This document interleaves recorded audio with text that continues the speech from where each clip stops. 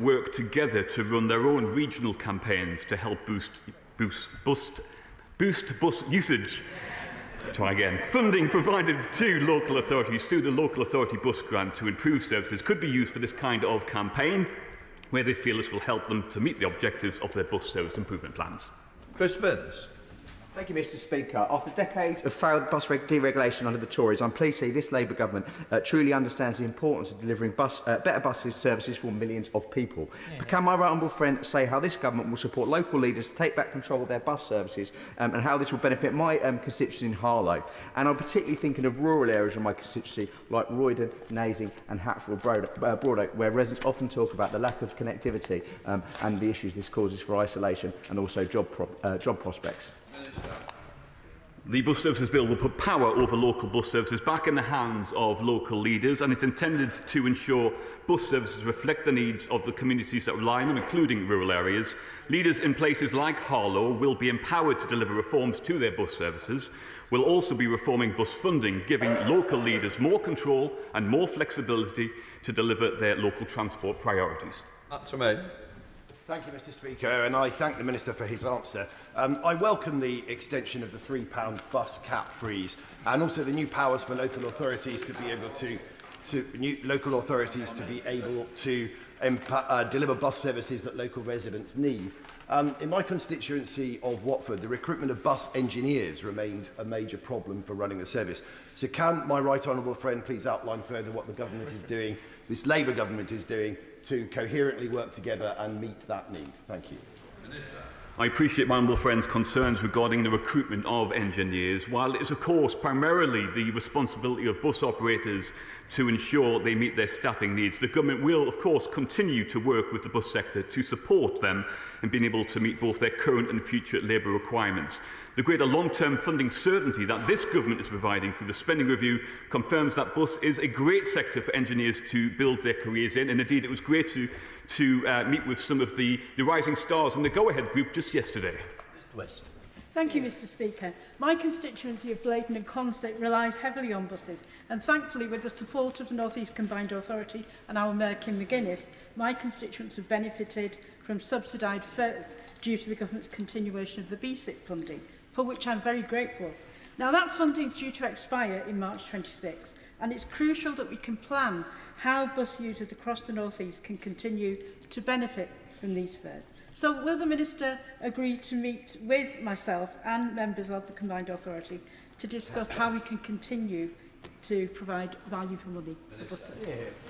I'm delighted to hear that her constituents are benefiting from reduced fares below the government's national £3 bus fare cap, and I was pleased that we were able to allocate £23.8 million to the North East Combined Authority under the leadership of Mayor Kim McGuinness.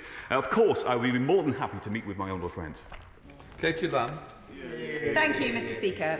As I mentioned to the Minister when he appeared before the Transport Select Committee, I sent a transport survey to every household in the Weald of Kent and received hundreds of comments about our buses.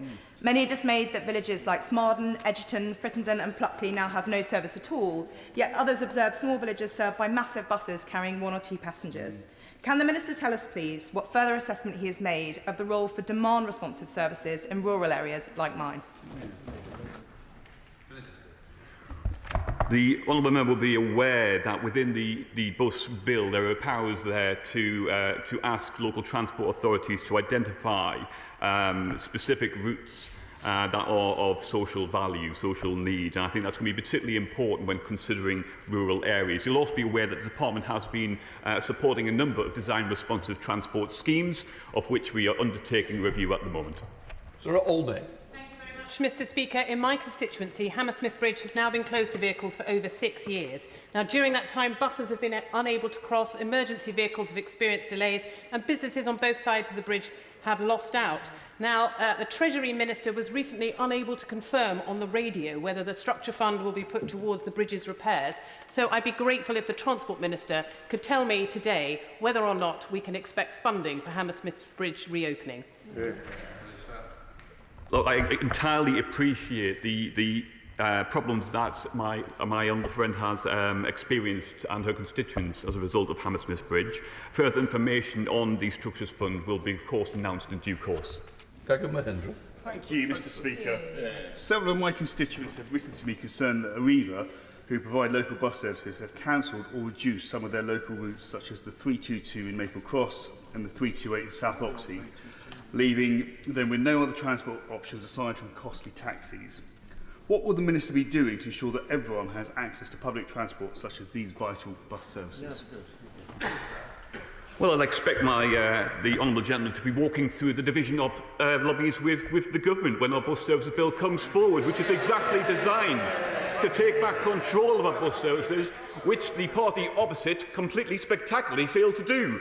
Now, the bus services bill will empower local leaders to choose a model that works best for their area. It includes, as I mentioned before, a socially necessary local services measure.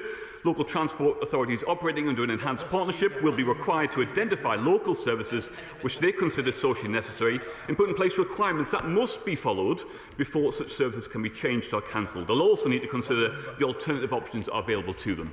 Clive Jones. Thank you very much, Mr Speaker.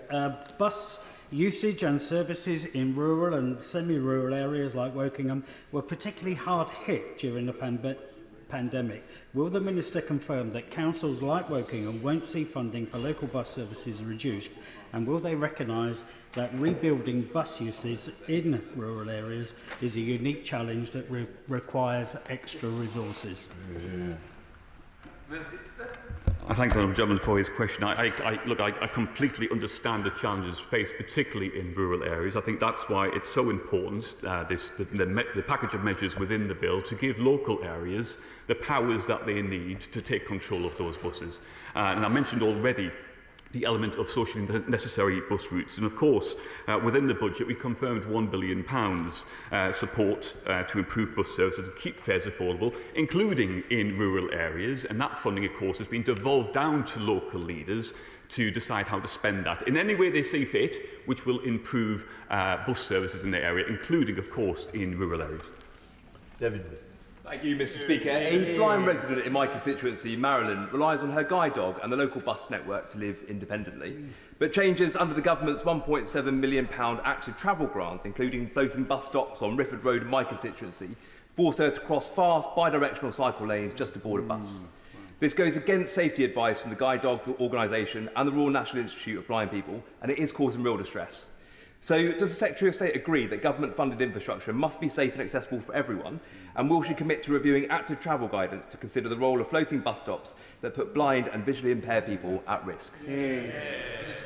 Thank Don Jump for his friend. Already within the other place during the passage of the bus services bill, we have committed to writing to all local transport authorities asking them to pause the installation of a specific kind of floating bus stop, that's where you get off the bus straight into a cycle lane or into an island, because they've been identified through research as a really problematic for people, particularly with vision issues as well. And we're also already doing work with Active Travel England and Transport for London in order to identify a design standard for these, because fundamentally this government believes in accessible transport for everyone, and that's exactly our ambition. Jim Sharp. Speaker, can I thank the Minister very much for his answer? If we're going to deliver local bus services, we must deliver buses that are efficient, that are technologically up and modern as well, and to ensure we can meet those targets. And with that in mind, Minister, can I ask this question? Can the Minister assure this House that any action taken by government to provide the buses, the local bus service, will support bus manufacturing across all parts of the United Kingdom of Great Britain and Northern Ireland, in particular, Bright Buses in Northampton? Thank you. Absolutely, and that's why I was so proud to chair the first bus manufacturers expert panel in March. This is a year-long project with bus operators, bus manufacturers and our mayors across the country in order to try and forge that smooth pipeline of orders to support our fantastic UK manufacturers. Shadow Minister Jerome Mayo.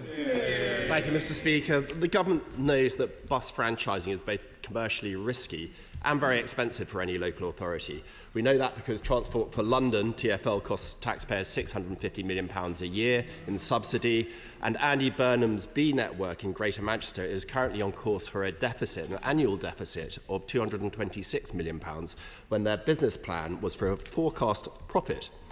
So what's the point of giving risky franchising powers to every local authority in the country when the government isn't providing the money to support it?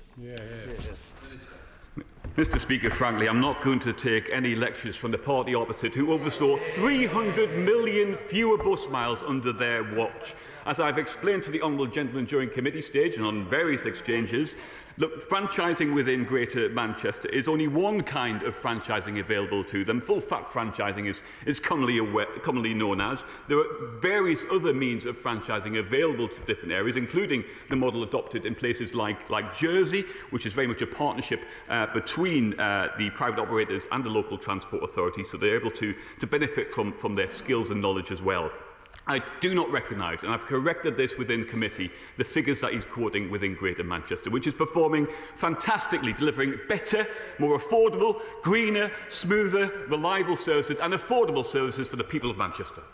Jerome May. I'm grateful for that answer, and we have 4 hours of Bill Committee to rehearse these arguments yet again later on today. The Minister in an earlier answer said that he was providing £1 billion of support for buses in this financial year, but he knows, surely he knows, that 700 million of that goes to help local authorities navigate the huge ministerial burdens that come with franchising and the other schemes that the government has in mind. That leaves just 255 million for actual bus services across the whole of England.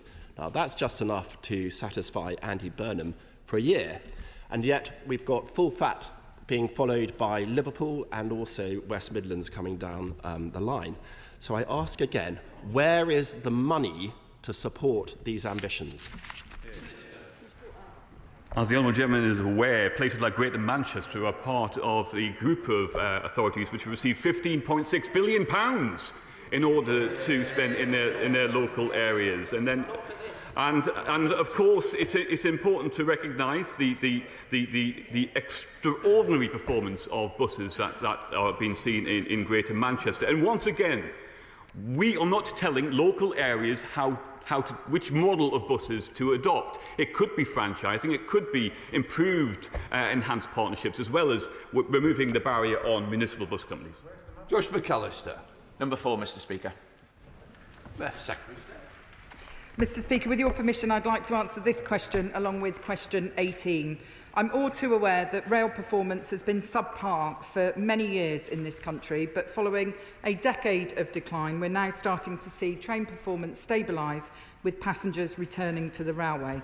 Right now, we're working with the rail industry on a performance restoration framework with 5 clear focus areas to recover performance, including timetable resilience, staffing and keeping trains safely moving during disruptive events. Josh McAllister. The Energy Coast rail line in Cumbria is in desperate need of upgrade. It's got Victorian-era signalling and parts of the track are suffering from coastal erosion. Upgrading the line would be of huge benefit to passengers, improving the reliability and speed of journeys, but also for critical freight for the nuclear decommissioning work happening and also the shipyard work at Barrow. Myself and a number of other MPs and businesses are meeting with the Rail Minister next week to push for funding to get the final business case over the line. But would the Secretary of State confirm that her department would work with me and others to ensure that the project is in the government's infrastructure pipeline when it's published? My honourable friend has been a great advocate for his constituents on this topic, and he makes a very strong case for the scheme. My officials are working with Cumberland Council and across Whitehall to refine the business case that he refers to, and I know that the Rail Minister does look forward to meeting my honourable friend to discuss this next week. Chris Webb. Thank you, Mr. Speaker. In 1911, Blackpool was the home to the busiest railway station in the world, a testament to our town's rich transport heritage. Today, the Blackpool South Line urgently needs a passing loop to enable trains to pass each other and deliver the reliable, frequent rail service our community deserves in South Shore. The government's recent £4 million investment in Blackpool's local bus services was welcome, but so, will the Minister meet with me to discuss the long overdue need for investment on the Blackpool South Line to finally deliver this passing loop? This government is committed to investing in local transport around the UK, and I'm pleased that we've been able to make such a substantial investment in bus services in my honourable friend's constituency. Fyldes Council's business case found that there was potential to increase frequency on the South Fylde line, and I know that the Minister of State for Rail would be very happy to meet my honourable friend to discuss this further. I'm going to suggest that the lead question is Cumbria. We're now putting general questions into what is the lead question. I don't think it's good to join them up. We're now going around the country on what should have been a Cumbrian question and a separate question. If we can think about it for the future. Because I'm saying to people when I look at the lead question, really it's Cumbria. So we'll... Dr. Caroline Johnson. Thank you, Mr. Speaker. And rail services are important in Cumbria, but they're also important in Sleaford. And for some time, I've been campaigning for lifts at Sleaford railway station for those who have difficulty with stairs. I was pleased when the previous government included it in the Access for All scheme, and having raised it in previous transport questions, was delighted when the Rail Minister wrote to me to confirm the feasibility studies would be going ahead. But when I met with Network Rail yesterday, they're stuck. They've done as much as they can, but money hasn't been officially unlocked that is ready for it. So could the Secretary of State look into that and please ensure this work goes ahead as soon as possible so people can get access to the second platform, even if they have trouble with stairs? I do understand the importance of accessibility at rail stations such as Sleaford in her constituency, and she is right to say that feasibility work has been done on 50 schemes across the country. That feasibility work shows that the cost of those individual schemes will vary from place to place. We are reviewing that work and looking at the overall quantum of funding we have available. I must say to the Honourable Lady and other members of this House that it is unlikely that we will be able to fund all 50 schemes, but I will be providing an update in due course on which we'll be going forward. Jess Bramford. Speaker. Much like Cumbria, my constituents and rail users in Chichester share a part of the Brighton Main Line when commuting into London. Unfortunately for them, the journey time into London Victoria, on the rare occasion when everything is actually running on time, is nearly 100 minutes, which is above the average for cities a similar distance from London. The complaint I hear most often is the lack of a fast service. So will the Secretary of State work with me to encourage Southern Rail to implement such a service for the benefit of my constituents? The Honourable Lady will know that these matters are constantly kept under review. We've got constrained capacity on the rail network, and we need to balance the number of fast services we have with local stopping services. But I am happy to discuss this further, both with the train operating company and Network Rail. Taylor. Thank you, Mr. Speaker. Question 7. Minister. We're unlocking growth through the power of aviation by progressing airport planning decisions and driving airspace modernisation, including through the new UK airspace design service. We've also invited proposals for a third runway at Heathrow, which will have benefits across the UK and could result in billions of pounds invested in our economy. To help the sector grow in a sustainable way, we've introduced the Sustainable Aviation Fuel Mandate and a bill for SAF revenue certainty mechanism. Alison Taylor. Mr. Speaker, has the Minister had discussions with the Scottish Government on how best to use the substantial increase in the Scottish budget to supporting the aviation sector, and in particular, what do they plan to do to make up for the lack of investment in connectivity around Glasgow International Airport in my constituency?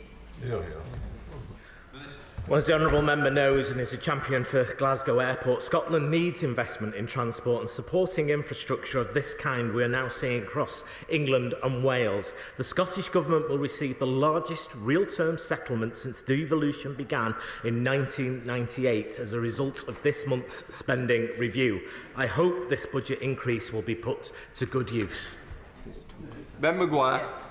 Mr. Speaker, it was good to see Doncaster Regional Airport recently attract £30 million from this government, but the PSO flight route between Newquay Airport and Gatwick acts as a vital regional connection between Cornwall and the capital. But the current service ends in July and it's up for renewal. Will the Minister please meet with me as a matter of urgency to ensure this vital link remains in place? Public service obligations are vital for connecting the UK economy. I think we have 3 currently within the country. I'd be more than happy to meet with the Honourable Member to discuss the one affecting his constituency. Brandlish. Question 8, please, Mr. Speaker. Minister.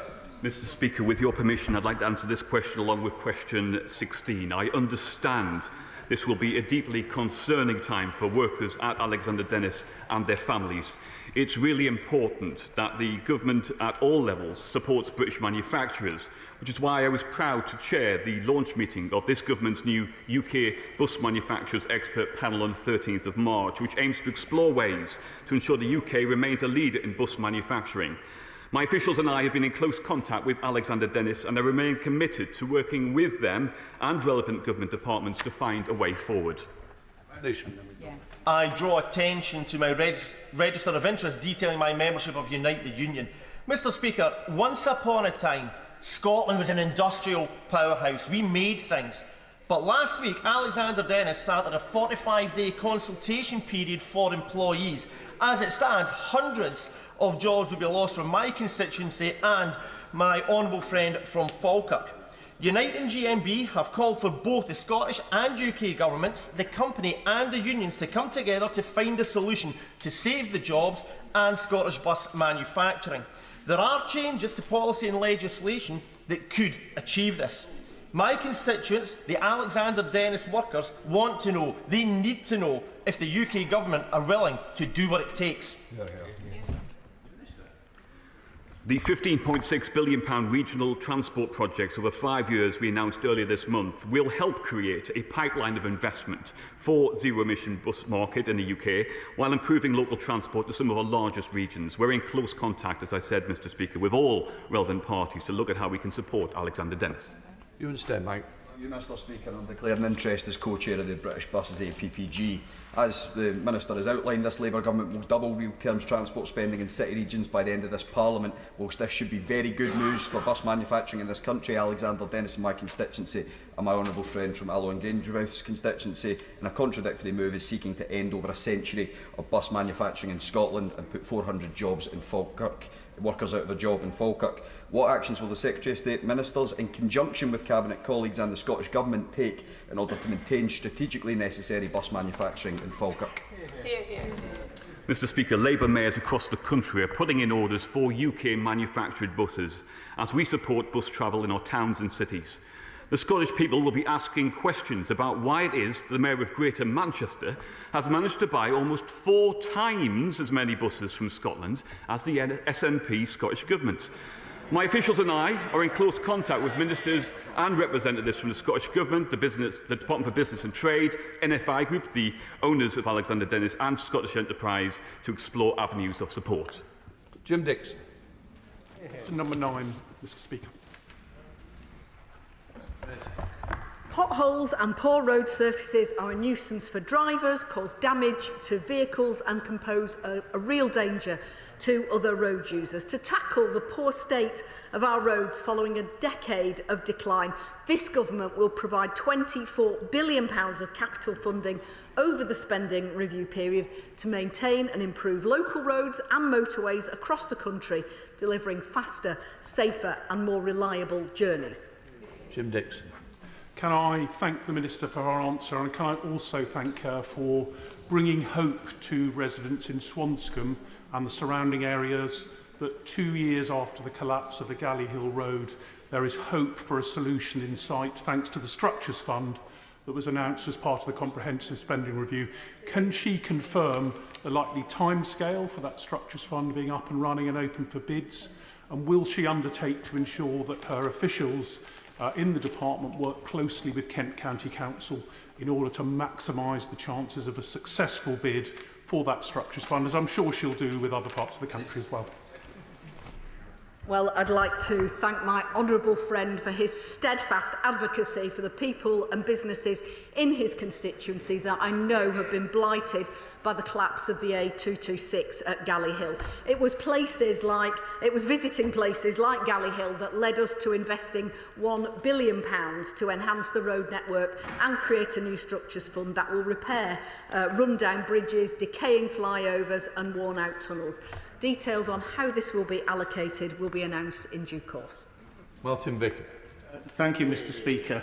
The Minister is very familiar with the campaign that I and neighbouring colleagues have been running for many years about to improve the A180.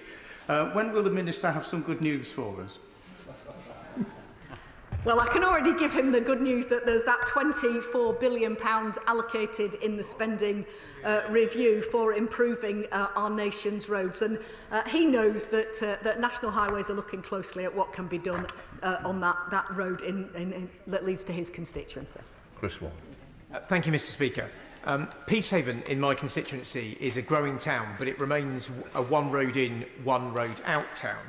And the daily gridlock and frequent roadworks on the A259 is the single biggest frustration and barrier to opportunity for my constituents. So will the Minister meet with me to discuss how we can unlock this and provide a real boost to Peacehaven and neighbouring towns? Well, I appreciate how frustrating the situation is for him and his constituents, and I know that my officials are continuing to discuss details of the business case for the scheme with East Sussex County Council. I would, of course, be happy to meet with him to discuss this further. Thank you, Mr. Speaker. The Rapid Transition Alliance tells us that we can improve the quality of our roads if we support more people to use rail as a form of public transport. That's one of the reasons I'm campaigning to restore the direct train between Eastbourne and London Bridge that was discontinued during the pandemic. Will the Minister back my campaign with a view to helping to improve our roads but improve economic growth for our town in Eastbourne too? Well, that was a very creative way of asking about railways on a question about roads. This government is committed to improving all forms of transport so that people have a real choice about the best mode to use for their journey, and we're very keen that people have the choice of sustainable modes, including rail, including walking and cycling, as well as driving and travelling on buses. And he will see that this government is investing huge amounts to support our rail industry, as we are indeed to support the state of our roads. Luke Taylor. Question 10. Rail services in Sutton and Cheam are supported by requirements on train operators to plan services and timetables to meet current and future passenger demand, ensuring value for money for the taxpayer. Govia Thameslink Railway and South Western Railway are required to work collaboratively with the Department for Transport to develop future plans, and our department holds them accountable for delivering for passengers. Taylor. Thank you, Mr. Speaker. Earlier this week, I was contacted by a long-suffering commuter using Worcester Park Station, and she wrote, "As a teacher, my days are already demanding, often filled with pressure, high energy and very little downtime. Sadly, commuting to and from work now feels just as stressful. Trains during peak hours are frequently so overcrowded that they feel unsafe and extremely uncomfortable. What should be a straightforward journey has become an exhausting and frustrating part of my day. Can the Minister tell my constituents, now that South Western Rail is under government control, when we can expect to see the service and timetable to finally improve from Worcester Park Station?" Services returning to public ownership is a watershed moment for our railways and the beginning of our efforts to build Great British Railways, a new publicly owned and organisation that runs our trains. But we want passengers to see improvements to their services now, starting with SWR. Each operator will have to meet rigorous bespoke performance standards on things like punctuality, cancellations and passenger experience, so we can begin to build a world-class public service.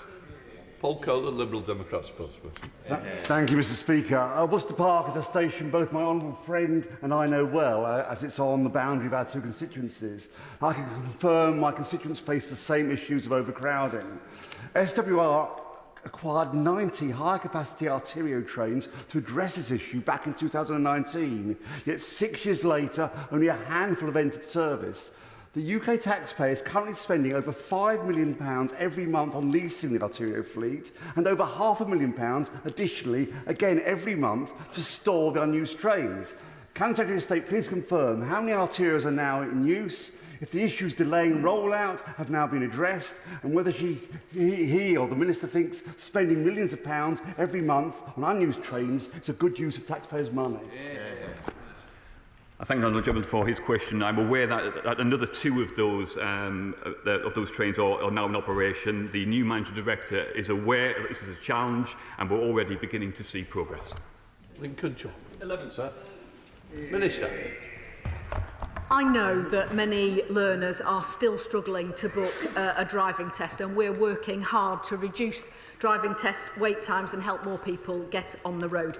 In April, the Secretary of State announced further measures, including doubling examiner training capacity and offering overtime pay incentives. And in May, the DVSA launched a consultation on improving car driving test booking rules that currently has over 30,000 responses.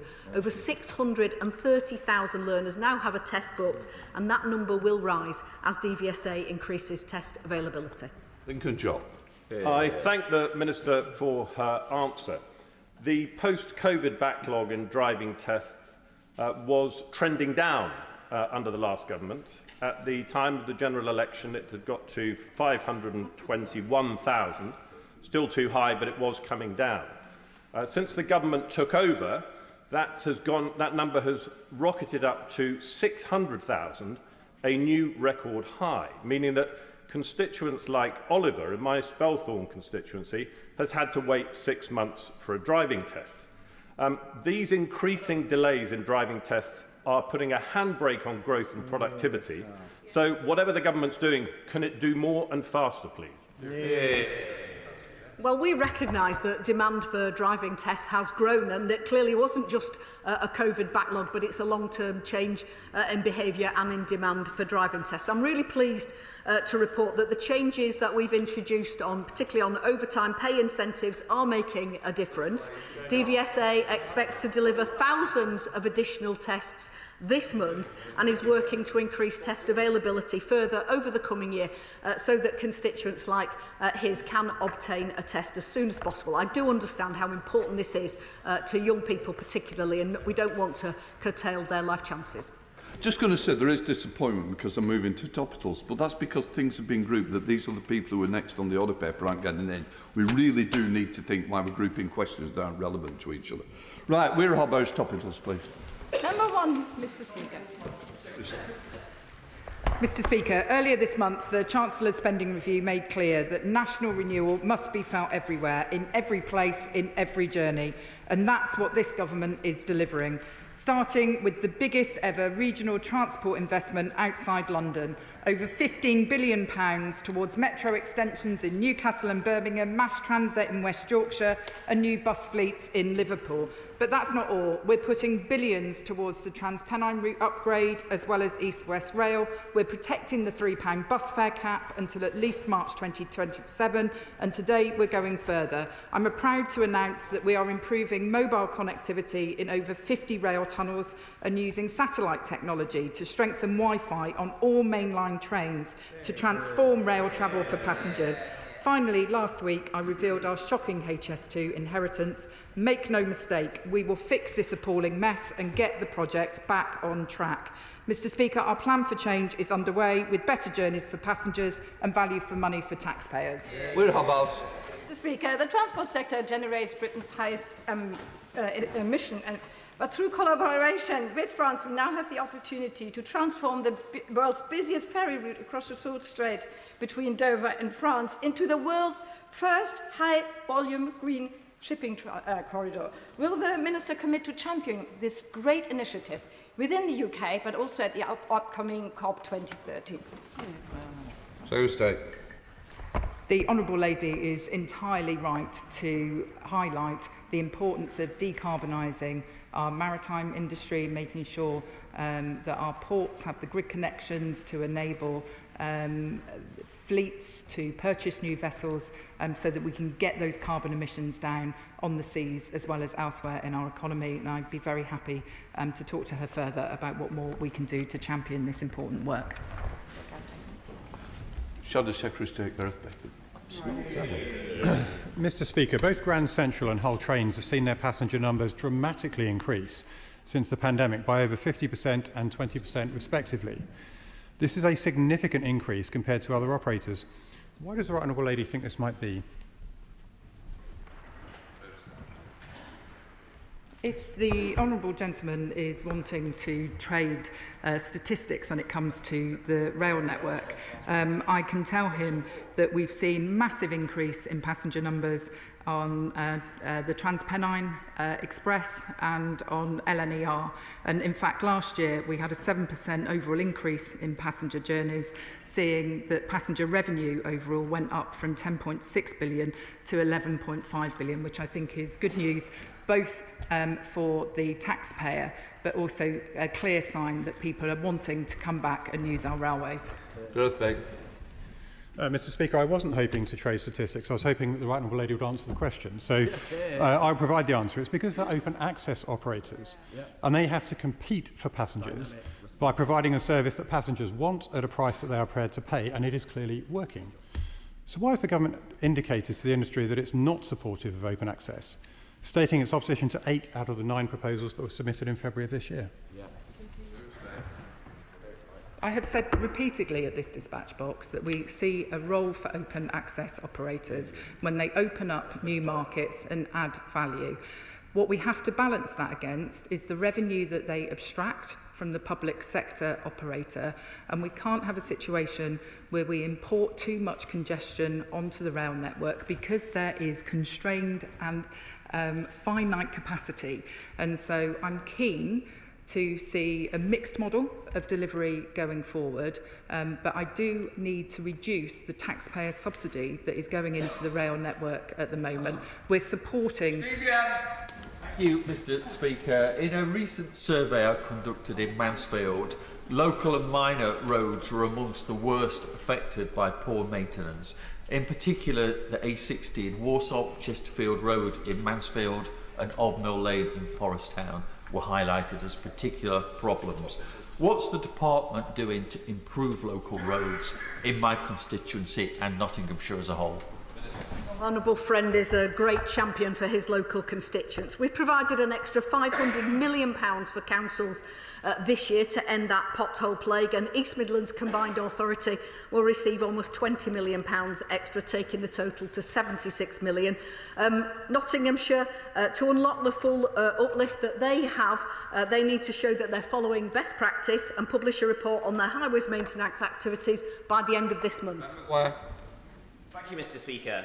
After years of broken promises by the Conservatives, this government has finally confirmed this week that the Camelford Bypass project will not be going ahead. Having already anticipated this for some time, I've already started working with local stakeholders on a Plan B. Will the Road Minister please meet with me to discuss an alternative way forward? Well, I'm aware that at least the certainty of a decision was welcomed by him, and I appreciate that. The department is happy to discuss any alternative plans with himself and with Cornwall Council, and we've met before, and I'm very happy to meet him again. Brady. Thank you, Mr. Speaker. First bus is axing the critical 65 bus, which runs through Dalmarnock, Bridgeton and the Gorbals in my seat and into the seat of my honourable friend, the member for Rutherglen. Without the 65, Mr. Speaker, Dorothy, in her 90s, will not be able to visit family and friends. And this is a loss for everyone, because Dorothy is brilliant company. Does my right honourable friend agree that bus operators must take into account the needs of people like Dorothy before axing critical bus services? I'm sorry to hear about the impact that Dorothy is having. As you'll know, bus services are a devolved matter in Scotland. In England, we're taking action to put power over buses into the hands of local leaders through the Bus Services Bill. Gordon. Thank you, Mr. Speaker. When the government introduced the increased £3 bus cap, that saw a number of shorter journeys by local bus providers increase more than by inflation. So what steps is the Minister taking to ensure that people aren't feeling the effects of Labour's bus tax? Participants in the bus fare cap are only able to increase bus fares by inflation. So if the honourable gentleman wants to speak with me outside of this, I'm happy to take that up for him. Okay. Daniel Francis. Thank you, Mr. Speaker. I was disappointed to see the findings of yesterday's CAA Airport Accessibility Performance Report, outlining that 3 airports, Edinburgh, London Heathrow and Glasgow Prestwick, received a needs improvement rating for accessibility. Can my honourable friend provide an update on when the Aviation Accessibility Task and Finish Group's recommendations will be published, and when the government will be able to outline how it plans to introduce measures to support disabled people who wish to access air travel. Everyone should be able to travel with dignity and ease, which is why we launched the Aviation Accessibility Task and Finish Group last year, and I expect to provide the update soon when we publish their findings. The Civil Aviation Authority's Airport Accessibility Performance Report 24-25 demonstrates, as the Honourable Member mentions, improvements are still required in some areas. Mr Speaker, Devon and Torbay Combined County Authority will receive just £40 million between 26 and 30 in local transport grant funding, less than half being awarded to York and North Yorkshire, a fraction of the billions given to the city regions, despite the longest road network in the country.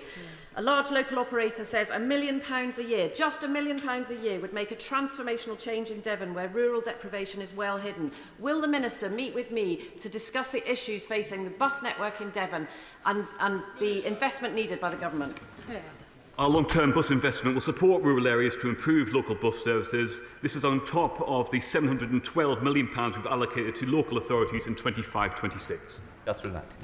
Mr Speaker, I met with taxi drivers in Derby at a meeting organised by the GMB who are proud of the work that they do and they want high standards across the board. What actions is the Minister taking to review taxi licensing so that everyone can have confidence that the taxi and private hire industry is reliable, sustainable and safe for passengers and the drivers themselves? I can assure my honourable friend that we're taking this very seriously. We are reviewing licensing authorities' compliance with existing guidance, and we will hold those who do not follow it to account, and we will go further following the publication of Baroness Casey's review, and we've committed to taking legislative action to close the loopholes in the current licensing regime to achieve higher standards of safety across the board. Martin Wrigley. Thank you, Mr Speaker. The Dawlish seawall collapsed in 2014, causing a devastating loss to the southwest economy, costing about £1.2 billion. It wasn't the break in the seawall, it was the collapse in the cliffs that closed the railway for 8 weeks. Will the Minister prioritise the project, which is yet to be done, to secure those cliffs, or will she meet with me, or perhaps even come to visit Dawlish to see how important this fix is going to be? Well, I know how important this rail line is to the people of the South West, including his constituency. We're currently working to determine which rail enhancement projects will be taken forward following the Chancellor's spending review statement on the 11th of June, and more information will be made shortly. I'm sure my colleague, the Rail Minister, will be writing to him in due course. Antonio Barnes. Thank you, Mr Speaker. Following my honourable friend, the member for Derby, last week the Casey Review showed us yet again that private hire vehicles are a dangerous place for many children and young people. Nationally, 96% of taxi licences in 2023 were issued in one local authority, one of my neighbouring local authorities, Wolverhampton, yet only 10% of the applicants lived there. What action is the Minister going to take to make sure that local taxi licensing is done locally to high standards? Baroness Casey has rightly brought this issue into sharp focus, and we have committed to legislating, as I said to my other honourable friend, to addressing this issue. We will work as quickly as possible and consider all options, including out-of-area working, national standards and enforcement, seeking the best overall outcome for passenger safety. Gregory Stafford. Thank you. The Minister may be aware that outline business case for improvements to the A31 at Hickley's Corner in Farnham will be coming before her in a couple of months' time. While I understand she can't make any promises now, will she at least agree to look kindly on the application and to meet me to discuss it? Well, I look forward to seeing that business case when it comes forward, and I will, of course, be happy to discuss that with the honourable member at the appropriate time. Chair of the Select Committee, Ruth Capri. Thank you, Mr Speaker.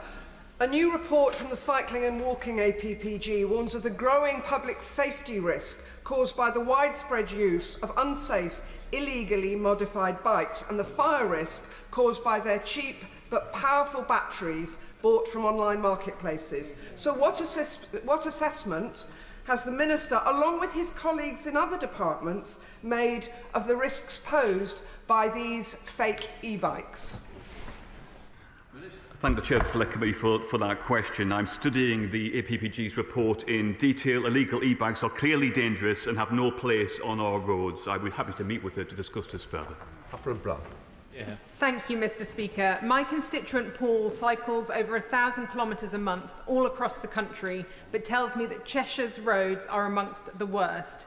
Poor roads are dangerous for all road users. So does the Minister agree that national guidance for pothole repair policy must properly reflect the needs of cyclists alongside motorists, and we must urgently improve road conditions for everyone?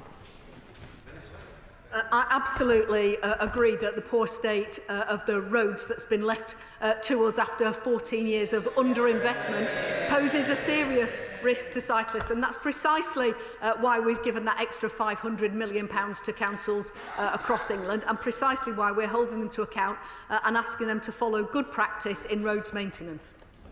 Catherine Fuchs, final question. Mr. Speaker. I welcome, as the Secretary of State knows, the £445 million being invested in Welsh Rail over the next 5 years. But will the Secretary of State help me secure a meeting with the Minister of State for Rail so we can discuss the need to start off the building of the burn stations with the station in Monmouthshire, Mega and Undy? She has been a fearsome champion of this rail investment, and I'm delighted that over the next 10 years we will be spending over £445 million on rail enhancements in Wales, and I will certainly help her secure that meeting that she requests. Right, that completes questions. Let the front bench change over.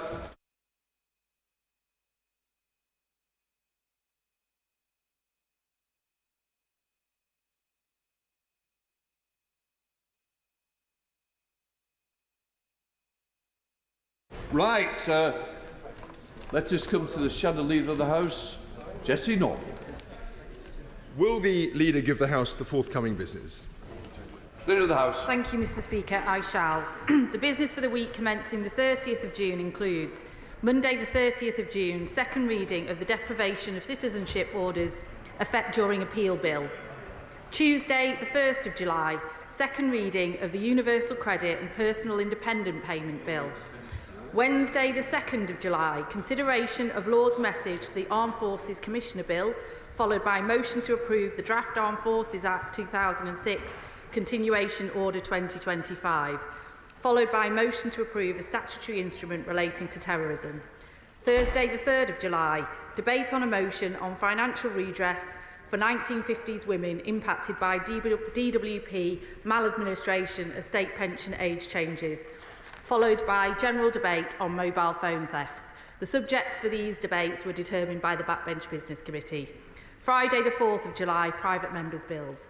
The provisional business for the week commencing the 7th of July will include Monday the 7th of July, second reading of the Pension Schemes Bill. Tuesday the 8th of July, remaining stages of the Football Governance Bill, Lords. Wednesday the 9th of July, Committee of the Whole House and remaining stages of the Universal Credit and Personal Independent Payment Bill. Thursday the 10th of July, business to be determined by the Backbench Business Committee. Friday the 11th of July, private members' bills. Jessie Norman. Thank you very much, Mr. Speaker. Mr. Speaker, I'm afraid to say that the past week has been another horror show for the government. This is Armed Forces Week, as the House will know. It's a time to celebrate and champion all those who serve and have served in our armed forces, and nowhere more than in my own county of Herefordshire. But we must also note that far from celebrating the armed forces, this government deliberately opened the door last year to unfair and vexatious prosecutions of veterans who served decades ago in Northern Ireland, and it has kept that door open. What else? Well, the original Abortion Act was debated for more than a year, but the government allowed no notice for public debate on the abortion amendment last week, and it gave just 2 hours of debate in the chamber on the biggest change in abortion law in nearly 60 years. That, whatever one thinks of the merits of the issue, is a scandalously bad way to make legislation. What else? Defence ministers were left out of the loop on the US bombing of Iran's nuclear facilities and were unable to say whether or not they supported this action by our closest ally. A government whip resigned, expressing her deep concerns over the welfare bill, and the government has promised to bring the bill forward next week, as we've just heard. Let's see if it does. And talking of U-turns, having only just U-turned on the winter fuel payment and again on grooming gangs last week, the government prepared itself for a U-turn on the two-child benefit cap less than a year since it suspended 7 Labour MPs for voting against that cap. And this is just 1 week. Is it any wonder, Mr. Speaker, that the Prime Minister's personal reputation has continued to plummet? Only yesterday, the Times of London said not quite a year has passed since his general election victory. Already his political stock is trading at junk status, akin to the Zimbabwean dollar or the Weimar Papiermark. Now, Mr. Speaker, the Papiermark, you may recall from your intimate knowledge of German history, was a monetary instrument which led to hyperinflation and political collapse. This is coming from the Times of London. Why don't we dig in a little bit further into one specific reason why the Prime Minister's reputation might have fallen so much. Following the record pay settlements of last year, the junior doctors have announced that they are, and I quote, excited at the idea of 6 months of strike action. Meanwhile, hospital consultants are balloting to see if they will strike as well. Doctors received a 22% increase last year after Labour took office. Now the junior doctors are apparently demanding a further pay increase of 29%. These are eye-watering numbers, and of course we will all end up paying if they are granted. But of course, I'm afraid this is exactly what you would expect from a government which has taxed and splurged the cash since the election. It's hardly surprising that the unions now think they have an open door to extract money from the Treasury. And the government's actually made the situation even worse by its rolling programme of nationalisations and by abolishing NHS England. NHS England, whatever else it may have been, acted as a firebrake on union lobbying because it operated semi-independently of ministers.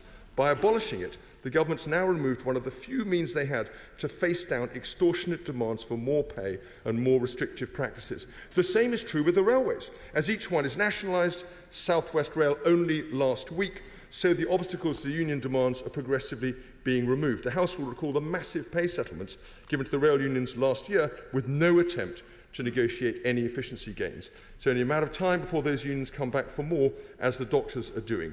Mr. Speaker, these are not pay bargains, they are an abject surrender. Of course, ministers themselves don't mind. After all, 90% of them are reported to be union members.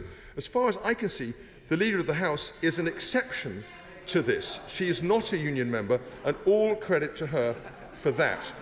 OK, I'm sorry. I'm very sorry to say, Mr. Minister, she's actually corrected me. She is, in fact, a union member, and therefore fully complicit in the same problem. But it means that the Treasury itself is now the only holdout against union demands. Little wonder the Chancellors looked so unhappy and out of sorts. And that's before the Deputy Prime Minister started leaking memos calling for billions of pounds a year in tax increases. Mr. Speaker, the unions know the government is vulnerable and they've come back for more. Backbench MPs know on the Labour side that the government is running scared as well. And led by their committee chairs, they are starting to get organised. So can the Leader positively and personally now confirm that the welfare bill vote will take place next Tuesday? Thank you very much, Mr. Speaker. And can I start by, I think, wishing 2 Deputy Speakers a happy birthday today? I think that's correct. And as the Honourable Gentleman said, this week marks Armed Forces Week, where we thank and show our support for the men and women who serve or who have served in our armed forces over many years.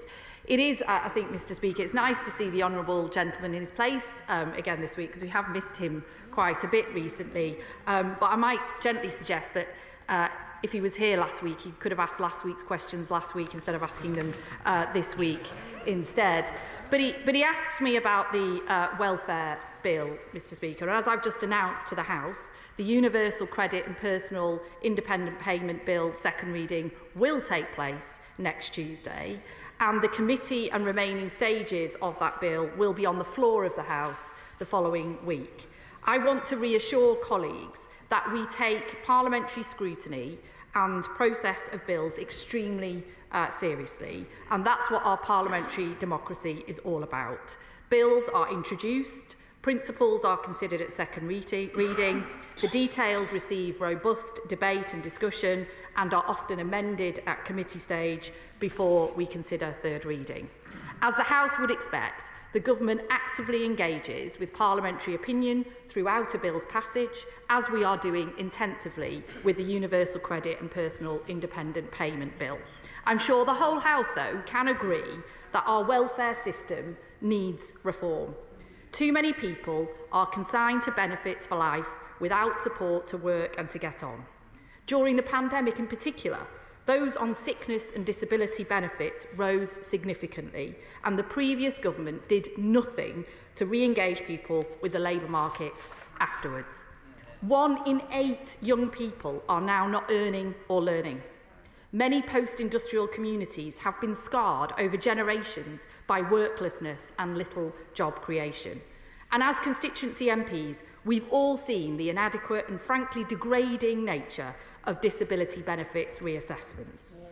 Addressing these deep-seated problems is core to our Labour principles and what we're trying to do with our welfare reforms. And just to remind colleagues, these include the biggest permanent increase to the standard out-of-work benefit since 1980, an end to reassessments for all those with serious health conditions, and creating a more holistic and professionally led assessments process, the biggest back-to-work programme in a generation, the right to try work, and ending the era of consigning people as unable to work. To be clear, Mr Speaker, it's the party opposite's legacy that this government is now having to sort out. Their legacy of 1 in 10 working-age people on sickness or disability benefits, their legacy of a generation of young people with no mental health support and poor skills, their legacy of over 7 million people on the NHS waiting list, and their legacy of inaction on welfare reforms over years and years. And quite honestly, I mean, he does have the brass neck, I think, Mr Speaker, because they have written the book on government chaos, haven't they? 3 prime ministers in 3 years. They sent the markets into chaos with budgets done on the back of a fag packet. Really did write the book on that one. By-election after by-election for misconduct. Over 40 ministers resigned in a single day.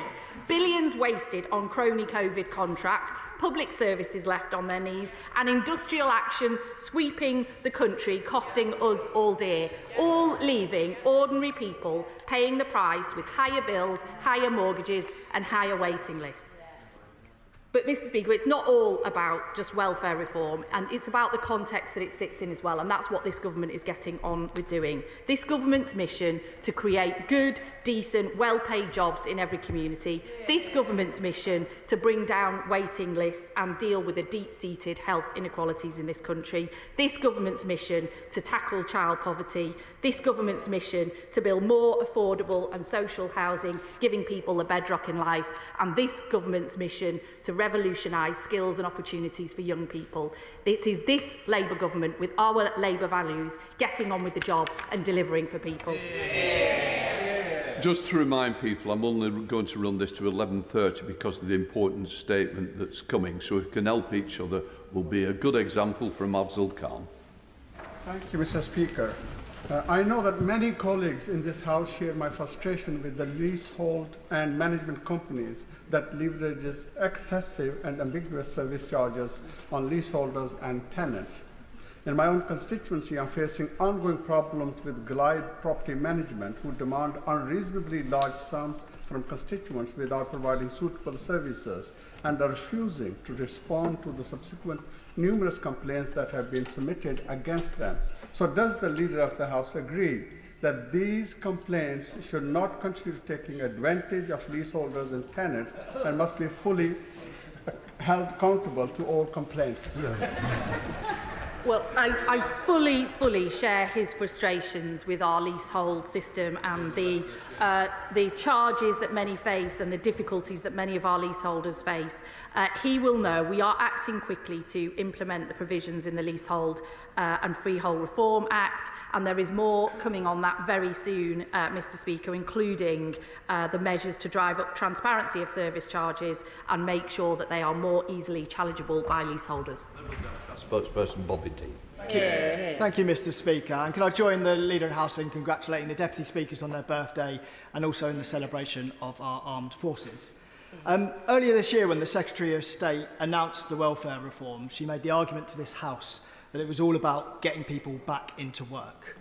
I think that argument was undermined somewhat by the timing, with the spring statement coming the following week, and we discovered that the £5 billion saving that we achieved from these welfare reforms makes up fully half of the fiscal headroom that the Chancellor is relying on. And when we take a closer look at the reforms, we find that most of those savings are generated by changing eligibility criteria for personal independence payments, or PIP.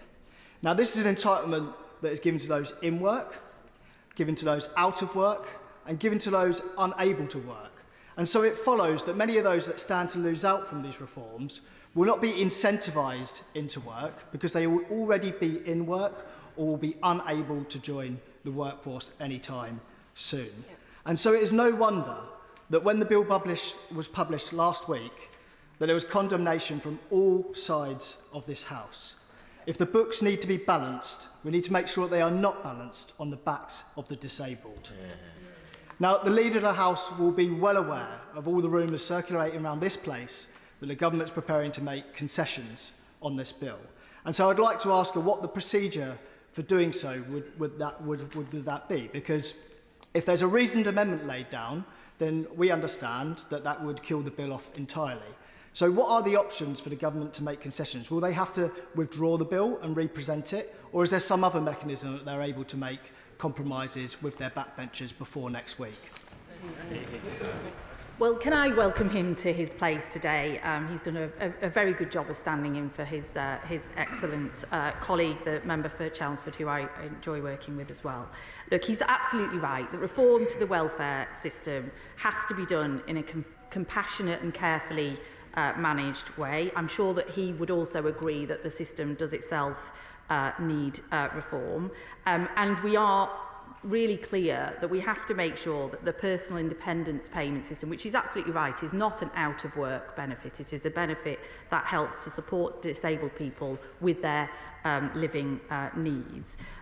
We have to ensure that that is sustainable for the long term and is there for those who need it most. We are listening, as I've just said, closely to colleagues across the House, and I'm sure that will involve members from his party as well, who have a lot of experience in dealing with these PIP assessments process. And for too long, I'm sure we can all recognise it's been a box-ticking, degrading process that's not been fit for purpose, and that's why we've been reviewing that and listening closely to colleagues. And we do want to get this right for disabled people and for their carers and others as well. He asked about the parliamentary process. I have to say, as Leader of the House that's responsible for legislation across the piece, I struggle to think of many government bills that we have brought in this session that haven't been amended during their process. Most bills are amended, and those amendments come committee stage and report stage, usually in the process. And I'm sure that this bill will be considered in the usual way through its parliamentary process. To Maskell. Thank you, Mr. Speaker. The Leader of the House extols the virtue of parliamentary democracy, and yet over half MPs reject the Universal Credit and Personal Independence Payments Bill because we have spoken to our constituents and organisations representing disabled people who reject the bill because it will cause harm to disabled people, and their voices have not been heard as much as we're trying to amplify them in this place. So will the Leader of the House go back and urge her Cabinet to withdraw this bill and instead have a general debate about how we support disabled people? Well, look, what I'll say to the Honourable Lady, who campaigns on these issues and has done for a long time, is we haven't actually had a vote or consideration of this bill yet, and we will have an extensive and thorough, I'm sure, parliamentary process to do that. And what I would ask colleagues is to think about the principles of welfare reform at second reading and then really drill down into the details as the bill passes through Parliament. We have engaged with the disabled community. We will continue to engage with colleagues from across the House and stakeholders as we consider not just this bill, but the further welfare reform that is needed, which has to be, as I say, compassionate, considered, and there for the long term for those who need it the most. Chair of the Backbench Committee, Bob Black. Thank you, Mr. Speaker. Following the very successful 7-year experiment on estimates day debates, the chairs of Procedure liaison and myself met yesterday and agreed that we will actually introduce that and bring forward proposals for standing order changes, which I'm sure the Leader will look favourably on. Now, in addition to the business the Leader has announced, on Thursday the 10th of July in the Chamber there will be a debate on attainment and engagement of boys in education, followed by a debate on children's health. In Westminster Hall next week on Tuesday there will be a debate on regulatory powers over billing of energy supply to businesses. On Thursday the 3rd, a debate on future of music education, followed by a debate on safeguarding children with allergies at school. On the 8th of July, Tuesday the 8th of July, there will be a debate on alcohol and cancer. On the 10th of July, a debate on state support for victims of terrorism, followed by a debate on London's contribution to the national economy. Now, Mr. Speaker, across India tomorrow will be the annual Rath Yatra festival. And in Ahmedabad since 1878, the Rath Yatra festival has been held, where a procession takes place through the streets of the deities that Hindus worship. Now in Harrow, we will be celebrating on Sunday, when the annual procession will take place, this time between Stanmore Temple and Kenton Temple. This procession, in 31 degrees of heat, will take place over a 7-mile route, and it will take about 4 hours to complete. The good news, of course, is it's downhill this year, as opposed to uphill from Kenton to Stanmore. Will the Leader join with me and for all those Hindus celebrating this most important festival, wish them Jai Swaminarayan, Jai Shri Krishna, and indeed Jai Jagannath.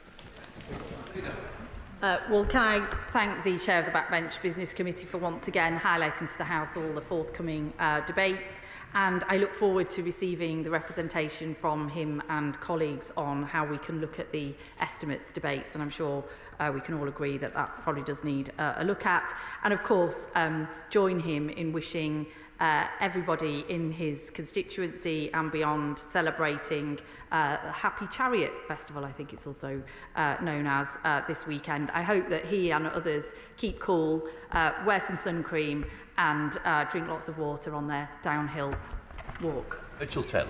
Thank you, Mr. Speaker. Yesterday's resignation of the Reform leader of Warwickshire County Council and his replacement with an 18-year-old will be of real concern to my constituents. We desperately need a functioning council to fill in potholes, deliver our care services and end the crisis in SEND education. While I'm sorry to hear about Councillor Rob Howard's health challenges and wish him and his family well, questions remain about how he came to resign after just 6 weeks in the job and about the qualifications of his 18-year-old replacement. Will the Leader of the House make time for a debate on the need for competent and effective local government that delivers for communities around the country? Well, I'm sorry to hear of Rob Howard's ill health, but she raises a much more important, broader point here about reform in the Reform Party in local government, because I think they're so committed to reducing the headcount in local government that they are resigning as councillors in their droves. They clearly got that memo and are acting on it. Bradley Thomas. Mr. Speaker, Bromsgrove and the Villages is a constituency that is 89% greenbelt, and under this Labour government our housing target has gone up by 85%, yet nearby Birmingham sees its housing target reduced by 20%, whilst there is at least 140 hectares of brownfield land in the south of the city alone. Surely the Leader of the House agrees with me that this does not make sense, but if it does make sense to her, can she please explain it to my constituents? Well, look, we make no apology for having the most ambitious house-building programme in a generation, and that programme is locally led. It is about local plans that bring together a strategic sense of what land is available and the best use of that land in their local area. So those are decisions that should be being taken locally. Michael Wheeler. Thank you, Mr. Speaker. My constituents in Worsley and Eccles regularly contact me about the need to improve dementia care, and I remember the impact it had on my grandparents and my family, so I sympathise profoundly with everyone impacted by dementia. I was therefore delighted when my constituent Joy Watson was awarded the British Empire Medal in the King's Birthday Honours in recognition of her inspiring work as a dementia champion. Will the Leader of the House join me in congratulating Joy on her fantastic achievement, sending the best wishes of this House to Joy and her husband Tony, and will she consider a debate in government time on how we can enhance dementia services? Leader. I absolutely join him in congratulating Joy Watson and sending our best to her and her husband Tony. Like thousands and thousands of others across the country, they live with dementia every day, and we thank the carers that support those living with dementia as well. This government is committed to dealing with dementia services and making sure we've got the best research and innovation in this area, and the Health Secretary will continue to keep the House updated as part of his 10-year plan. Sarah Dyke. Mr. Speaker, June is Gypsy Roma Traveller History Month, celebrating the colourful histories and contributions of these communities. People are drawn to Glastonbury and Somerton as a place of pilgrimage because of its unique spiritual heritage. After the Conservatives' cut, we now have no sites across Somerset for our Gypsy Roma Traveller communities. So can we have a debate on government time for support for the Gypsy Roma Traveller community?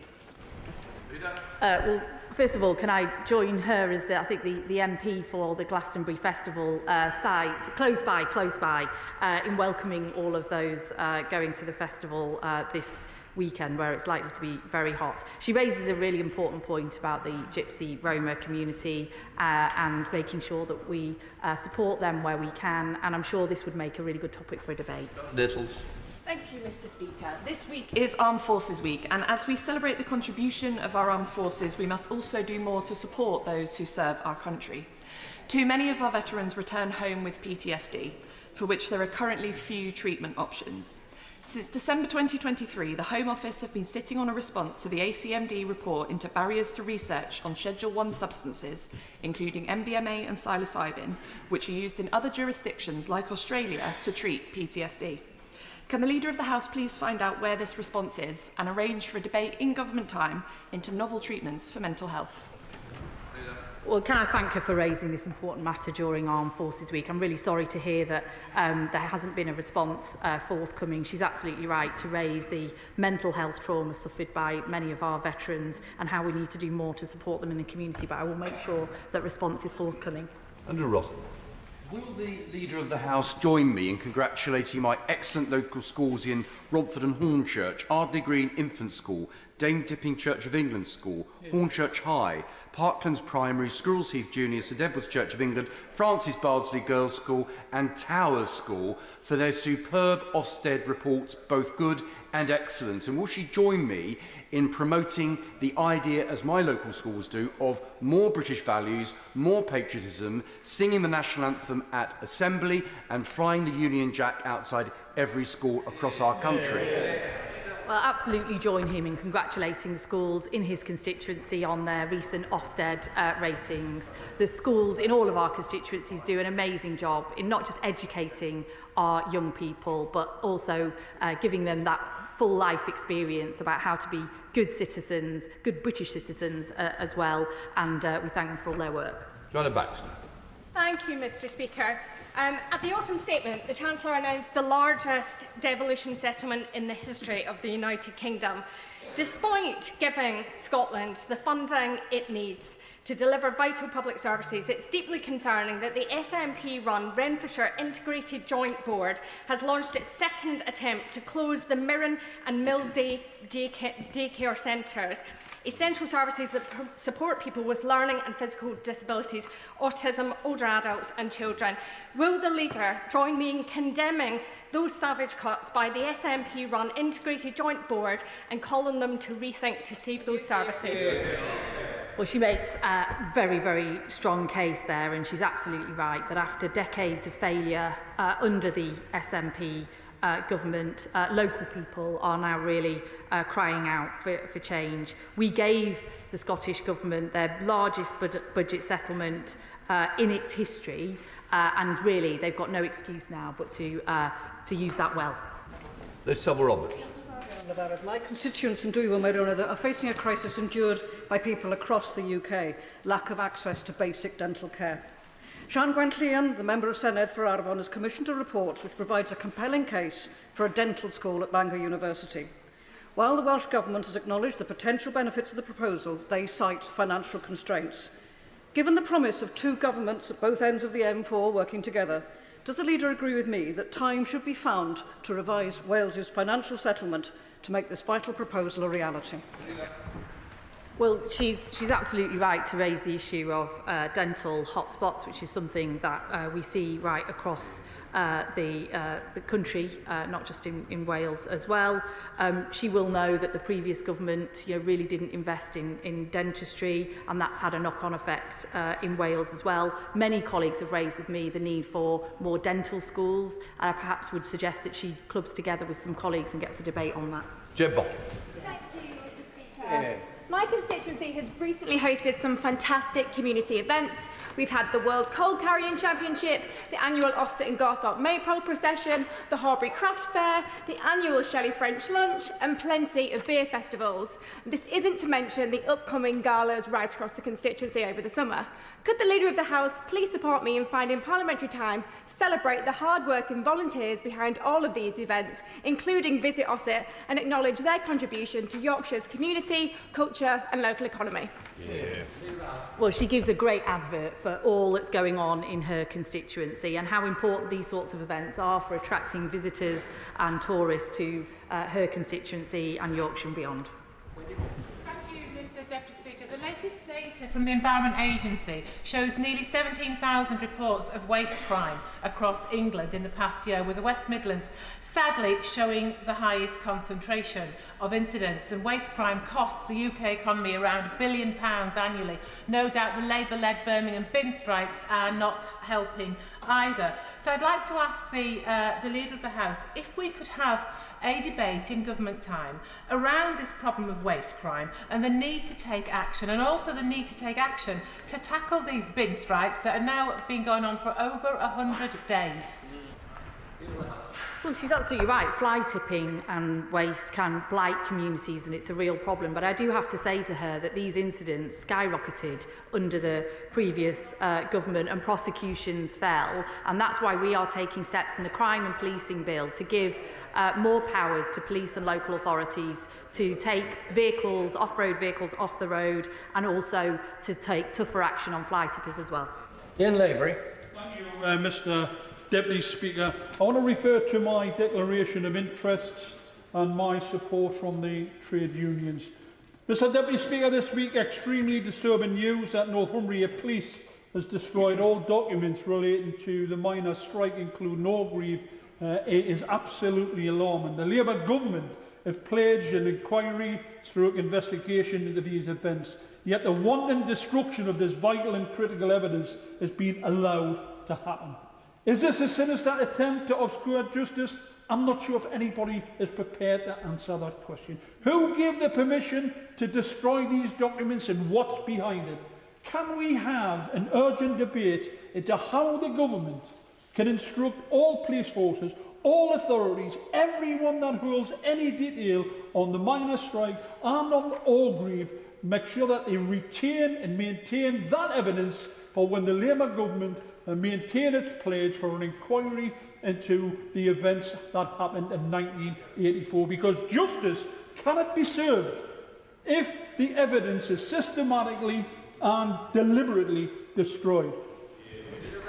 Well, can I thank him for raising this with me on the floor of the House today, because this sounds like a deeply, deeply worrying development in this case, and I'm sure the whole House will be shocked to hear it. He has campaigned for justice and for answers in relation to what happened at Orgreave 41 years ago. He raised it with me last week. I will continue to raise that with ministers on his behalf, and I would join him in saying to people, anyone involved, that they must retain the records and they must come forward, as they would be expected to do when those questions are asked, with every bit of information they've got on what happened. Clive Jones. Very much, Mr. Deputy Speaker. My constituents in Wokingham constantly tell me that Thames Water is failing in its duties and has no financial future. We are reliant on them, in spite of their failings, for the most basic of human needs, water and sanitation. So will the Leader of the House allow the government time allow us government time to scrutinise in detail the merits of turning Thames Water into a public benefit company? Well, look, we urgently need to restore public trust in the water sector, and that, I think, is particularly true in the case of Thames Water, where company performance has been extremely poor over many, many years, and there are lots of concerns about it. He will be aware that we brought in the Water Special Measures Act, which is the first step to reforming our water system. We have commissioned a deep look at the water governance sector, and there will be further announcements coming on that, hopefully before Easter. Ewan Steinbank. Mr Deputy Speaker, Sadiq Niczad has been convicted of a horrifying sexual assault in Falkirk in October 2023. Mr Niczad shamefully continues to maintain he has done nothing wrong, and his lawyer claimed that this is due to cultural differences during sentencing. To be clear, no one from any culture or background in our community believes his actions were anything other than disgusting and criminal. Can the leader clarify that once in force, Section 48 of the Border Security and Asylum Bill, those who commit these serious offences will be unable to ever again claim refugee status in our country? Well, obviously I can't comment on specific cases, but this does sound like a truly shocking case. He will be aware, I hope, that the Section 48 of the Border Security, Asylum and Immigration Bill will give the Home Secretary powers to refuse refugee status to those convicted of any sexual offence, even where that offence does not result in a prison sentence of 12 months or more, because we are determined to ensure that those who commit these sorts of crimes do not get the right to stay in this country. Dr Neil Shastri-Hurst. Thank you very much, Mr Deputy Speaker. Brilliant organisations like Citizen Aid, which was co-founded by two of my former bosses, Major General Tim Hodgetts and Professor Sir Keith Porter, do brilliant education around civil resilience and emergency preparedness. In an increasingly uncertain world, will the Leader of the House commit to government time for a debate on this really important issue so that we're upskilling our citizens in the case of serious incidents? Well, can I join him in thanking all those involved in Citizen Aid in his constituency? This sounds like a great initiative. He's absolutely right. We do need to have more contingency. We need to train people up more in what to do in these kinds of incidents, and we always rely on volunteers and volunteer organisations like the one that he describes to deal with them when they happen. And it does sound like a good topic for an adjournment debate. Sarah Edwards. Thank you, Mr Deputy Speaker. HS2 has impacted many residents across Tamworth, with businesses and farmers forced to sell their land. One resident has been trapped for nearly 10 years with a property that borders HS2. He's unable to sell due to 50% of the land occupying what HS2 claim is safeguarding territory. Despite the involvement of 3 solicitors, HS2 have failed to explain this ruling. Can I therefore ask for a statement to the House on when the statutory blight will be lifted on land that is no longer needed for HS2, so that my constituents, along with those of other honourable members, can move on with their lives?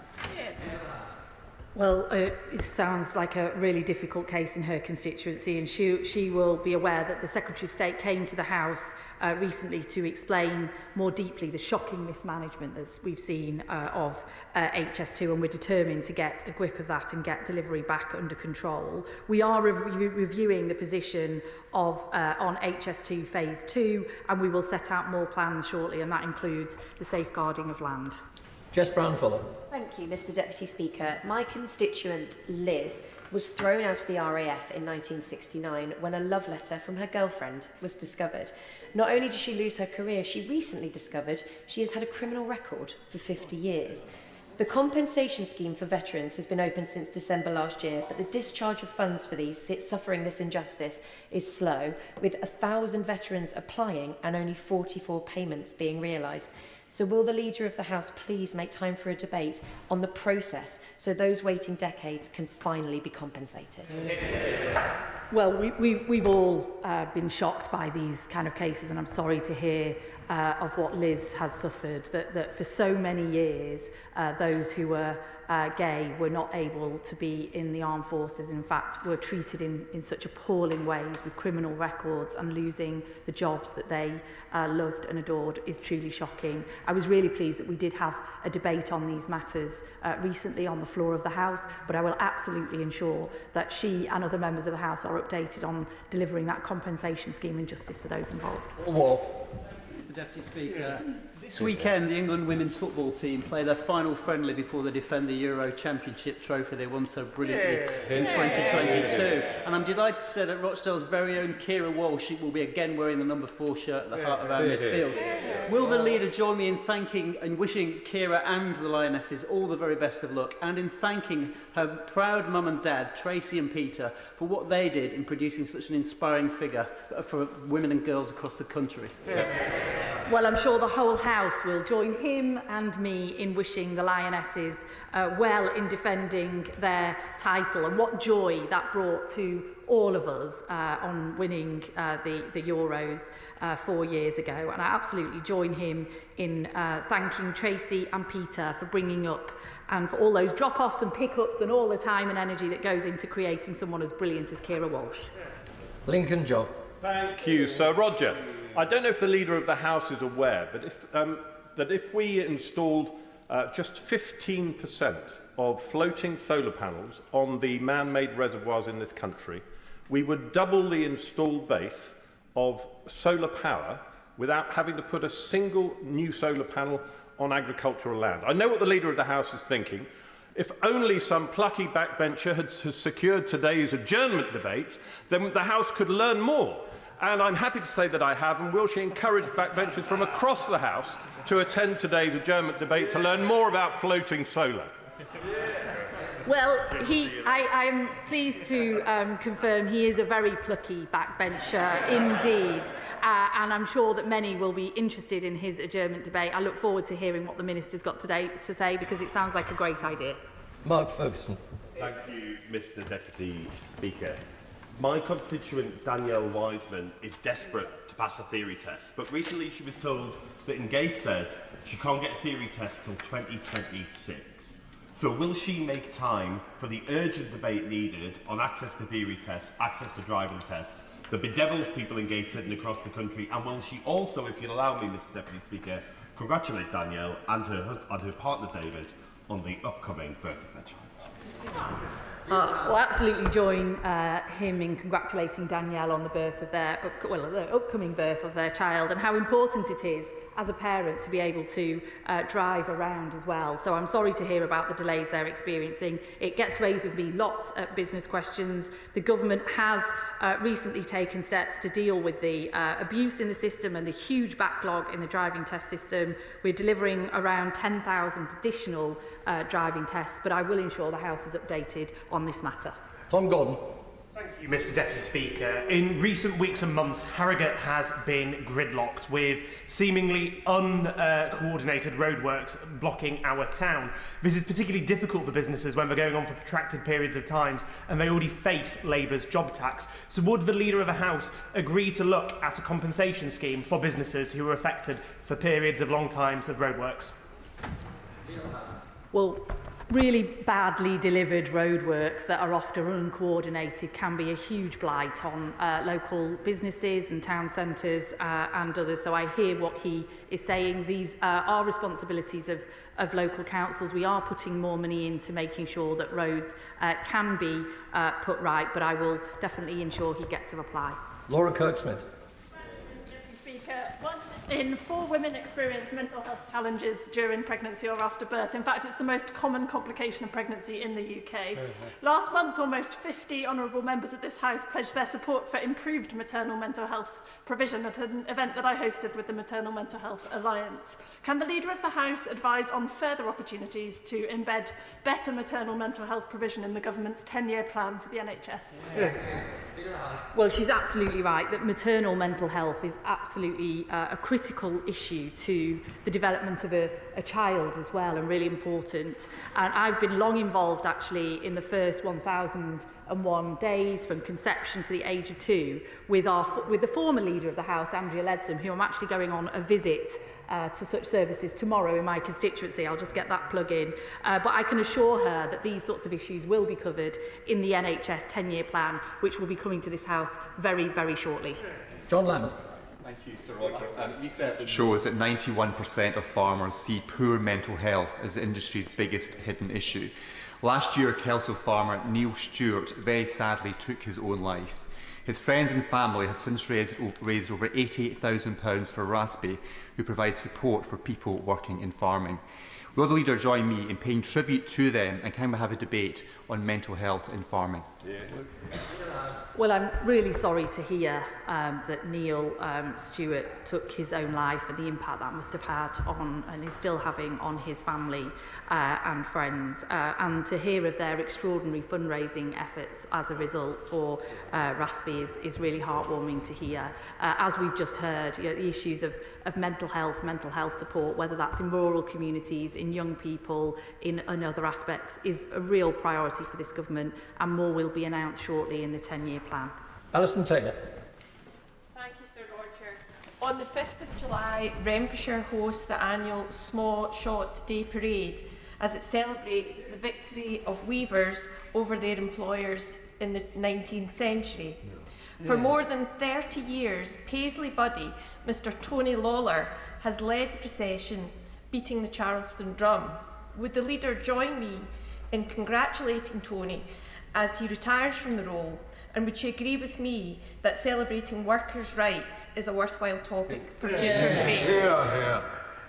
Will absolutely join her in wishing everybody a Schmass Shot Day celebration, and celebrating all that involves, and Tony Lawler on 30 fantastic years of service to this rich history and festival. And she's absolutely right. We, as a Labour government, celebrate advancing workers' rights and all the history involved in that. Ben Maguire. Thank you, Mr Deputy Speaker. Surfers Against Sewage have just published their 2025 water quality report, showing that more than 5 people every single day are falling ill after entering water at UK beaches, many of these requiring GP visits or hospitalisation, for chest infections to serious gastrobugs. Given the serious public health consequences of sewage pollution, will she agree to a debate in government time about the health and economic impacts of untreated sewage discharges? Well, water quality has been absolutely shocking in recent years, whether that's our rivers, our seas, our lakes around the country, and it has been of huge public concern as well, because as he rightly points out, there are a number of consequences of it. That's why one of the first acts of this government was to bring in the Water Special Measures Bill, which is now an act. We're going to go further. We've got a commission on wider water governance reform, and the details of that will be coming shortly. Frank McNally. Thank you very much, Mr Deputy Speaker. At a time when the Government is reducing NHS waiting lists across England, they continue to rise in Scotland. Just yesterday, the SNP Government announced plans that could actually see investment in NHS services reduced by a shocking 12%, resulting in significant reduction in frontline NHS staff. Does my right honourable friend agree with me that people in my constituency deserve a Scottish Government focused on improving our NHS, as has been the commitment of this Government since the general election? Well, he's absolutely right. The SNP's record on the NHS is frankly shocking. We've seen years of mismanagement and growing waiting lists, especially 8 hours in A&E, and 100,000 Scots have been stuck on NHS waiting lists for over a year, which is truly shocking. The SNP government has had the biggest settlement it's ever had under this government, and it really has got no excuse now not to sort it out. Robbie Moore.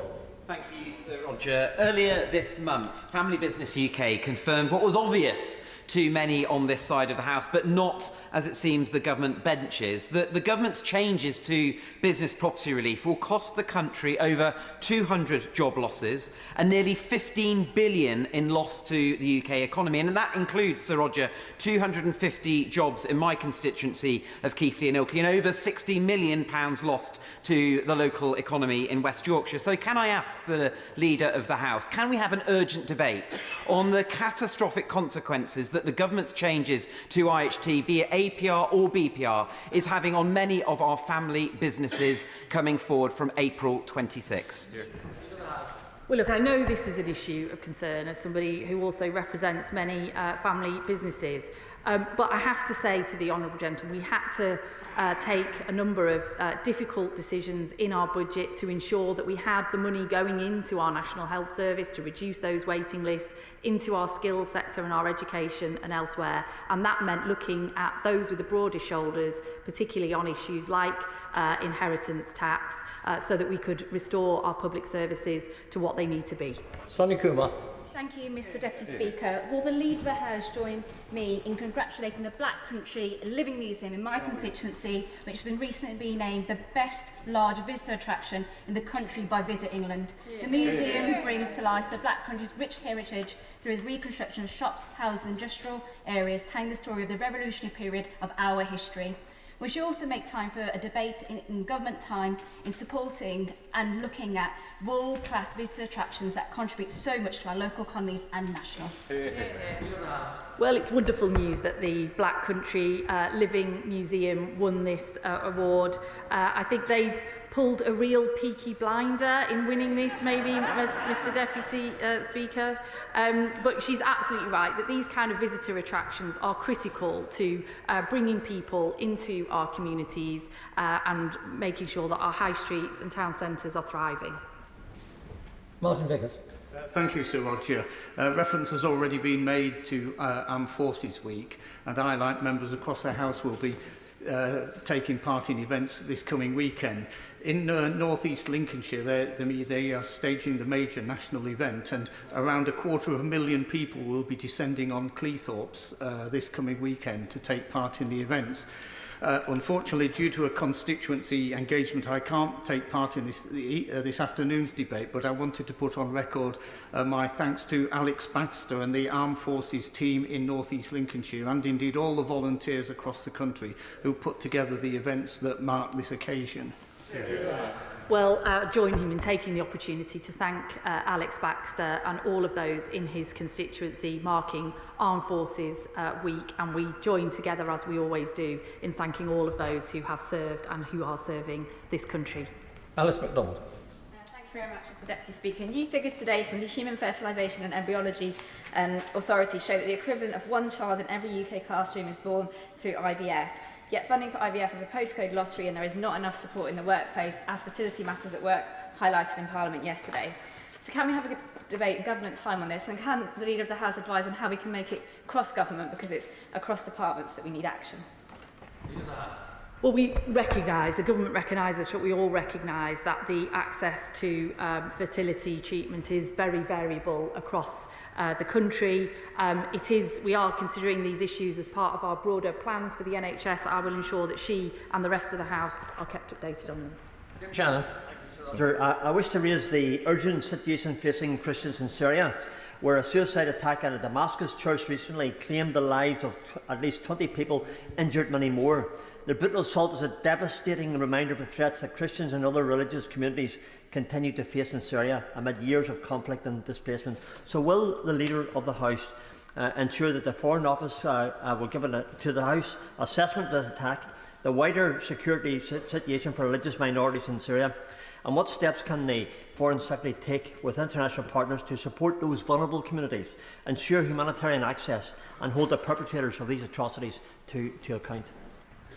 Well, once again, the Honourable Gentleman raises a very serious issue. We strongly condemn the horrific terrorist attack in Damascus, and we continue to monitor the situation closely. We do note on this occasion that the Syrian government's response was swift and robust, but we will, of course, keep monitoring it.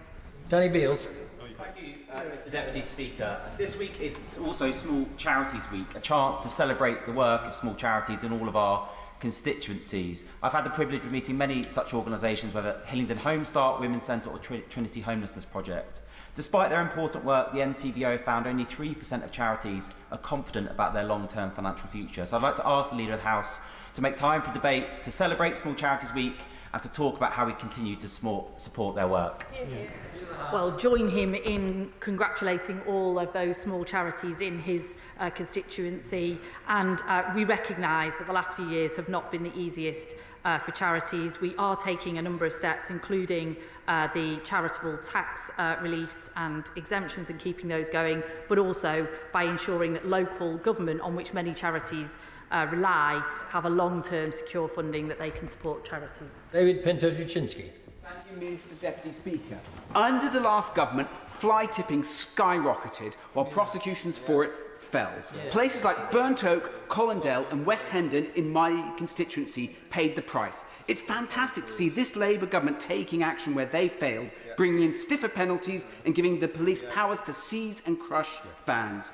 Will the Leader of the House agree to a debate in government time on how we can use these powers to consign fly tipping to the dustbin for good? And would she join me in Hendon in crushing a van? Well, absolutely, he's so right. Fly tipping, littering and the use of some of these vehicles is an absolute blight for many of our communities, and that's why I'm really proud that this government is finally taking action, giving councils and police the powers that they need to seize and crush many of these vehicles. And he will know that I recently took part in a vehicle crushing exercise with my local police, and I can recommend it to others. Patricia Vokes. Thank you, Mr Deputy Speaker. One of my constituents in Glasgow West applied to have his case against his pension provider considered by the Ombudsman. Because of the delay in receiving a determination, the constituent contacted me. I in turn wrote to the Ombudsman, who advised that my constituent was in the correct place in the queue and would be allocated to an adjudicator in September 2025. My constituent made his original application in May 2020. I'm sure the Leader of the House would agree with me that that timescale is not acceptable, and I wonder if time could be given for a debate that would allow us to shine a light on why such inefficiency and poor response to constituents is happening. Well, I'm really sorry to hear about this case. She's absolutely right. 5 years is unacceptably slow. I have, in business questions, had raised with me before the performance of the Pensions Ombudsman. I'm happy to take this up directly for her, but she's absolutely right that these sorts of delays are just not acceptable. Josh Dean. Thank you, Mr Deputy Speaker. Last week I met with Katie from the Blues Preschool Nursery at the Bishop Stortford Carnival.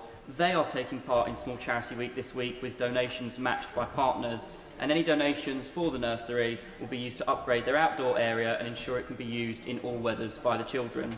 So will the Leader of the House join me in wishing them well as they raise funds and encouraging our residents to visit their donation page? We'll absolutely join him in hoping that they get the fundraising that they need in his constituency to support the nursery with all its work. Jessica Toll. Last Saturday I launched the first Bournemouth Town Centre Citizens Panel. This brings together 50 local residents with the council to co-create an action plan for our town. Will the Leader of the House join me in thanking the more than 250 people that applied and for the energy and ideas that participants are bringing to restoring pride in our town? And will she consider making time to debate how we can support more meaningful engagement in the future of our town centres and high streets? Well, this sounds like a fantastic initiative in Bournemouth, a citizens panel bringing people together to revitalise this great town that she represents. Chris MacDonald. Thank you, Mr Deputy Speaker. My border terrier, Jack, always receives a very warm welcome in Stockton North, but too many pet owners are choosing to have their animals put down out of fear of sky-high vet bills. I received a positive response from the Minister on the 8th of May in my request to review the Veterinary Surgeons Act. Can we have some government time to debate the recommendations of the Competition and Markets Authority? Because just like Jack, I'm not letting this go. Well, he sounds like a dog with a bone there, Chair. But absolutely, he raises a really important issue, which I know gets raised with many of us by our constituents, and I will ensure that the Minister updates him and, if necessary, updates the whole House. Emma Foodie. Thank you, Mr Deputy Speaker. This government has secured record investment in the NHS, which for local people across my constituency means more appointments, earlier diagnosis and the ability to deliver efficient, high-quality care. After years of underinvestment and increasing waiting times, can we have a debate on how these are the first steps to restoring a health service which is fit for the future and there for people in my constituency when they need it? Well, she's absolutely right. This government has taken swift action to bring down waiting lists. They're down by almost 200,000 in a year, and 100,000 more patients have been treated in that time. That's why we put in the extra money to the NHS, because it's absolutely critical to our economy and to the health of everybody in this country that we get those waiting lists down. Final questions, David William. Thank you, Mr. Speaker. On a recent visit to Greenways Primary Academy in Stockton Brook, pupils were busy decorating plates kindly donated by the brilliant Steelites, showing off their artistic flair for which our creative city of Stoke-on-Trent is known. I learned during my visit that over 70 children are now attending the brilliant Breakfast Club at the school, an initiative made possible by this Labour government. Would the Leader of the House agree with me it's important that kids have hungry minds ready to learn rather than hungry bellies? Absolutely. We are really proud of the free breakfast clubs that we're introducing. We're also really proud that we are extending free school meals to all those on universal credit, because it's absolutely critical to every child's learning that they are not going hungry. Right, we're going to come to the Prime Minister's statement. I'm just going to let the front benches change over. Before I call the Prime Minister to make his statement, I note it will cover two separate substantial subjects: the G7 summit in Canada 10 days ago and the NATO summit in The Hague this week. For that reason, I will allow a degree of latitude and unusually allow honourable members who wish to ask both subjects to do so. But I can urge colleagues to keep their questions brief for the benefit of those who are still waiting to be called. I now call the Prime Minister. Keir Starmer. Thank you, Mr. Speaker. This Labour government is focused on delivering security for the British people: national security, economic security and social security. On social security, I recognise there is a consensus across the House on the urgent need for reform of our welfare system, because the British people deserve protection and dignity when they're unable to work, and support into work when they can. At the moment, they are failed every single day by the broken system created by the Conservatives, which achieves neither.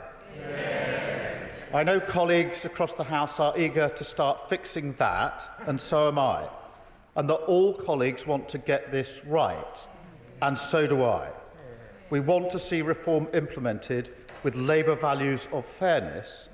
That conversation will continue in the coming days so we can begin making change together on Tuesday. Mr. Speaker, I'll update the House on the G7 and NATO summits, where the Middle East was at the forefront of our minds. Mr. Speaker, for decades it has been the stated policy of the UK and our allies that Iran must never obtain a nuclear weapon.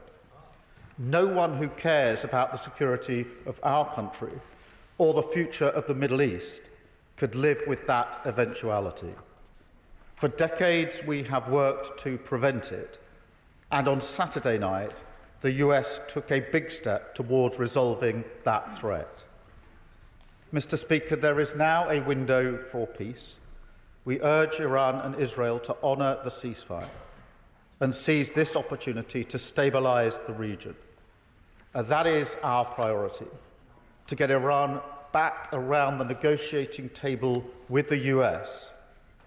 Ultimately, this is how we will ensure a complete, verifiable and irreversible end to Iran's nuclear programme.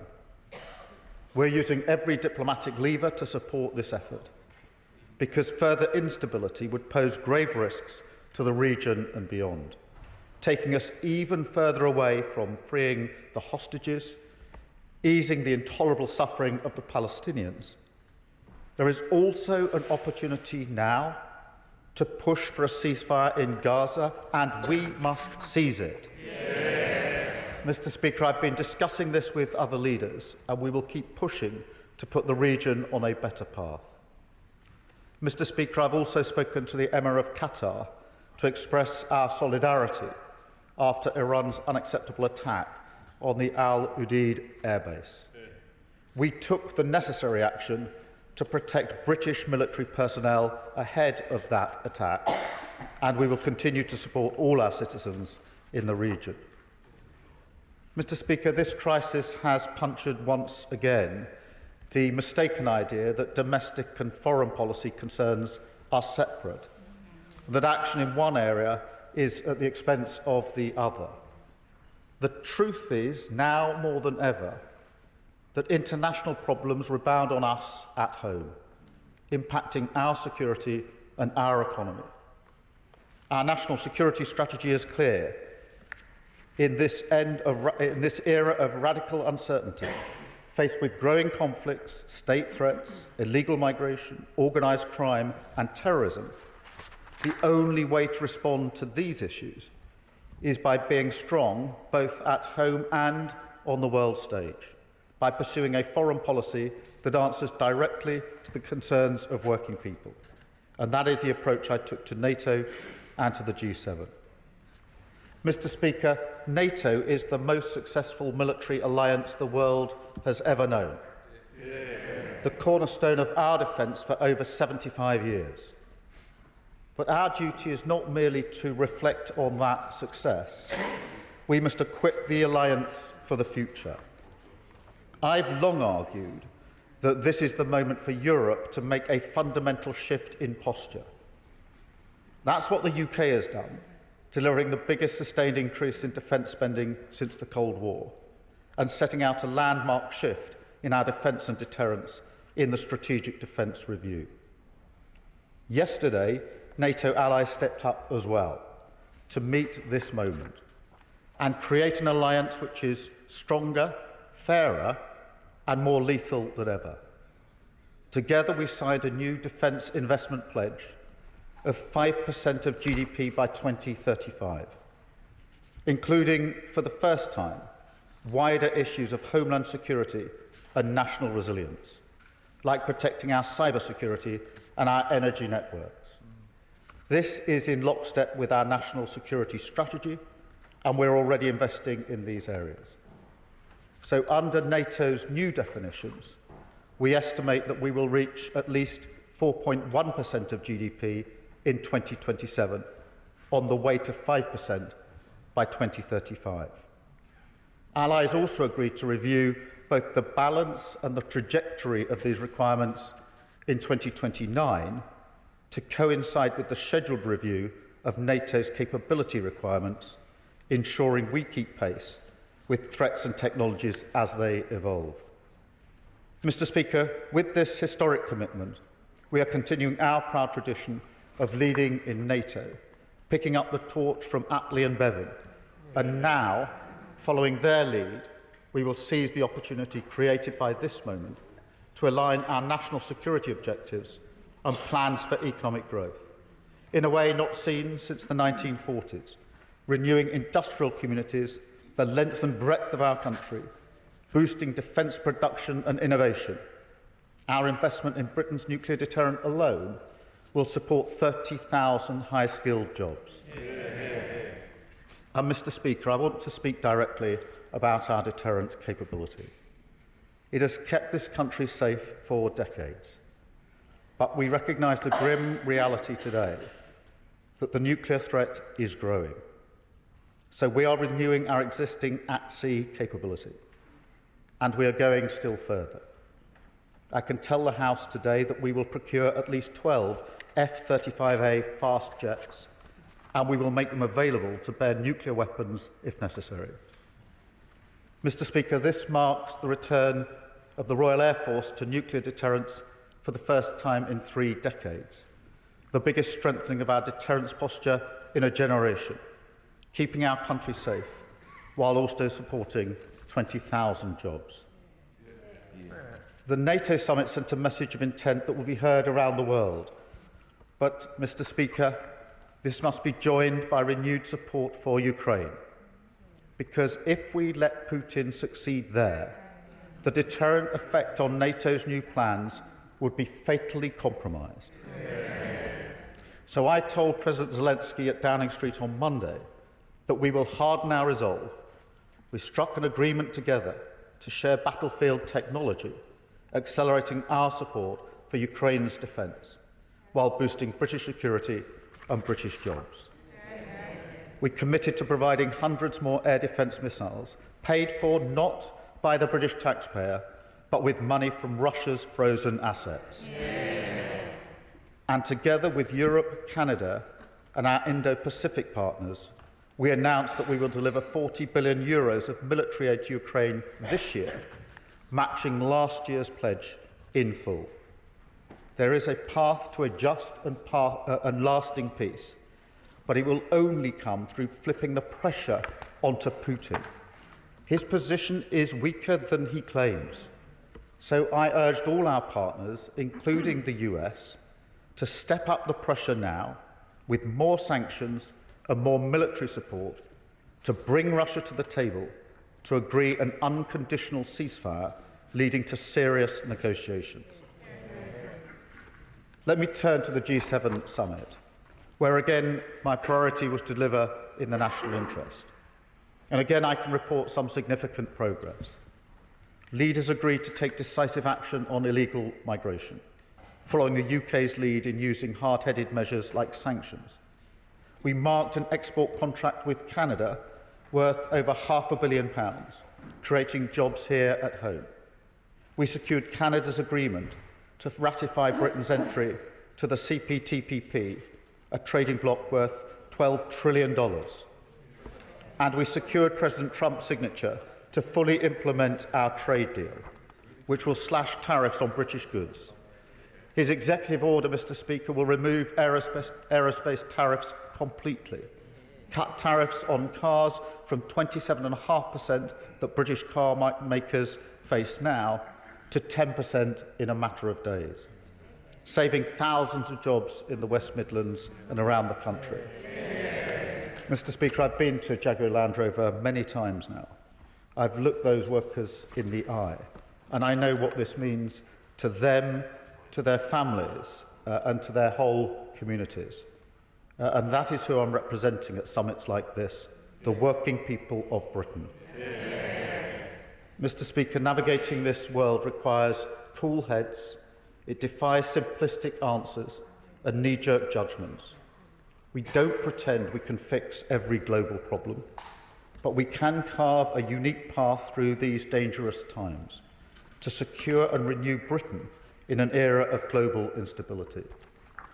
That's what our plan for change is all about, putting Britain's national interest first. After years of economic chaos, we've delivered economic stability for the British people. After years of our armed forces being hollowed out, we're building up our military, firing up our industries, leading in NATO, supporting Ukraine, keeping Britain safe. After years of fraying alliances, we're rebuilding them and shaping them to serve the British people, focused every ounce of our global influence to deliver for working people, to deliver it in the national interest. And I commend this statement to the House. Leader of the Opposition, Kemi Badenoch. Thank you, Mr. Speaker, and I thank the Prime Minister for advance sight of his statement.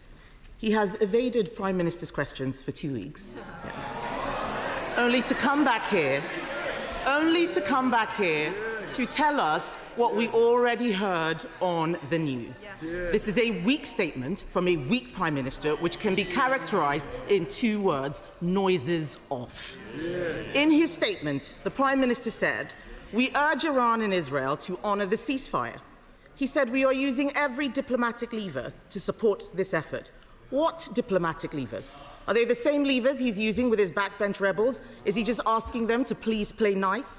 Let's be honest, Mr. Speaker. Nobody cares what this Prime Minister thinks, and why should they, when he doesn't even know what he thinks, and clearly no one cares what he thinks because he was not involved. We used to be a strategic player on the global stage, Mr. Speaker, advancing Britain's interests with confidence. Order.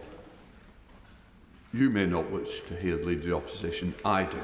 Can I just say, it doesn't do anybody good in this chamber to try and shout somebody down who's speaking. Thank you, Mr. Speaker. They can shout as much as they like, but we all know the truth. We used to be a strategic player on the global stage, advancing Britain's interests with confidence, and now we are on the sidelines. Over the last few weeks, historic events unfolded in the Middle East, and at every stage, Britain has been out of step with the US and out of the loop with Israel. Last week, the Prime Minister came back from the G7, insisting that there was nothing that President Trump said that would indicate he was about to get involved in this conflict. Days later, the US launched its attack on Iran's nuclear facilities. He had no idea what was going on. The week before, Israel launched an attack on Iran, and it became apparent that the UK was not even informed about the attack in advance, despite us having been involved in previous preventative action. How is this standing up on the world stage? On Tuesday, the Foreign Secretary, a lawyer, repeatedly could not say whether the US strikes against Iran's nuclear facilities were legal. This is a government that doesn't know what it's doing. Let me make the Conservative position clear, Mr. Speaker. Iran has been a direct threat to the UK for years, plotting terrorism on British soil. It must not get nuclear weapons. And this is a time for Europe to step up, and the UK should be leading. Instead, we have an Attorney General using international law to constrain and restrict the UK while the Prime Minister hovers indecisively on the sidelines. What we need is a leader. Instead, we have 3 lawyers. Last week, I wrote to the Prime Minister about how this conflict has underscored the folly of the government's £30 billion Chagos surrender deal. The Diego Garcia base is of obvious strategic importance for conflicts in the Middle East. They're shaking their heads. They don't understand. It is obvious. It was used extensively. Diego Garcia was used extensively during the war in Afghanistan, including by the United States. And at Prime Minister's questions, the Prime Minister said that this Chagos surrender had been opposed by our adversaries, Russia, China and Iran. Since then, it has been widely reported that China have offered massive congratulations on the deal and conveyed that it fully supports Mauritius. So can the Prime Minister now admit that he was incorrect to state on the floor of this House that China opposes the Chagos deal? And can he confirm if he still views China as an adversary? Under the terms of his deal, if the US were to launch an attack from the military base on Diego Garcia, we would have to inform the Chinese allied Mauritius government. Will he abandon the deeply flawed surrender deal? Because if not, when will he introduce the legislation setting out the details of the Chagos surrender so Parliament can consider and debate it? We welcome the announcement that the UK will be buying F-35A fighter jets, and I'm pleased that the Labour Party has now moved on from its previous position where it did not support NATO and advocated against the nuclear deterrent. They pretend that it never happened. We have the receipts. Conservatives are proud of exceeding the NATO baseline of 2% of GDP on defence, and we led NATO in getting there. But the government's aspiration to get spending on national security to 5% is just hope. The reality is Labour does not have a plan to get to 3%. It is all smoke and mirrors. And we do not know what the government will spend this extra 1.5% component on. So can the Prime Minister confirm whether this is money that we are already spending or whether there will be any new money? Because so long as this plan remains unfunded, these are just words. Instead of using smoke and mirrors to inflate defence spending, Labour should heed our call to hit 3% by the end of this Parliament with a fully funded plan to get there. You look at the money they claim they're going to save with their welfare bill. $5 billion is nowhere near the tens, if not hundreds of billions that we're going to need to find to meet this defence spending target. And this is the problem, Mr. Speaker. It is one thing to talk about spending money on planes and infrastructure, making announcements about reviews, but it is another to be clear where the money comes from and how it will be spent efficiently to secure the defence of our nation. They can mutter all they like. We all know that they are terrified of doing anything that is even remotely difficult. Mr. Speaker, it is crucial that there is a clear, united front in full support of Ukraine, which secures peace on their terms. The stakes could not be higher. We need the government to be leveraging British influence in every way it can for Ukraine. So can he tell us whether he pushed for clearer language in the NATO communique about Russia being the aggressor in this conflict? And can he update us on the UK's current position on Ukraine's accession to NATO, given the absence of detail in this year's communique? We must ensure our leading role continues, but this requires strong leadership and an ability to influence. Mr. Speaker, in conclusion, the Prime Minister may have finally returned to this House after a fortnight away, but in truth, he is all at sea. irrelevant on the world stage, impotent in the face of rising illegal immigration, and now, with 126 of his own MPs all openly undermining his authority, his government is incapable of making even the smallest changes to bring down the cost of our ever-expanding welfare bill. There is no way they're going to be able to pay for our defence. This is a government that is paralysed by its own legal advice, paralysed by its rebellious backbenchers, and paralysed by the fear of being found out for having no real vision for this country. Prime Minister. Can I say to those who were late in, please don't stand. Prime Minister. Mr. Speaker, we live in more volatile times than many of us can remember, with conflicts in many parts of the world that are evolving in a very fast and dangerous way. There's never been a more important time to work with our allies and to be absolutely serious in our response. That response was unserious. Unserious. To suggest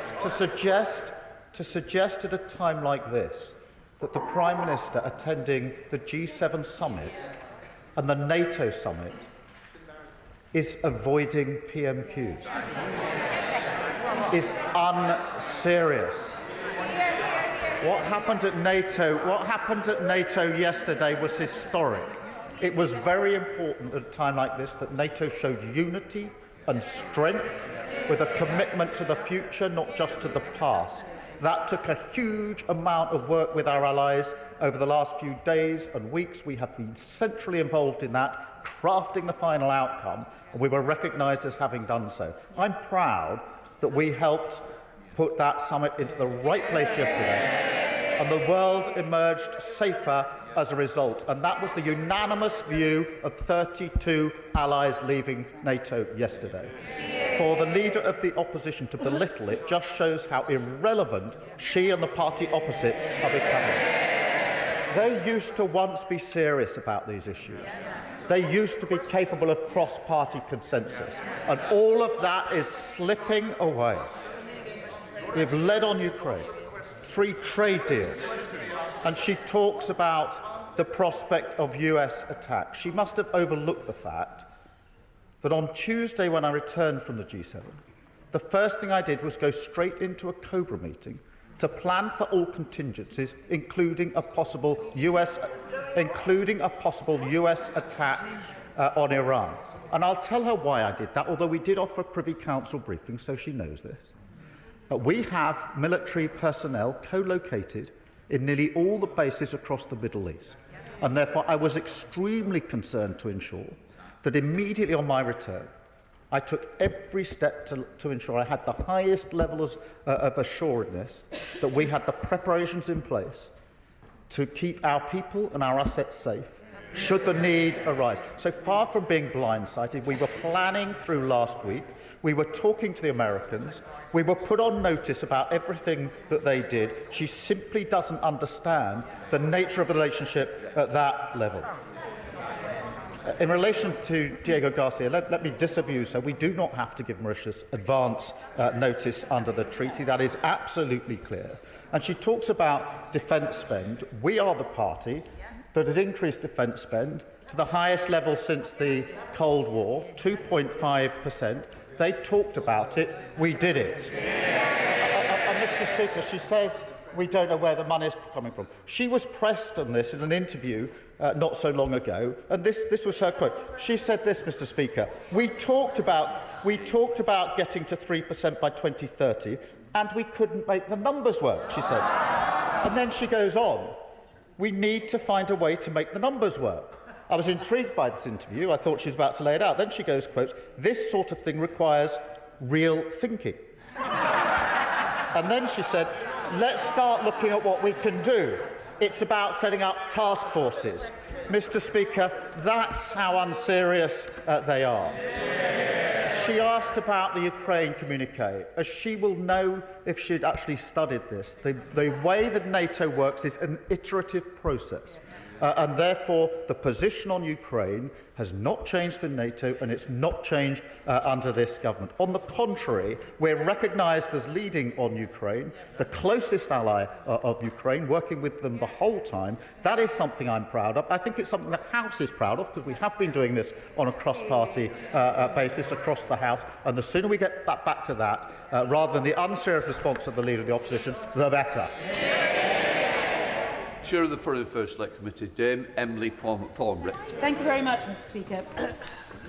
In the year since the election of this Labour government, Britain is back as a force for good on the world stage. Following the outbreak in the Middle East of conflict in the Middle East last week, I was proud to see the Prime Minister lead calls for calm, cool heads and de-escalation. And in its aftermath, we must take seriously the renewed defence commitments that the Prime Minister has made at NATO. But we must also proudly wield the soft convening and convincing power that the UK has in spades. And that is soft power, which has historically been the key to successful diplomatic efforts in Iran, securing the JCPOA, and in the wider Middle East and around the world. Could the Prime Minister confirm what the Foreign Affairs Select Committee has learnt from our conversations with our European allies? It is quite clear that Britain is also quietly and effectively stepping up to lead the fight against Russian disinformation and cyber warfare, and the investment that we will be putting in it will be well spent. Well, I thank her for her question. She's absolutely right. The need to de-escalate was the central focus into the weekend and out of the weekend, and I'm very pleased that we've reached a ceasefire in relation to the conflict in Iran, and we absolutely need that to hold. She's absolutely right about soft convening power of the United Kingdom.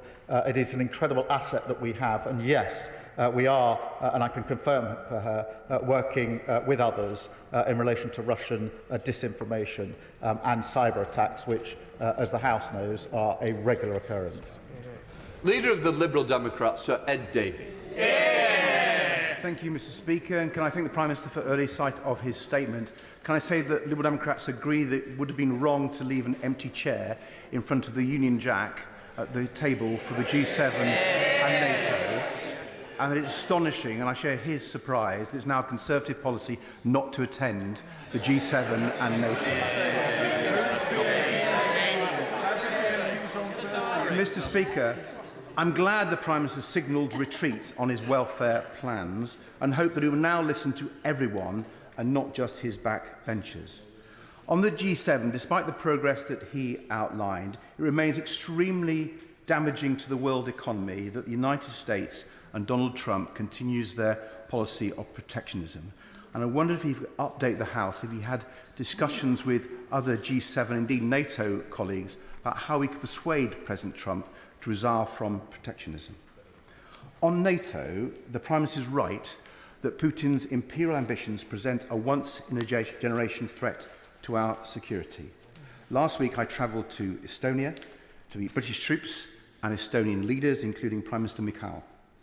Estonians have not forgotten the repression enforced by Russian tanks, nor the murder of 4 former Prime Ministers at the hands of the Kremlin. They are under no illusions about the threat posed by Putin, and we must not be either. So I welcome his commitment to NATO's new spending target. In the face of Russia's war machine, the British Army remains an essential guarantor of our country's security and that of our allies. And meeting with our incredible troops stationed in Estonia, I was inspired by their skill and professionalism. We need to get more brilliant people like them into the military. So will the Prime Minister consider Liberal Democrat proposals to move more quickly to reverse the Conservatives' cuts to the army and back our new £10,000 bonus for recruits? It's vital we take such measures as Putin continues his barbarism in Ukraine. Mr Speaker, our commitment to Ukraine's defence must be increased, not reduced. So in addition to the actions he outlined, can the Prime Minister confirm whether he has held more discussions with partners on not just using the interest from the Russian assets, but seizing the frozen Russian assets, so we can bolster our support for Ukraine and pay for a faster increase in defence spending? the Estonians believe they have a plan to deal with all the complications he mentions when I ask him questions about this. So is he prepared to meet me to discuss Estonian ideas to break the backlog so we can seize these assets? The Prime Minister also spoke about the conflicts and crises in the Middle East. He is right to push even harder for a ceasefire in Gaza. People around the world question whether military action rather than diplomacy will actually make us safer in the future. So we must redouble our efforts for a just peace in the region, and that must include self-determination for the Palestinian people. Yeah. Will the government finally commit to recognising a state for the Palestinians? Yeah. Can I thank him for his question? He started by asking whether I'd discussed with other G7 partners the question of the tariffs from the US. Yes, we did. We do frequently discuss trade and the economy and the challenges, frankly, that those tariffs put in place for all economies.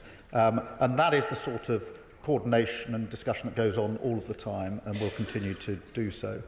On the troops in Estonia, I've visited those troops a number of times myself. They are incredibly brave. They have a real sense of purpose. And I can tell him that at NATO, it was the front-line states on the border with Russia that were leading the charge in relation to the work that we had to do yesterday to renew and take forward the pledges that we make.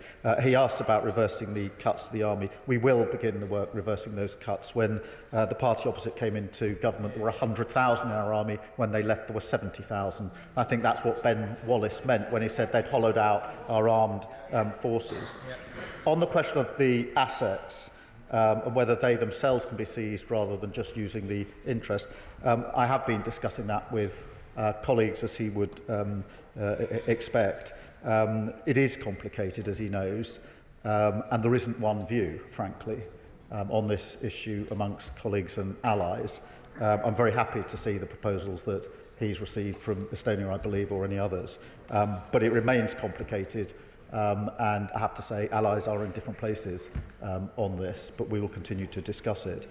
On a ceasefire in Gaza and recognition, I think it's very important, and we have been pressing the case, particularly in recent days quite urgently and in close collaboration with our colleagues, the E3, Germany, France and the UK, working very closely together at the moment to say this is the moment to press on from Iran to a ceasefire in Gaza. And I mean that that should happen in days. Not weeks or months. I do think there's a window of opportunity here. I hope that it happens. I can't predict that it will. But I do think that all of us should do all we can to ensure that, along with the ceasefire in Iran, we push to that ceasefire in Gaza. And on the question of recognition, it's long been our party's policy, this government's policy, to recognise Palestine at the right time in the process to bring about the peace. Because I think without a two-state solution, there is little prospect of lasting peace in the region. That remains our policy. Thank you. Thank you, Mr. Speaker. Last week, as part of the Armed Forces Parliamentary Scheme, I visited NATO's headquarters in the UK, where I met fantastic young men and women learning great skills as they prepare to defend Britain abroad. But for my constituents in Newcastle Central and West, they may well ask why, when we see cuts, for example, as proposed in the welfare bill, of such great amount, why defence spending is rising. For the benefit of my constituents, could he simply and briefly set that out? Firstly, can I congratulate her on her elevation? I haven't seen her personally since then. Very well deserved. But she raised a really important point. It is right that we recognise that the first duty of the Prime Minister is to keep the country safe and secure in a volatile world. And that is a duty that I take extremely seriously. We do live in a volatile world. And it's not just something which happens overseas and has no impact on us, because what has happened in the Ukraine conflict has already had an impact on her constituents in relation to their energy bills, in relation to the cost of living and so much else.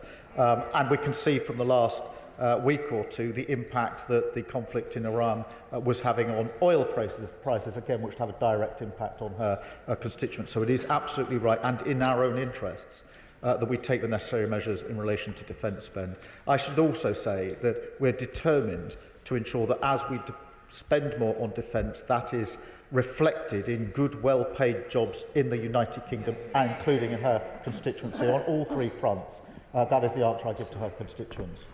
Rishi Sunak. See, the Iranian regime has long presented a threat to the United Kingdom. As the Prime Minister and I have both experienced, our security services have foiled almost 20 Iranian-backed plots here at home. The prospect of a regime like this having nuclear weapons is unacceptable, and so I welcome the US and Israeli action. Does the Prime Minister agree with me that we and our European allies should now trigger snapback sanctions unless Tehran admits the IAEA and allows them to fully verify that all efforts to enrich enhanced uranium have ceased? Absolutely. I thank him for his question and endorse what he says about our security services, which, as he knows very, very well, do an incredible job in the most difficult of circumstances at great speed and have foiled a number of plots which would have caused widespread panic, violence and destruction. On snapback, thank him for raising this. That is a consideration that we are discussing with our allies. I do think that it has to be part of the pressure that we apply. Exactly when and how snapback is applied will obviously be a question of discussion, but he's absolutely right to say that is the very discussion we should be having at the moment. I thank him. Mr. Speaker, I welcome my right honourable friend's statement and his commitment to increase defence expenditure, but given that we are looking to improve public services, health service, social care, education, police, is it realistic to do that within the current tax envelope? And hasn't the time come for us to review how we tax wealth as opposed to work, and to make sure that those people who can bear the heaviest load? Well, I thank him for his question. On the question of defence spend, when we set out the commitment to 2.5 by 2027-28, I set out at the same time how we would fund it, and we will continue to take the approach to any spending commitment that we make. He will know that we made a commitment in our manifesto in relation to not raising taxes on working people, and we will keep to that commitment. James Clever. Thank you, Mr. Speaker. I welcome the element of the Prime Minister's statement where he explicitly links defence, diplomacy and domestic security, and he is absolutely right to highlight that interconnection. Therefore, will he revisit the spending review which sees 4.5% and 5% real terms reductions in Home Office and FCDO budgets to make sure they can actually do their jobs within that interconnected system? And in order to pay for that, will he ensure his Chancellor removes the job-destroying taxes on employment, reduces the tax burden which is seeing entrepreneurs and wealth creators leave the country in their droves? And will he show real leadership and ensure his backbenchers do not prevent his front bench from reducing the cost of our welfare bill so we can pay for these incredibly important governmental functions? Well, I thank him on the question of the Home Office responsibility in relation to domestic security. He's absolutely right, and that's why it's important under the new definition of NATO that resilience at home is now included, because cyber attacks are commonplace. Attacks on energy has been weaponised, and there are many counter-terrorism operations that have to be carried out in relation to state threats. We were very careful in the spending review to make sure there was adequate money on all of those threats, and I went through that myself, so I can give him that assurance. In relation to the money coming in and out of the country, he'll no doubt want to celebrate. We've had record investment under this Labour government in the last 12 months, £120 billion, including the single biggest, which was £40 billion 2 days ago from Amazon, the single biggest investment, a sign of confidence in this government, being measured in many jobs across the country. Well, Thank you, Mr. Speaker. Rochdale has been a proud home for Ukrainians ever since they were forced to flee Soviet starvation, murder and oppression in the 1930s and 40s. And so many in my constituency will warmly welcome the decision to send 350 advanced air missiles to Ukraine, built in Britain and paid for by the interest on those seized Russian assets. So does he agree that Russia, not Ukraine, should pay the price for Putin's barbaric war? Yes, I do, and I think it's very important that we emphasise when we do send these missiles to Ukraine that, one, we're supporting Ukraine as we have done throughout, but secondly, that is not paid for by the British taxpayer, but is paid for on the interest of Russian assets that have been frozen. Helen Maguire. Thank you, Mr. Speaker. Does the Prime Minister agree with me that in the context of the threat posed by Putin, we must be providing more guidance and support to Britons to prepare them for the possibility of a future conflict, and that this should involve a national resilience campaign? Well, I do think we need to focus on resilience, and in a sense, the shift to 5% is a reflection that national resilience is becoming ever more central in relation to our own national defence, particularly on cyber, where there are frequent attacks from other states. On energy, we've seen from the Ukraine conflict that energy has been weaponised, and in relation to counter-terrorism with state-backed actions in this country, many of which have been thwarted. But she's absolutely right, we need to do more on resilience. Dr. Zuba Ahmed. Speaker, while the Prime Minister was in his rightful place at the NATO summit this week, I was in my constituency of Glasgow South West for the opening of the Janet Harvey Hall, a £250 million installation that will turbocharge shipbuilding in this country and put it in the service of our defence sector. The Prime Minister knows government shipbuilding very well. We on this side of the House recognise that the defence of our country is now inextricably linked with the growth of our economy and investment in our public services. But this view is not universally shared. So can I ask the Prime Minister to urge the SNP government to back our defence sector as we back our defence sector for the sake of jobs and prosperity in Glasgow South West and further beyond? Well, I do urge the SNP to back our defence spend and the jobs that it brings with it, but also our defence stance, because I think, as I understand their position, it's against the single most effective capability we have, which is our nuclear deterrent at a time of the greatest volatility we've seen for decades. That is simply wrong in principle, and I urge them to change it. Harriet Baldwin. Thank you very much, Mr. Speaker. And at the NATO summit, was the Prime Minister able to add his voice to the congratulations and thanks that NATO Secretary-General paid to President Trump for the successful military strike on Iran's nuclear programme? We've long argued that Iran should not be capable of having a nuclear weapon, and what happened on Saturday night was a big step to alleviating that threat. And that was the subject of many comments at the NATO summit, along with the congratulations for the ceasefire that has now been brokered, and the emphasis we now need on getting Iran around the negotiating table, for the reason being this: if it's to be irreversible and verifiable, then it is important that that is done through negotiation, and that's what we focused on. Mark Ferguson. Mr. Speaker, I welcome the Prime Minister's statement, especially on defence. Politics is about priorities, and as I know he knows, the most important responsibility of government is defence of the country and defence of its people. So I echo the very sensible points made by the Right Honourable Member for Richmond and Northallerton, sadly, which weren't made by the opposition from bench, particularly his point around our intelligence services.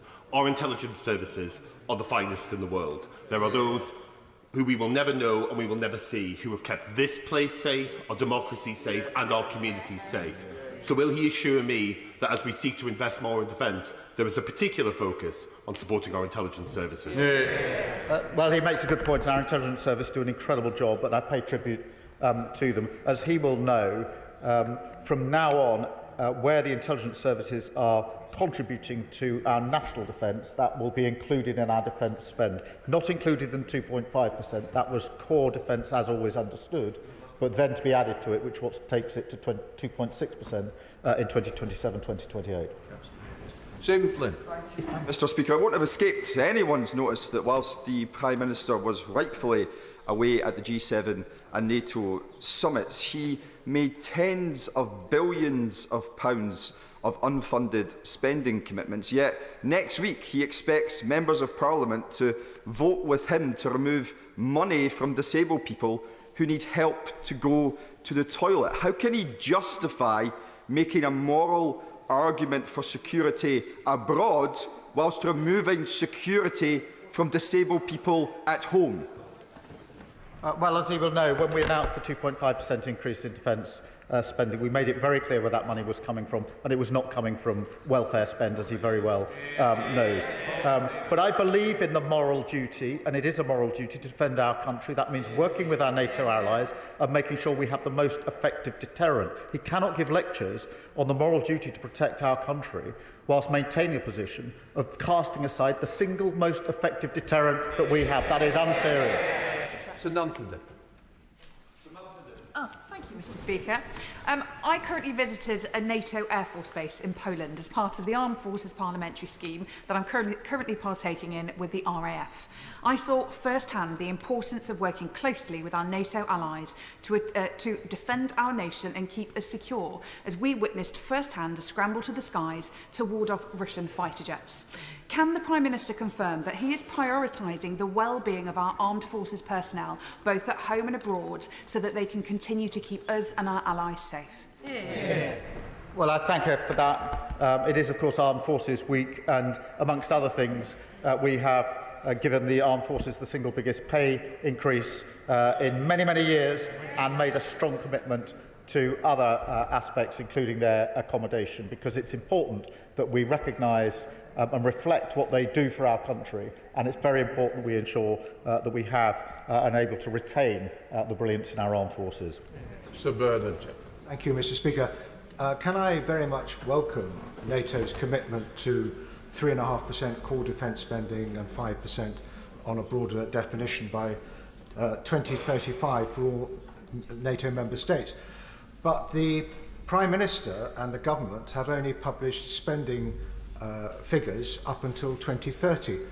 Isn't it now incumbent upon the government, and when will the government now publish public spending plans for 2030 to 2035 to show how the 3.5% of core defence spending is going to be met by the government? Otherwise it's just an unfunded promise.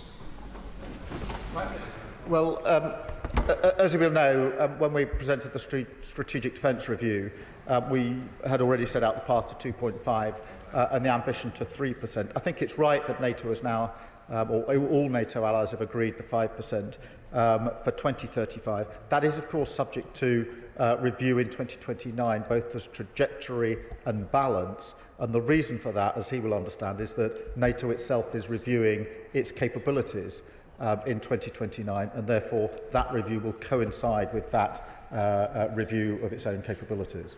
Richard Bass. Thank you, Mr Speaker. Diplomacy is the best way to prevent risk, to de-escalate risk, and also to ensure that we get long-term security. So could the Prime Minister tell the House what discussions took place about how to escalate the focus on diplomacy in the Middle East to resolve the situation in Gaza, because clearly the architecture is not delivering at pace, but also the forgotten war in Sudan?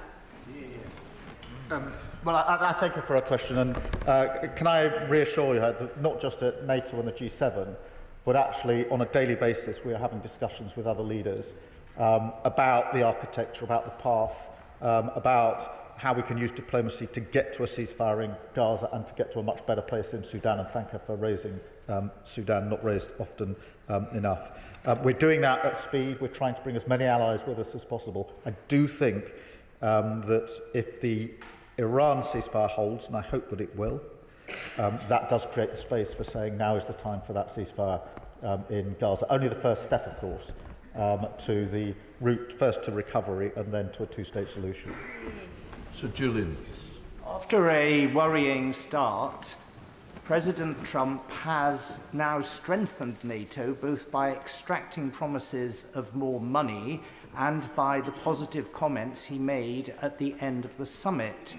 Has the Prime Minister had a chance to assess whether this means that his love affair with Vladimir Putin is beginning to cool? Well, look, firstly, I think it was really important that NATO was united in the way it was last night. And I don't just mean the comments of President Trump. I mean that the whole 32 on the same page on a really important moment for NATO. And he will understand how much hard work, guile and diplomacy went into ensuring that that was the outcome. But I think it was a real sigh of relief around the world that that was the position. In relation to Putin, look, we are urging that this is the moment to push further to get Putin to the table for an unconditional ceasefire. President Zelensky said for many weeks that he's prepared for those talks, and we did discuss that as allies, and I've discussed it many times with President Trump, as he would expect. Alan Gannon. Thank you very much, Mr. Speaker. Would the Prime Minister care to comment on what our adversaries will think when they hear the Leader of the Opposition mistakenly say we can't afford our defence commitments? Does such a fatuous response keep our country safe? No, it doesn't. It was frankly embarrassing to suggest I shouldn't have been at NATO or the G7. And I think our backbenchers recognise it. That's not the position traditionally of the Conservative Party. The sooner they get back to that position, the better. Sir Desmond Swain. Was there any discussion about the killing zones which currently constitute the provision of humanitarian aid in Gaza?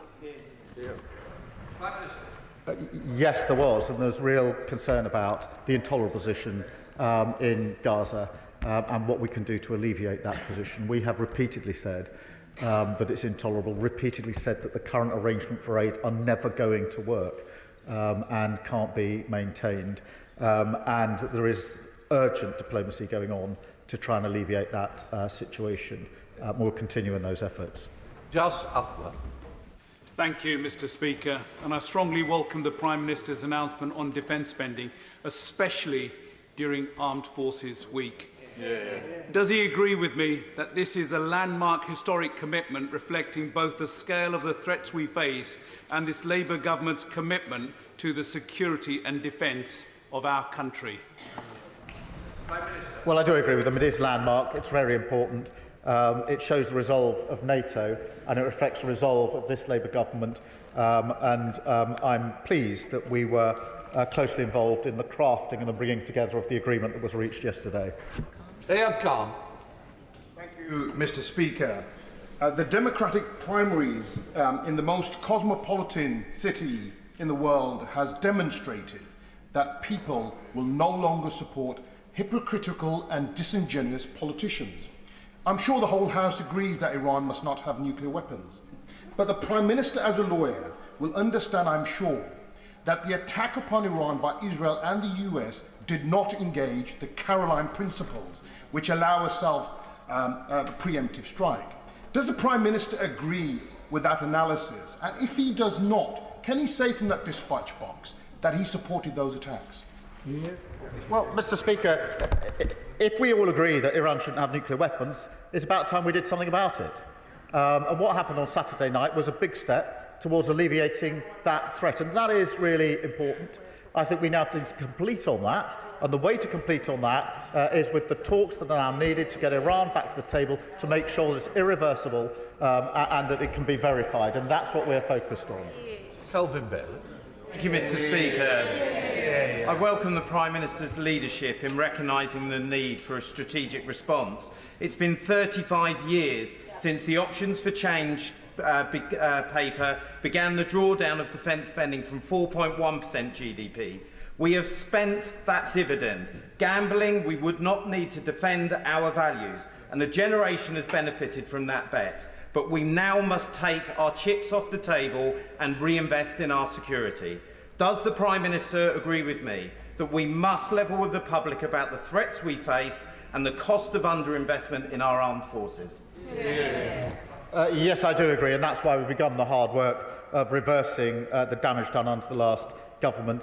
He's right about the dividend that's been enjoyed. Now we must make sure there's a defence dividend, and that is, as we spend more, that is reflected in good, well-paid jobs in the United Kingdom that boost our economy across all parts of our communities. Good job. Thank you, Mr. Speaker. The former Prime Minister has just welcomed the US military action against Iran at the weekend. Why can't the Prime Minister bring himself to welcome it too? Well, because I've said we need to alleviate the threat. I've said that take us a huge step towards alleviating the threat. And I've discussed that with G7, with NATO colleagues, and I've discussed it with President Trump. And everybody was very pleased that there was such unity on it. Joanna Baxter. Thank you, Mr. Speaker. The forced deportation of children is illegal under international law, and yet Russia continues to steal Ukraine's future one child at a time. So can I please ask the Prime Minister if the issue of Ukraine's stolen children was discussed with our allies, and what more is being done to return those children to their homes and their families? Well, I thank her for raising this, and she's been a hard campaigner, an important campaigner on this. And it is central that if there's to be a ceasefire and a lasting peace in Ukraine, and I hope there is, that it must involve the return of the children. And we have discussed that many times and will continue to do so. Mr. Speaker, since the Second World War, our national security has been based broadly on three pillars. Our own physical defences, which the Prime Minister mentioned in his statement, the alliances we've built, which he also mentioned, but the third pillar he did not, and that is the international rules-based order. So what discussion did he have at both or either summit about the importance of international law, the undermining of its credibility by inconsistent application between the conflicts in Ukraine and in Gaza, and in particular, did he try and persuade President Trump to lift the United States sanctions on the International Criminal Court? I've long been an advocate of the international rules-based order and discussed that regularly with allies, because NATO itself is a rules-based framework and an important one at that. And therefore we do need to maintain those rules-based systems, make sure they're fit for purpose. And I would add that the same is true for trade and the economy as well. Nozzle Collis. Thank you very much, Mr. Speaker. As a member of the cross-party UK delegation to the NATO Parliamentary Assembly, I've had the opportunity to meet Ukrainian members of Parliament who continue to make the powerful case for NATO allies continuing to support them. It's also become clear, Mr. Speaker, that in recent months, increasingly other countries in the region, Poland, the Baltic states, Estonia, Lithuania, Latvia, are growing ever nervous about their vulnerability in terms of Russia's invasion. Can the Prime Minister comment on the UK's efforts and dialogue with those countries during this period, this unsettling time? And does he agree with me that the security of those Baltic states are important for our own national security? Well, I thank her for raising this, and she's absolutely right. The Baltic states are incredibly nervous at the moment. They have been, frankly, for the last 3 years or so. We engage with them regularly. I engage with their leaders on a regular basis. They've been brought into the coalition of the willing, Mr. Speaker, and on the occasions they can't attend, I have a special session with them because their concerns are of such importance to us. Tom Gordon. Mr. Speaker, I welcome the increase to defence spending and the revised targets. Earlier this year at the Spring Statement, we saw cuts to the ODA, the Overseas Aid budget, to fund those defence increases. The ODA budget is integral to our international security abroad. So will the Prime Minister rule out any further cuts to this budget as part of the defence spending increases? Well, look, he's absolutely right to emphasise the importance of overseas aid, and that was a difficult decision. I want to put it back up to 0.7 rather than take it down.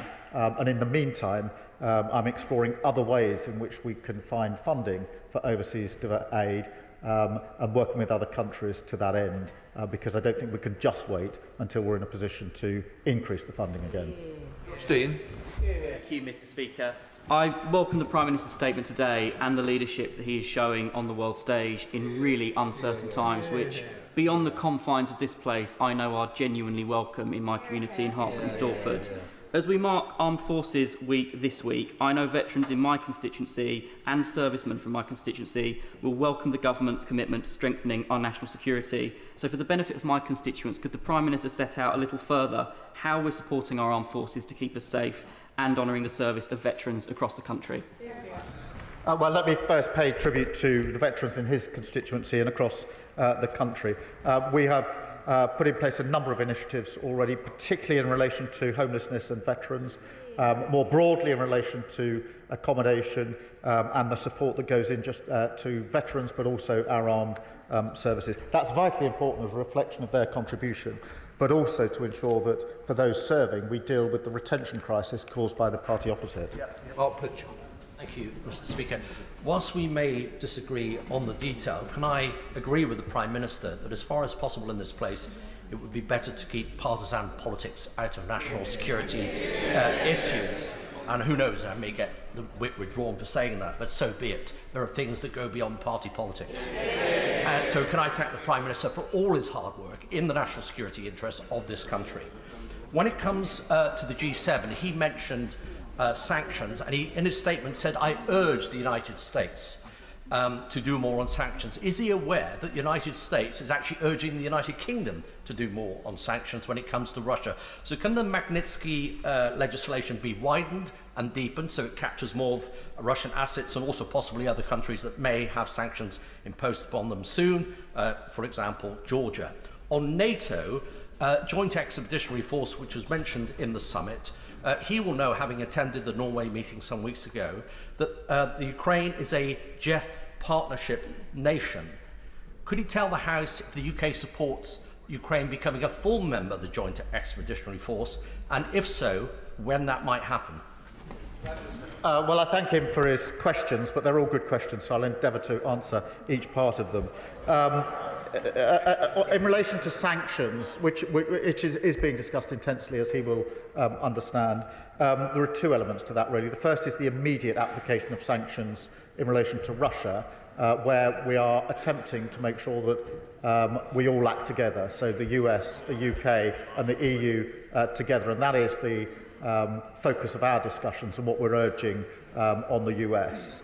He will know there's a piece of legislation in the US which is ready to go and needs to be coordinated with what we're doing. On the longer term, I think we need to look always at whether there's more we can do within the framework on sanctions, and we can discuss that in this House. On the important point he makes about Ukraine and Jeff, we've been a leading advocate of Ukraine having a bigger role or having a role in Jeff, and Ukraine already has enhanced partnership with the JEF, and that's the first of its kind. That was at the last JEF meeting that we had in Norway just a few weeks and months ago, and we were one of the leading nations pushing for that greater involvement. We'll see over time whether that can be taken further, either with JEF or with NATO, obviously, but it was an important first step, and not only a reflection for Ukraine, but also a message to Russia.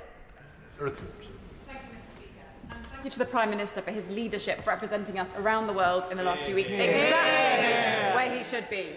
Does the Prime Minister want to remind the party opposite about the fact it was the Labour government which last spent 2.5% of GDP on defence? And can the Prime Minister set out how increasing our defence spending will keep our country safe and support high-quality manufacturing jobs in West Bromwich and the whole nation? Well, I'm happy to remind the House that we had 2.5% of GDP on defence spending under the last Labour government, and we'll have it under this Labour government. In 14 long years, they didn't do that. Mr. Macbeth. Thank you, Mr. Speaker. I welcome the increase in defence spending. So will the Prime Minister take this opportunity to explain where the money is coming from, particularly as his government continues to weaken our country's economy and when another expensive benefit U-turn on top of the winter fuel U-turn is on its way? Well, she must have missed the record investment in our country in the last 12 months, £120 billion, the 4 interest rate cuts and the fastest growth in the G7 in the first quarter of this country. And every time we've increased defence spending, as we did with the 2.5%, we've set out at the same time where that money is coming from. Mr MacDonald. Thank you, Mr Speaker. I find the Leader of the Opposition incredibly disappointing, so goodness knows what her own benches think. But while she's talking Britain down, can I commend the Prime Minister for the leadership he's shown this week? And could he say a little more about how businesses in the defence supply chain, particularly in the Teesside Defence and Innovation Cluster, can contribute to this national mission for defence and security? Well, I'm grateful for him for raising this question. There are 2 or 3 principles here. Firstly, as we increase defence spend, we need to see that reflected in good, well-paid jobs in constituencies across the country. Secondly, Mr Speaker, there will obviously be the big sectors on defence who will benefit, but we've put together a hub for smaller supply chain businesses, which will be in pretty well every constituency, whether they're defence-specific or not, to ensure that they take advantage of the contracts and the extra spending on defence. And in that way, we can ensure that there's a dividend back in the United Kingdom for the extra spend that we're putting in place. David Reid. Thank you, Mr Speaker. There's been some recent confusion from defence ministers surrounding the purchase of 12 F-35A nuclear-capable fast jets. So can the PM please inform the House when the proposed in-service date is for this important capability? Well, we made the commitment to the capability. We're obviously now talking to allies about precisely what the timetable will be for that, and I'll update the House. But the important thing is the commitment is there. He will know that this is a commitment to the NATO initiative, bringing us within that initiative, and therefore a lot of moving parts. But the commitment we've made is a very firm commitment, and I'll set out the timeline and progress on it in due course. Dr. Peter Prince. Thank you, Mr Speaker. So F-35A, hard power. BBC World Service, soft power. Would he agree with me that the World Service is a crucial element of our soft convening power? Yes, I've long been a supporter of the BBC World Service, and it chimes with the other questions I had about the soft power of this country. We have incredible soft power, incredible strength in our diplomacy, and that very often achieves results in a way that then makes it less necessary to use the hard power. Then a message. Thank you, Mr Speaker. There is scepticism in my Huntingdon constituency at how the increase in defence spending might create good local jobs there. But having already pitched to the Chancellor and the Defence Secretary earlier this month to the Procurement Minister alongside my local authority CEOs, Huntingdon is recognised as the home of UK defence intelligence capability, as well as that of US operations in Europe, as well as NATO's. So, given 10% of the equipment budget is now pledged to developing new technology, along with the £400 million Defence Innovation Fund, will the Prime Minister back my commitment to leveraging the designation of RAF Witten as an MOD trailblazer site to build a defence technology cluster to create highly technical local jobs and build new defence capability from Huntingdon? I think he's in discussion with our ministers about this, and obviously we look forward to taking that forward. In relation to what he refers to as the scepticism of his constituents in Huntingdon, I want to reassure them through him that this increased defence spend will bring yield to Huntingdon, to his constituents, in the defence-specific sectors, but also in the supply chains as well. Speaker, I welcome the Prime Minister's statement and his leadership. Can I just return to international humanitarian law? The International Development Select Committee recently published a report that showed that IHL is under threat like never before, and attacks on aid workers are rising. So can the Prime Minister assure us that the UK will be a champion for IHL, and could he elaborate on conversations on upholding it in relation to Gaza, but also Sudan and the many other countries ravaged by conflict around the world? We have an absolute commitment to international humanitarian law, and it is extremely important that we keep to that, whether that's in Gaza or in Sudan. And that guides, that is the framework through which we make our decisions.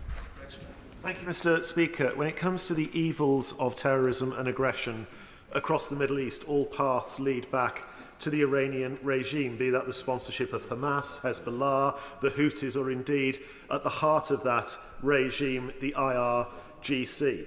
So, whilst I fully appreciate the Prime Minister will not speculate on prescription from the dispatch box, will he at least reflect on how it can be that despite calls from both sides of this House over many, many years to prescribe the IRGC, it still hasn't happened, not least when he took quite right and proper action to prescribe Palestine action after the attack on Bryce Norton last week, that the IRGC still sit unprescribed? I thank him for raising this. As he knows, we keep prescription under constant review and won't hesitate to take the most effective measures against the Iranian regime. He will know we've already sanctioned the IRGC in its entirety, including individual commanders, but we do keep this under constant review. Luke Charters. I praise the Prime Minister for his work on the new 5% target, ensuring that we reach that in terms of national security and core defence. Would he agree with me that just as the last Labour government in the 1940s helped found NATO, that this Labour government could help found a multilateral defence development bank that would ensure we reach the 5% by the mid-2030s? Well, I thank him for that question, and there is a debate going on across allies as to how we can work together on the increased spending in terms of the spend itself, financial arrangements, whether it's development banks or others, and ensuring that we coordinate our capability and cooperation, because the last thing we want is everybody spending more money, but in an uncoordinated way, and there's been intense discussion about that. John Cooper. Mr. Speaker, the situation in Scotland is very difficult. I welcome the news that we are to go further with our at-sea deterrence, and of course the nuclear missile Trident boats are based in Faslane, but as we have heard, First Minister John Swinney and his SNP administration do not back nuclear weapons. Further, they've created a hostile environment for defence firms in Scotland because they will not back any firms which make ordnance. This week we've also heard the former First Minister Humza Yousaf claim wrongly that allowing our American allies to use the Prestwick Air Base to refuel is some kind of war crime. What can we do to nullify the threat to British security from these fifth columnists? Beat them.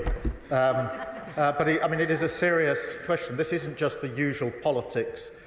This is a serious question of national security. The nuclear deterrent, the at-sea deterrent, is, as he rightly says, housed in Scotland. I went and met one of the subs coming back in just a few months ago. It was a very humbling experience, quite frankly, and got an even deeper sense of what they do for our country, and it should be supported in its own right and as an essential deterrent. And it's among the reasons that we need to change a government in Scotland. John Slinger. I welcome the Prime Minister's statement, which shows that international cooperation, the ability to forge relationships of trust and human empathy are signs of strength, not weakness. Our country is stronger for his leadership and pursuit of peace globally through diplomatic means. Hear, hear. Does my right honourable friend agree that we can only deter war and defend our allies such as Ukraine if outward-looking diplomacy is backed up by ever stronger armed forces and an ever stronger economy? That these matters ought to unify all in this House, and that it's very unfortunate that we've seen petty party political games, frankly, from the Leader of the Opposition. Hear, hear. Well, I agree with him, and all I can say is, in fairness, I can see that on the faces of some of the members opposite, there is clearly disquiet at the approach that the Leader of the Opposition took, and it's not surprising. Nick Timothy. Thank you, Mr. Speaker. On the 5% defence investment pledge, resilience spending appears to include energy infrastructure. Given the evidence about Chinese-made cellular internet modules and kill switches, will he say categorically that China must be kept out of all critical infrastructure, including wind turbines and solar panels? Well, he's right to raise this issue, and obviously we carefully review and monitor any Chinese involvement in any elements of security. But it is right that we now include resilience in our overall definition of national spend and act accordingly. Laura Coates. Thank you, Mr Speaker, and I thank the Prime Minister for his commitment to keeping our country safe and his effective diplomacy to that end. While our international aid budget is now diminished, it remains my belief that the work we do to prevent and respond to humanitarian crises around the world plays a crucial role in global stability and security, and in turn our own. Can the Prime Minister reaffirm his commitment to this vital role for the UK in the world? Yes, I can, and she's right to raise it and to describe it in the way that she did. And we're a leader on this, continue to be. We want to get our aid budget back up, but in the meantime, I want to work with other countries to find other ways of providing and financing that support as a matter of some urgency. Bradley. Thank you, Mr Speaker. I welcome the increase in defence spending, but how on earth is the Prime Minister going to pay for it when his party can't agree on a small reduction in the welfare bill? We have set out in clear terms when we went to 2.5%, both the date plus the way in which we would pay for it. That's the way we do business on this side of the House. For 14 years, they lost control of the economy, left hollowed out armed forces, left out hollowed out armed forces, a 22 billion black hole, and frankly, they're in no position to lecture anyone about these issues. Still less after the response of the Leader of the Opposition, which shows exactly why their party is sliding into irrelevance. Right, Manali.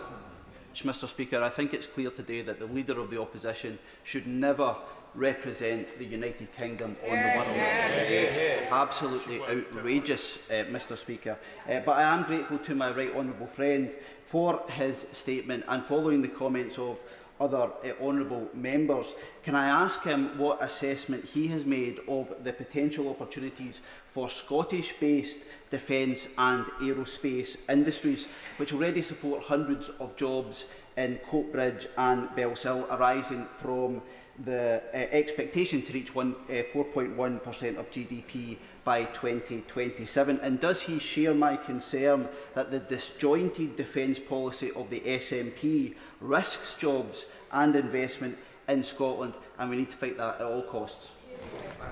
Well, he shouldn't worry too much about the Leader of the Opposition representing our country. She never will. Mr Speaker, if she did, the chair at the NATO summit would have a little sticky note on it saying busy at PMQs, presumably. Mr Speaker, that's how unserious her point is. But on the substantive question of jobs in Scotland, there is the real potential now to build on what Scotland does. It's got a proud history in relation to our defence and security, and this provides an opportunity to build on that platform. James Shannon. Thank you very much, Mr Speaker. Can I thank the Prime Minister very much for his statement. I know that nobody in this House can doubt the sincerity of his careful words and his commitment for what is best for the United Kingdom of Great Britain and Northern Ireland at the G7 and NATO summit. The Prime Minister will be aware of my support for Israel, and indeed the support of so many in this great nation. That was, I believe, one of the major issues at the summit. So can the Prime Minister outline, please, whether time was taken with our closest ally in the United States of America to discuss steps that can be taken to cut the head off the IRGC and to ensure that the USA bombing of the Iranian nuclear programme was a success, and thereby secure a truce and a lasting peace in the Middle East? Thank you. Well, I can assure him that is an ongoing discussion that we have with our US allies, both at leader level and between our teams on an ongoing and constant basis. Israel has the right to be safe and secure, and it is neither safe nor secure at the moment. We have to be absolutely clear about that and the right of Israel to defend itself. And that means discussions about the IRGC, it means discussions about Iran, which has been a constant source of threat and terror and conflict in the region. And yes, we discussed not just the attack on Saturday, but also the further measures that can be taken to make sure that Iran never has the capability to develop nuclear weapons. Tricia Vegas. Thank you, Mr Speaker, and I thank the Prime Minister for his statement and for his leadership, something which I'm sure is welcomed by our allies around the world, if not by the Leader of the Opposition. My right honourable friend mentions that there is now a window of opportunity for peace in the Middle East, and I'm sure that's something we would all want to see happen and come to fruition. However, with deadly attacks on Palestinian people seeking food continuing, Can the Prime Minister advise from his discussions whether there is any prospect of Israel allowing the UN and other humanitarian organisations to resume food distribution in an ordered and fair way? Well, they should do, and we're urging that they do, because the current arrangements are intolerable and they're never going to work. And we need to be really clear about that, and we will continue to urge that with our allies and obviously talking to leaders across the region, as she would expect. But now is the time to push on also for the broader ceasefire to alleviate the situation more generally and allow a path to open for the long-term conflict resolution that's needed. Thank you, Mr. Speaker. It's the role of any government and Prime Minister, and it's their first duty to keep this country safe. I know it's a role that our Prime Minister takes incredibly seriously, which is in stark comparison to what we've seen today from the Leader of the Opposition. The Prime Minister will know when he visited Blackpool, and he has visited Blackpool many times since becoming Leader of our party, that young people told him at my sixth form college they're crying out for local jobs in the Blackpool area to keep them there. Will he ensure that this defence increase of 5%, which is welcome, will create the decent, well-paid jobs on the Fylde coast so young people in Blackpool can get those jobs where they live?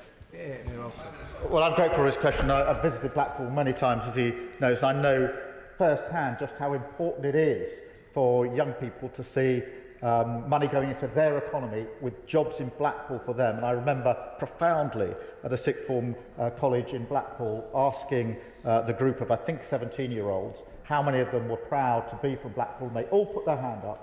And when I asked them how many of them thought that their jobs in the future would be in Blackpool, only one of them put their jobs up, because they all thought that they would have to leave Blackpool to get the jobs that they wanted. We need to turn that around. This gives us an opportunity to start doing that.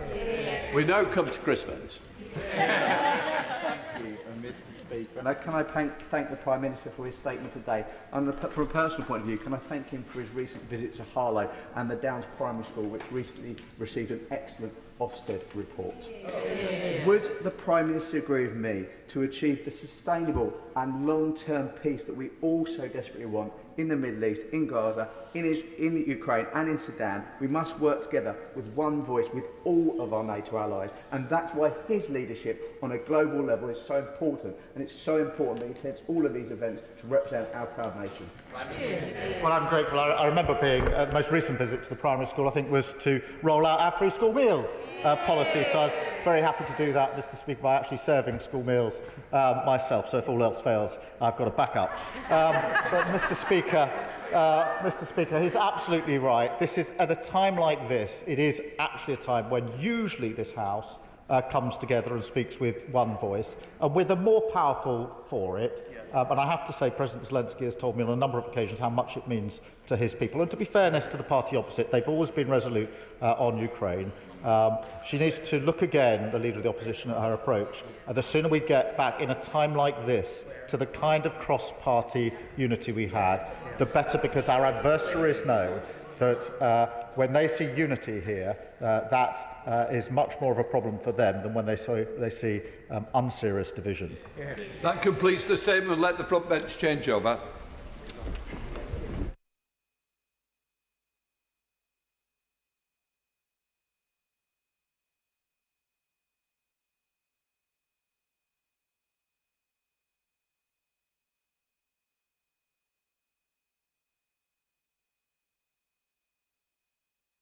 We'll now proceed to read the orders of the day. By an appropriation, main estimates number 2 bill, second reading. Now. Minister to move formally. I beg to move. Question is that the bill be now read a second time. As many of that opinion say aye. Aye. Contrary no. The ayes have it. The question is that the bill now be read a third time. As many of that opinion say aye. Aye. Contrary no. I think the ayes have it. We now come to the general debate on the Armed Forces Day. Minister Luke Pollard, move.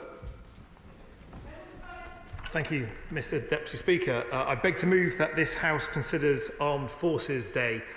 This week, our nation comes together to give profound thanks to the men and women of our armed forces, their families and veterans, the heroes who give so much and sacrifice so much for their country. at a time when the world is becoming increasingly dangerous, unpredictable and insecure. Right now, our armed forces are helping Ukraine to defend itself against the might of Russia by supplying kit and equipment, nearly 3.5 years into a war which Putin thought would be over in 3 days. Our armed forces are in Singapore with the UK Carrier Strike Group led by HMS Prince of Wales, strengthening Britain's ties with the Indo-Pacific. They are operating as part of every NATO mission alongside our allies, keeping the peace in zones of potential conflict, and our people are working in the Middle East to de-escalate tensions and stabilise the region. Our armed forces are contributing to UN peacekeeping forces around the world, helping to bring hope to war-torn communities, and they are protecting our shores at home, ready at a moment's notice to respond to any emerging threats. Truly, they are the best of Britain, recognised globally for their professionalism and dedication. And this week, in Armed Forces Week, we have a chance to say thank you, to thank them for their service, to thank their families for their understanding at the times when they are away, to thank those people who support our men and women in uniform, in defence industries, in the supply chain, in the technology companies that help keep them having the fighting edge that keeps our country safe. Now, apart from those affected by COVID restrictions, 2024 was the first year since the inception of Armed Forces Day that there was no national event. This government is proud to have restored it this year, backing 3 days of celebrations in Cleethorpes. And as my honourable friend, the member for Great Grimsby and Cleethorpes knows, it's a community which carries a long tradition of not just honouring our armed forces, but shaping and supporting them too. From the local RAF station at Northcotes, which was home to the Coastal Command Strike Wing during World War II, disrupting enemy supply chains with great success, to active veteran groups today, like NEL for Heroes, which does outstanding work in North East Lincolnshire, helping veterans to return to civilian life. But although the biggest celebrations will be taking place in Cleethorpes, where the Defence Secretary will be this weekend, there are more than 180 other events taking place across our nation. Earlier this week, my ministerial colleague Lord Coker was among the large crowds which turned out in Northern Ireland to celebrate Armed Forces Day. Happy giving way on that point. Yeah, Mr. Deputy Speaker, that I was very fortunate to be there and had an opportunity to meet Lord Coker from the other House. It was very clear to him and I both that the 60,000 people turned out to commend and celebrate such a wonderful occasion. Can I ask the Minister, maybe later on, if you don't mind, would he outline clearly what can be done to recruit more TA soldiers? Will it be flexibility with employers? Will it be the jobs and the courses they can do? Or will it be to enlarge the numbers of cadets, please? Thank you so much. Well, Mr. Deputy Speaker, can I thank him for his years of service? It was in Westminster Hall yesterday that he added up all the years that he served in uniform, and I think that was 14.5 years in total in various roles. So can I thank him for his service to our country? It is absolutely vital that we address the retention and recruitment crisis we inherited from the previous government. We're making good progress in that regard. A key part of that is not only recruiting new people to our regular forces, but also making it easier to join the reserves as well. And whether people are serving full-time, part-time in their spare time, there is an opportunity for people right around the country to contribute to our armed forces. My ministerial colleague, the Minister for Veterans and People, will be setting out further steps as to how we're going to improve our reserves as we approach the Armed Forces Bill in the next session of Parliament, making the case that improving our reserves makes us safer, but also provides more opportunity for the nation to have a closer connection with those people who serve as well. Happy to. I'm very grateful to the Minister. One of the 180 events that he mentioned will be Armed Forces Day in Andover, which I'll be attending on Saturday. As he knows, Andover is home to Land Army headquarters, and I wondered whether he could reflect on the importance of the work of celebrating armed forces in those communities which physically embrace their headquarters and their camps and residences, to sustain that connection between the non-uniformed civilian population and those who protect them on a daily basis? Well, can I thank him and thank him for his attendance at an Armed Forces Day event this weekend. As someone who represents Devonport, home to Western Europe's largest naval dockyard, I'm acutely aware of the relationship, the important history and the connections today between our military, those civilians that in Devonport's case support the fleet, and our wider community, including veterans. I think it is absolutely right we tell the story of that connection, not just by looking back at the battles of previous years, those people who never returned from wars, but making the case that investing in our defence today creates good, well-paid jobs. It provides opportunities for our young people, and it's one of the sources of great pride, I think, that our Army, our Navy and our Air Force all feature in the top 5 employers of apprentices in the country. It's a huge opportunity to celebrate the skills that we have, but also the connections between our people, because I think all our communities are proud of our armed forces, and this weekend's a great opportunity to say that again. John Slinger. I thank my honourable friend for giving way. He knows that recently I had the great privilege of visiting our base in Erbil in the Kurdistan region of Iraq, where I saw for myself the dedicated service of the troops and their officers who are doing huge work to help that regional government and also thereby enhance regional security and British security. They are a tribute to this country and we owe them a debt of gratitude, and we should remember that there are so many service men and women overseas doing very difficult work, sometimes in harm's way, and on Armed Forces Day we must remember all of those serving officers and soldiers as well. Well, can I thank him for his remarks just there? I think it is a good reminder that on Armed Forces Day and in Armed Forces Week there'll be parliamentarians on all sides of the House visiting local communities, making the case for armed forces in their communities. But there will be people from communities right round our country who won't be at those celebrations because they'll be serving on the front lines overseas, helping to project UK power and influence, helping to stabilise regions and helping to make sure that we de-escalating tensions. And the work that our forces do in the Middle East may have been in the news quite a lot recently, but their work that is often not covered in the news is nonetheless as vital for our national security and worthy of our praise and thanks. And I'm certain on a cross-party basis there is support for the work that they do across the Middle East. My right honourable friend, the Minister for Defence, Procurement and Industry, will be in Liverpool this weekend celebrating alongside her community of Liverpool Garston at Armed Forces Day events. And the Minister for Veterans and People, my honourable friend for Birmingham Solioak, will be in Coventry, having completed a tour of many of our communities nationwide, making the case for further investment in services to support our veterans, Mr Deputy Speaker, a vital part of this government's work to support those people who have served. Many celebrations will be taking place across Scotland and Wales, including in Edinburgh, where the Minister for Scotland will be attending, and I will be back home in Plymouth, home to not only Devonport but Stonehouse, the spiritual home of the Royal Marines, where I'll be out on force on the Hoe on Saturday. And for those people not familiar with Plymouth geography and some of our international viewers, the Hoe is a wonderful cliff-top view of Plymouth Sound, and nothing more sinister than that, shall I say. But look, as a son of a Royal Navy submariner, I'm proud to represent my hometown, which is not only steeped in military history, but also plays a pivotal role in protecting Britain today. Having grown up as a Navy brat, I know that many remarkable people in defence tend to dismiss their achievements as just part of the job, a humbleness that defines service in our country.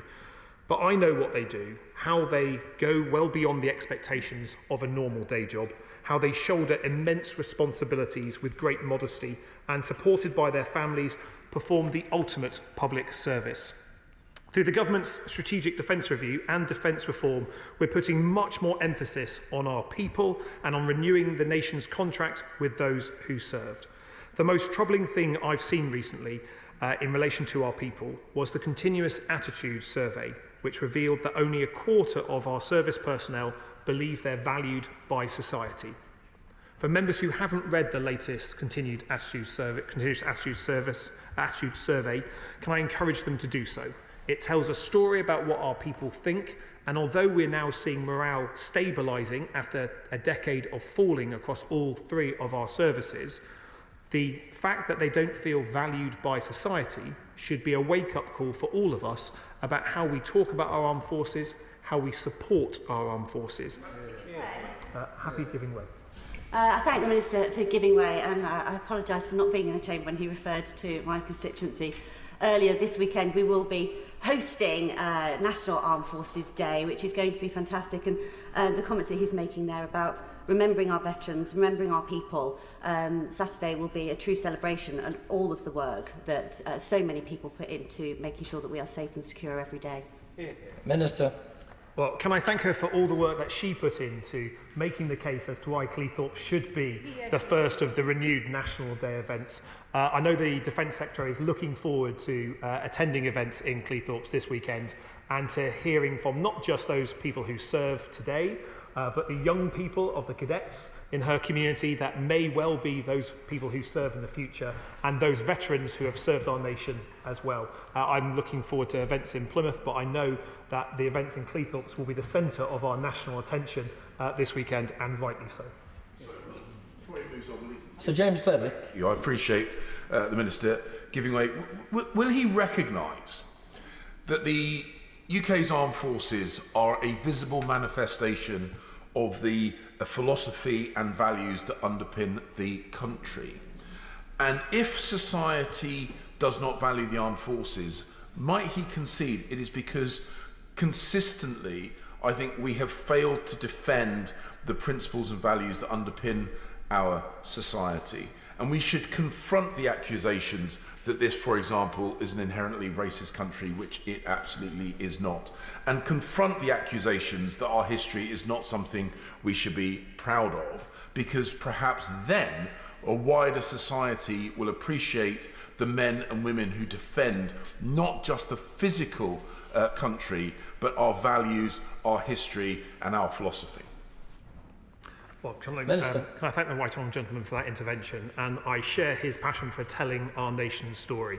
To tell our full story, we have to explain the good bits and sometimes the bad bits as well.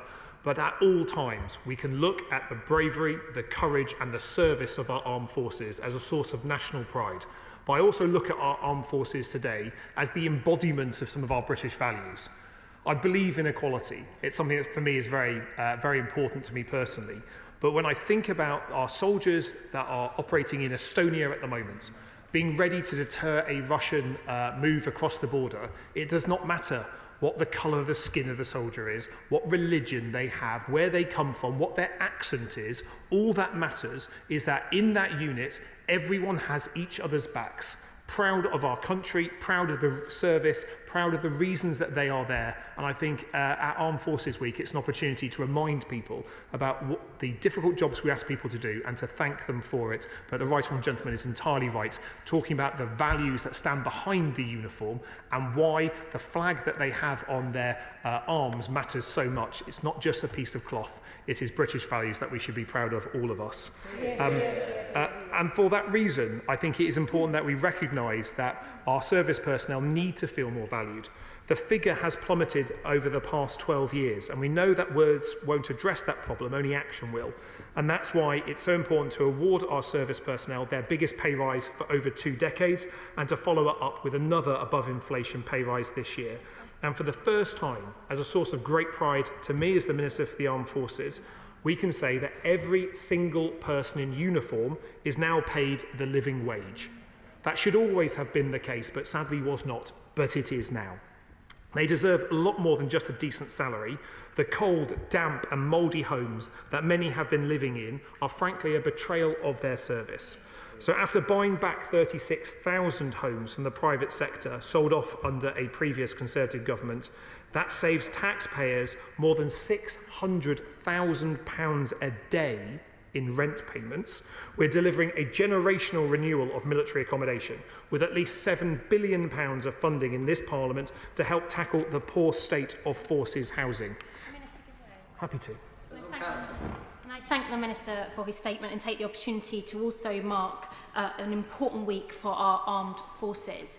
And I welcome everything he's saying about the support to our armed forces, but also to their families in the way of investment in the homes and also more money in their pockets. Does he agree with me that supporting our armed forces goes way beyond just the equipment they need on the front line, but it's about making sure that their families are supported and valued through the support we can give them as a government, but also in the communities that they live in? Minister. I couldn't agree with the Honourable Lady more. It is so important. I think in this debate, and I am somewhat guilty of this occasionally, Mr Deputy Speaker, many of our defence debates have been about kit, has been about platforms, and if it's anywhere near me, has often been about frigates. And we talk about the equipment. We need to talk about our people more. That's at the heart of the Strategic Defence Review, but also at the heart of this government's policy is talking about the families of those people who serve more. So that's why the Armed Forces Commissioner Bill that we are placing through the House, that I hope will become law soon, puts an emphasis on allowing service families to access the Commissioner, to make a case that it is the whole defence family, those people who serve in uniform and their family members that back them in service, that need to be valued by this nation. And I believe on a cross-party basis that is a view that is shared. What we now need to do is to make sure it's featured in our legislation and in the day-to-day operations of our military. There's more to do on that. Happy to. Jackson. Thank you, Mr Speaker. With the Minister, just on his previous point about the selling off of the military homes and the buying back of them from the Labour government, would he acknowledge that the negotiations for that deal actually started in May 2024 under the Conservative government and were completed by the Labour government? Minister. Indeed, and when this the announcement was initially made, I remember standing at the dispatch box and thanking the Shadow Defence Secretary, who's not here today, but thanking him for his work on this. It was a terrible privatisation. It was truly awful. It represented the worst value for taxpayers, and it has doomed many of our forces families to appalling accommodation for far too long. Now that that privatisation has ended, now we've brought back those homes into public control again, we can invest in them. But we need to do that at pace, because there are people living in accommodation today with damp and mould. That's not good enough. We need to proceed at pace, and the Minister for Veterans, who leads on this work within the MOD, is certainly as impatient as I am to see the improvements, as I know he will be as an MP who represents a military constituency as well. Yeah. I'm grateful to the Minister for giving way. Purely for the record, the reason the Shadow Defence Secretary is not here is because he has a very important personal family commitment today, although I'm honoured to stand in for him. Just quickly on this subject, has he seen our proposals for an Armed Forces Housing Association, which is ring-fenced, to provide better quality accommodation for Armed Forces personnel and their families?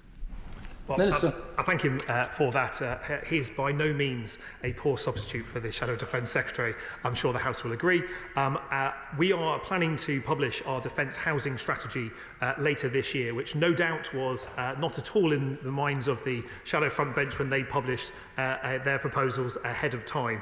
And I'll have to encourage him to wait for the full work to be published in due course. But improving defence housing has to be a priority, because for many, many years, as a nation, we've not been delivering what our forces deserve, and that will change now. We have this year extended the ability to reclaim the costs of wraparound childcare to many of those deployed overseas, and next year we'll go further to cover all overseas areas to make family life a little easier. We're legislating for an Armed Forces Commissioner, an independent voice to help improve service life, and we've made a manifesto commitment to bring the Armed Forces Covenant fully into law, a promise made by the nation that those who defend it will be treated fairly and not disadvantaged because of their service. This includes, for example, making sure service children have the same access to education as other children. We're also transforming recruitment, and we hope that many young people will be inspired to join up after attending Armed Forces Day events this weekend. And we're also overhauling access to care and support for veterans through the Valour programme. I'd like to turn briefly, if I can, to veterans, because although Armed Forces Day is an opportunity to thank those people in uniform, we should also use it as an opportunity to thank those people who have served as well. happy giving way. Thank the Minister for giving way. On the point about the Covenant, which I very much welcome the work being done to bring it into wider effect and a legislative effect with consequences where it's not applied. That I think is going to be really important in terms of delivering services to our armed forces from right across the public sector. But there is a financial consequence for that, and it's a financial consequence that I think Parliament needs to seriously consider, and Government needs to consider about how that is borne and how that is distributed to make sure that those public services are empowered and financed to support armed forces personnel in the best way that they possibly can, and their wider families just as importantly. Minister. Well, can I thank the honourable gentleman for his intervention, and I agree with him. It's important that it's a pledge made in action and deed, not just in words. I think if you look at the Armed Forces Covenant implementation across the country at the moment, there are some areas that are exceptional at doing so, that really have embraced not just the words of the Covenant, but the spirit behind it. And there's other areas that perhaps are a little bit further behind on the journey.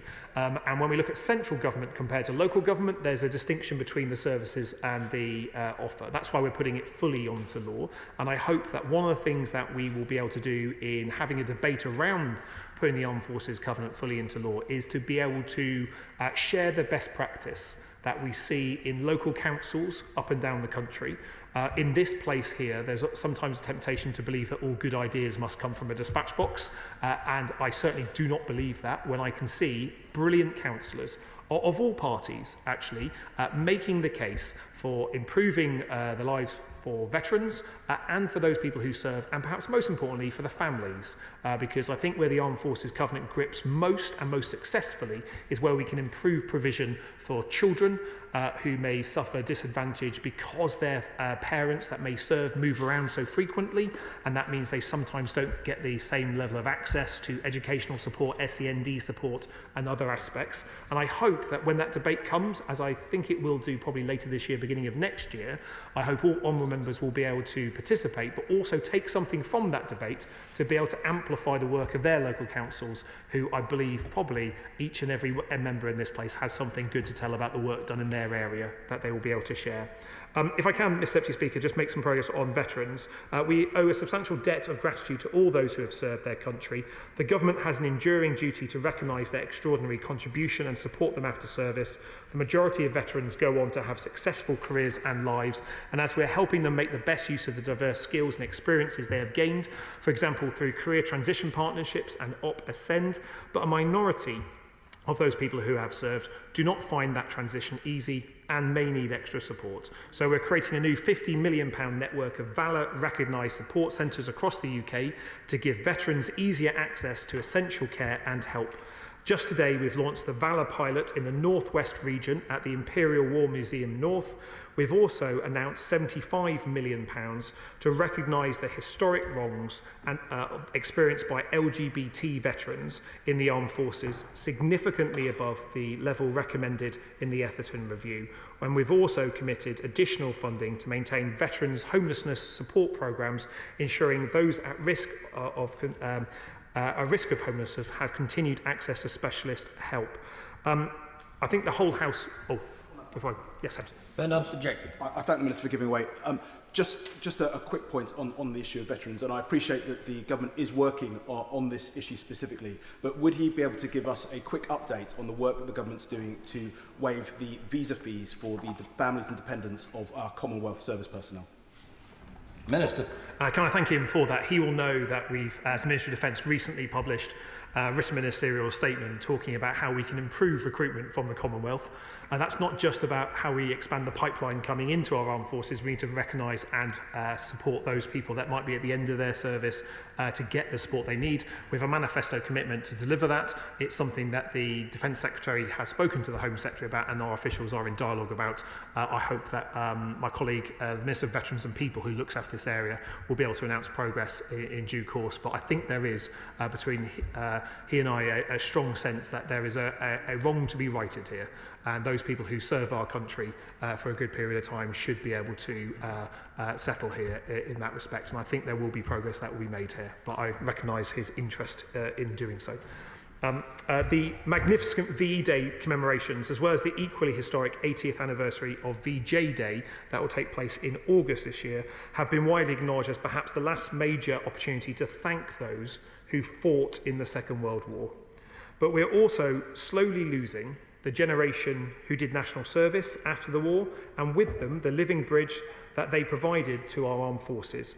We need to reconnect society with our armed forces and widen participation in national resilience.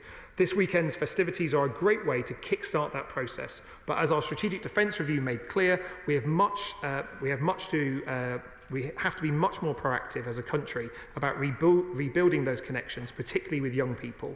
Half of the Army's current crop of regimental sergeant majors were once cadets, so we will boost the cadet force by 30% by 2030, creating the opportunities for 42,000 more young people to be a cadet. We'll also introduce voluntary gap year schemes for school and college leavers, and we'll develop a new UK Strategic Reserve by 2030, a fitting objective considering that yesterday was Reserves Day, when we were able to thank those many thousands of reservists who served this country. They greatly bolster our capability at a time of crisis, serving across defence from the back office to the front line, and they give us the skills, scale and ability to meet the threats as we face at home and overseas in a cost-effective way. As my honourable colleague, the Minister for Veterans and People, can attest after serving alongside them on various tours. I've seen personally the enormous benefits that experience with our armed forces can offer people, particularly young people. Purpose, adventure, social mobility, a unique sense of camaraderie and self-achievement, and for many people, it's a route to a much better life. We want to make many more young people aware of the opportunities on offer and a chance to see where service life can take them. As I briefly noted earlier, we're also taking decisive actions to address the recruitment crisis that we inherited. The tortuously slow process that caused so much frustration is being transformed. For example, we've eliminated more than 100 outdated medical recruitment policies, and we're slashing the time it takes to access medical records from weeks down to hours. Our objective is to reduce the time of flight from application to starting at a training establishment, and the new 1030 policy the Secretary of State introduced, that means applicants will get a decision on a provisional application decision within 10 days and a start date within 30 is a good step towards improving this process. But we know there's much more to do. Army recruitment has been totally restructured, and we've acted to keep hold of valued staff who are most at risk of leaving, for example by introducing retention payments for Army privates, Lance Corporals and aircraft engineers. The results, Mr Deputy Speaker, speak for themselves. Year-on-year inflow of recruits is now up 19%. Outflow is down 7%. The Royal Navy has exceeded its yearly recruitment target, and the Royal Air Force applications are up by a third when compared with early 2024. And applications to join the Army are at their highest level for 7 years. Happy giving way. I thank my honourable friend for giving way. Does he agree with me that it was very helpful when discussing recruitment problems for the armed services that this government was able to deliver an above-inflation pay rise of 4.5% for service personnel, recognising their extraordinary professionalism, and that in combination with the 6% headline award last year, this represents a cumulative pay award of 10.5% since July 2024. This can only help with the issues that he's discussing. I think it absolutely does. And just as the Strategic Defence Review talks about a whole of society approach, I view that from an inside-outside perspective. We as society need to value our armed forces more, recognise that we all have a role within resilience and improving the way our nation is defended. But we also need to recognise that those people within our armed forces need to feel more valued by the whole of society as well. And ensuring that our people are paid well and live in a decent home are the foundations of that. And I hope one day that this House will not need to debate the quality of our military accommodation, because the quality will be achieved at such a level that it is just a given that when we ask our people to move around the country, we ask them to live in accommodation, whether it's single living accommodation or a service family accommodation, it will just be decent. And that is our objective, but we have a lot of work still to do. So I hope members across the House will be able to join our armed forces and our communities this weekend celebrating the work of our service personnel. As we set about reconnecting the nation to its military, we must remember that service and sacrifice are not values confined to the history books. They're just as important today as they have ever been, and they're just as visible today if we tell their stories. They're embodied in Britain's armed forces. There has never been a more important time to thank them for the fantastic work they do, or a better time to promote the benefits of an armed forces career to young people. So to all those who serve, all those who have served, and all their families, we give our deep thanks. And to those who might serve in the future, we say come along to an event this weekend and find out what our brilliant armed forces could do for you. Thank you, Mr. Deputy Speaker. The question is that this House has considered Armed Forces Day. Order. Just before we proceed, I'm very conscious of the fact that some members have arrived after the start of the debate. Ordinarily, that would preclude them from speaking in the debate. But I also understand that the Prime Minister's statement earlier today has thrown timings out slightly. So my intention is to accommodate all of those who are in the chamber who wish to speak. But inevitably, those who arrive late will have to take their turn. Opposition front bench, Shadow Minister of State, Mark Francois. Thank you very much, Mr. Deputy Speaker. Given the topic, I'm genuinely honoured today to be opening this debate on behalf of His Majesty's loyal opposition on the subject of Armed Forces Day. I had the honour to be present in New Palace Yard on Monday to watch members of the Armed Forces raise the Armed Forces flag in Parliament at a ceremony presided over by Mr. Speaker and his chaplain, the Reverend Canon Mark Birch, MBO. It was a joyous occasion, and I'm pleased to say was very well attended by many MPs. My opposite number, the Armed Forces Minister, is the proud son of a submariner, while he's being followed by the equally proud son of Stoker First Class Reginald Francois, who was on a minesweeper called HMS Bresset on D-Day. So we are both naval brats, as he put it, at least after a fashion. It's now become established that Armed Forces Day is held on the last Saturday each June. So this Saturday there will be many ceremonies taking place in parallel across the length and breadth of the United Kingdom, including in my own county of Essex, and I'm hoping to attend the celebration in Basildon, the town in which I grew up.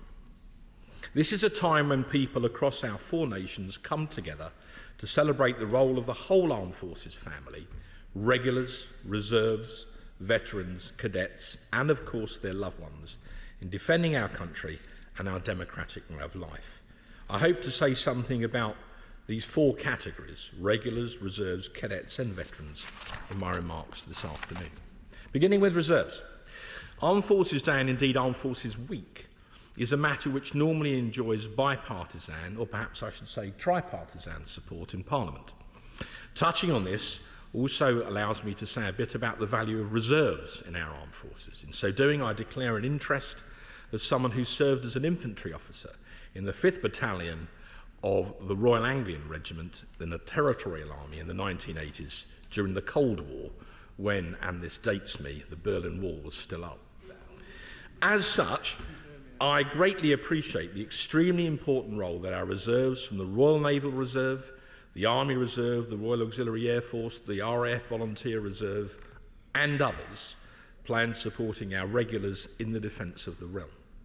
In that context, I recently saw an analysis, Mr. Deputy Speaker, which pointed out that following the 2024 general election, there were now 17 Conservative MPs in the House of Commons who had served or are serving in either the regular or reserved armed forces of the Crown. However, on these benches we have no monopoly of military service. The same survey also pointed out, quite rightfully, that Labour have 13 MPs in a similar position and the Liberal Democrats now have 8. For completeness, I must of course point out that the Honourable Member for Strangford also served in the Territorial Army, so he is with us on that point. Indeed, Mr. Deputy Speaker, I sometimes feel that he is always with us.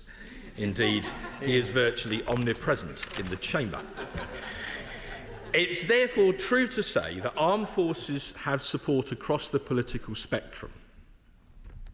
at least from those of us who are here.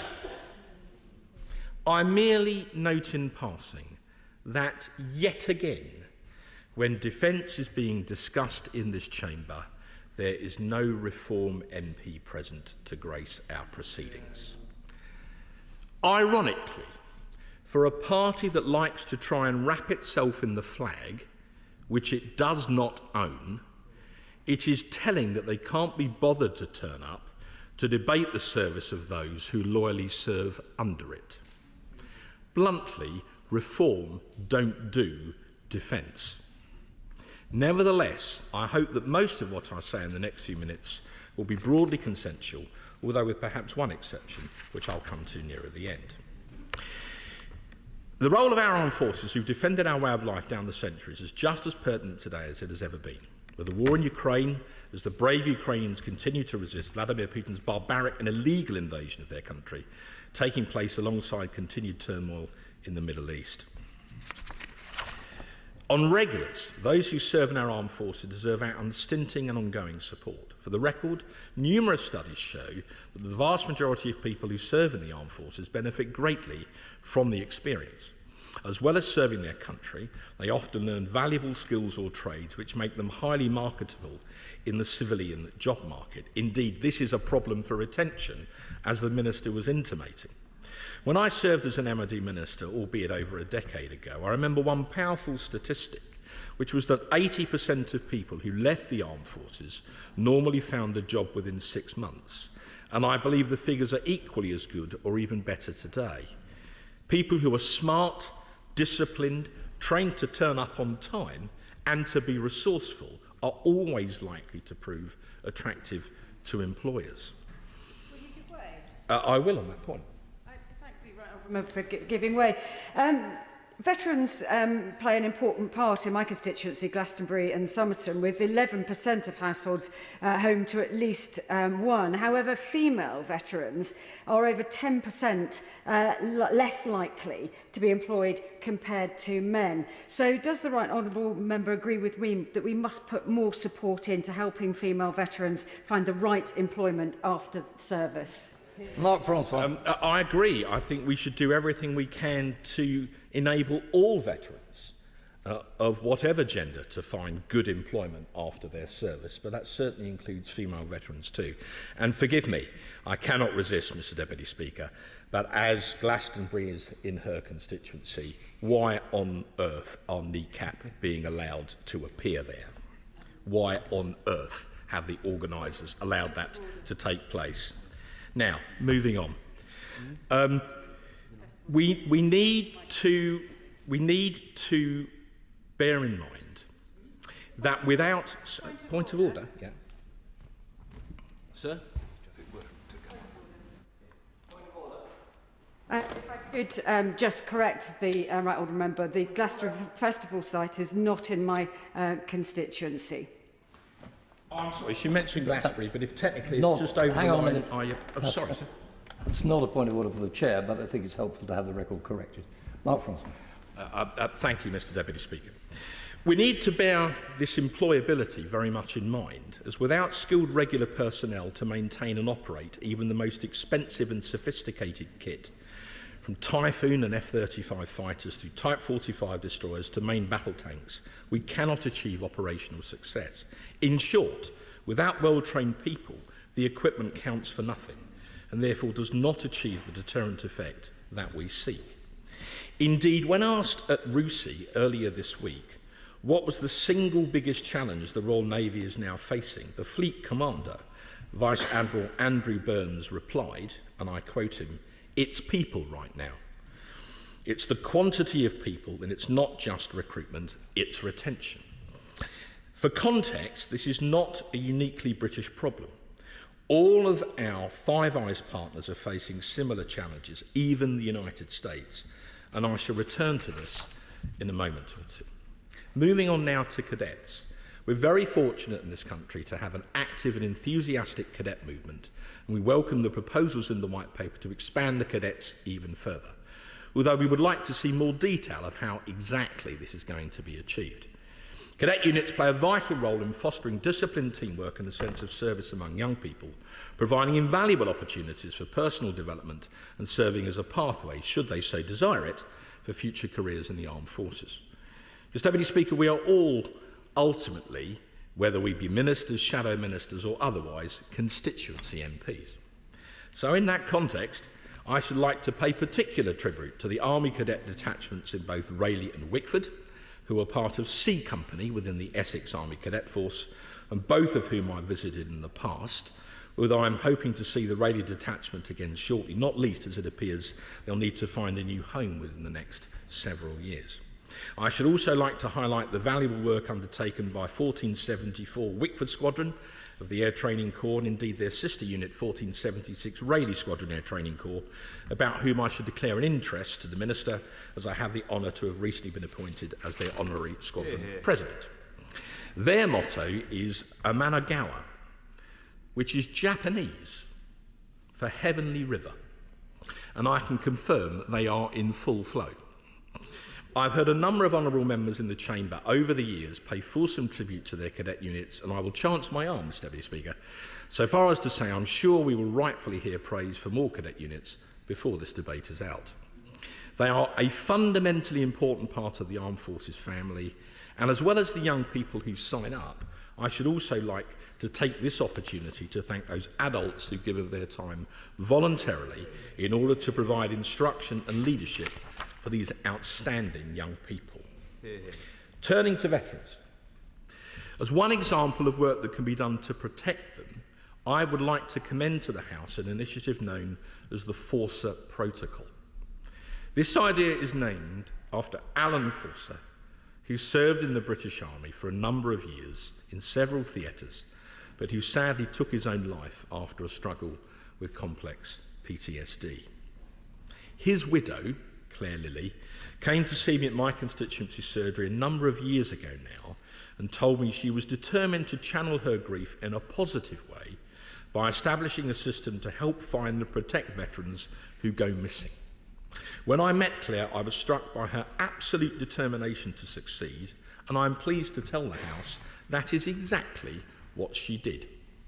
In short, the Forcer Protocol is now a standard operating procedure among many police forces, similar in some ways to the Herbert Protocol for people who go missing with dementia, but with special features designed specifically to assist former service personnel. In essence, it works like this. People who have a veteran in their family who they believe may be vulnerable can register their details confidentially, including known associates and favourite haunts, with an organisation known as Safe and Found Online. In the event that a veteran then goes missing, the family, via releasing a PIN code, can make that information immediately available to the police to assist them in their search for the potentially vulnerable veteran. The initiative was initially trialled by Greater Manchester Police over a 6-month period. The trial was an outstanding success, and GMP reported that the trial had allowed them to make positive and timely interventions which undoubtedly saved the lives of dozens of veterans within the Greater Manchester area. As a result of this highly successful trial, the Forcer Protocol is now being rolled out across police forces nationwide. We had an event to encourage progress in the Commons in November 2024, and I'm pleased to tell the House that, at very short notice, the new Veterans Minister, the Honourable and Gallant Member for Birmingham Sellyoak, attended to give his personal support, for which I'd like to thank him again today. In an equally bipartisan spirit, I'd like to pay tribute to the actor and TV celebrity Mr. Ross Kemp, aka Grant Mitchell, for his unwavering support for this initiative and for the work that he has done for veterans more widely, and indeed for his amazing documentary with the Royal Anglians, my old regiment, in Afghanistan. Thank you, Ross, for everything you do for our armed forces past and present. We know your heart is absolutely in it, and we're grateful.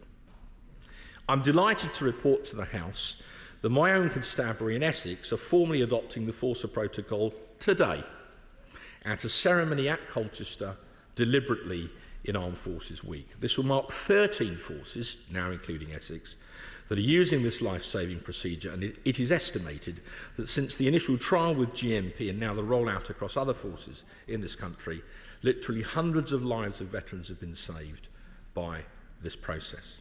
For the record, I wish to commend Claire Lilly for everything that she and the loyal band of her supporters have done to make this possible.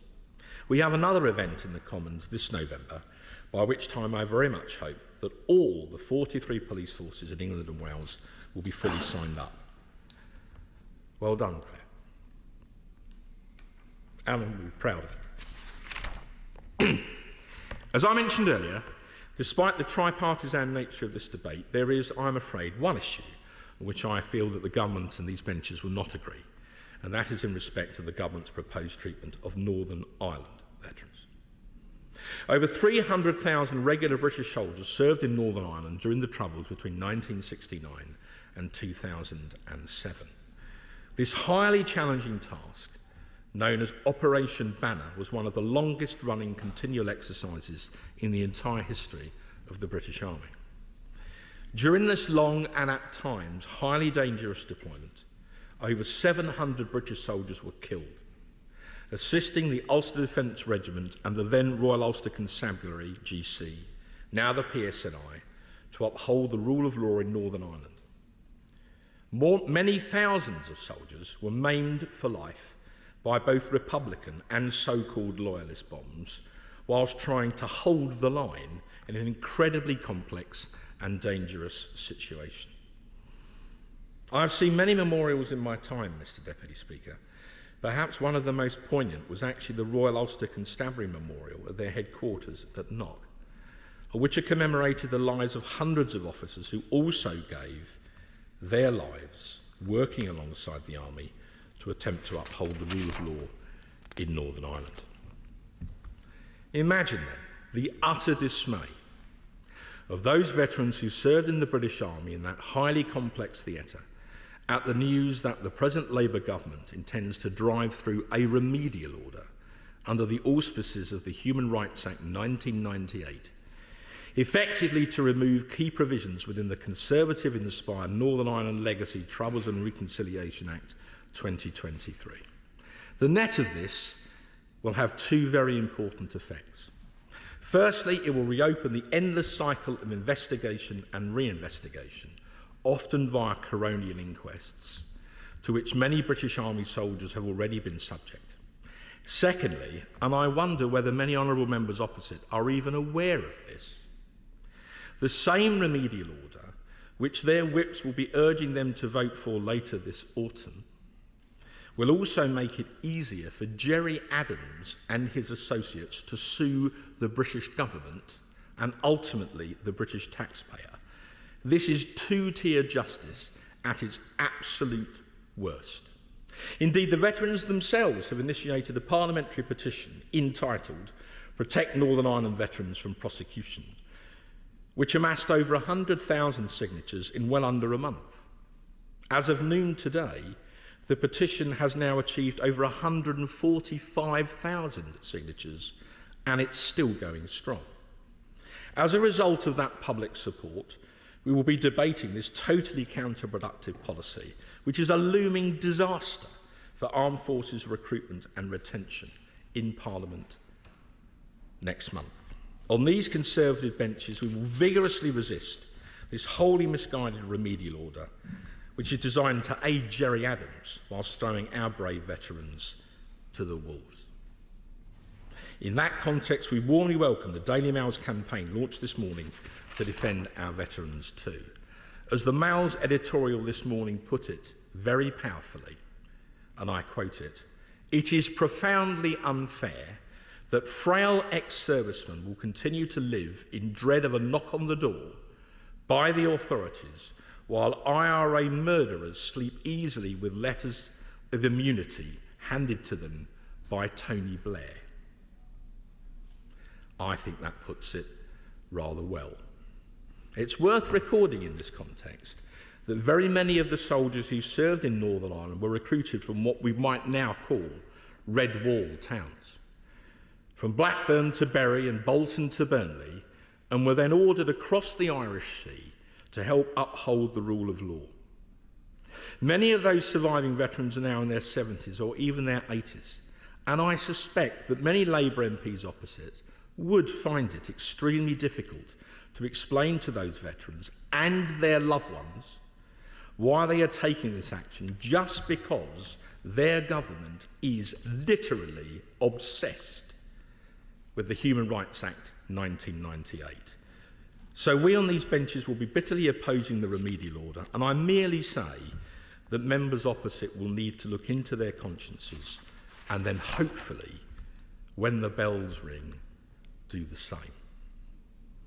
With that very important exception, Mr. Deputy Speaker, I hope we can all agree across this House, those of us that are here, that we value immensely the work of the whole Armed Forces family and everything they do to help keep our country safe.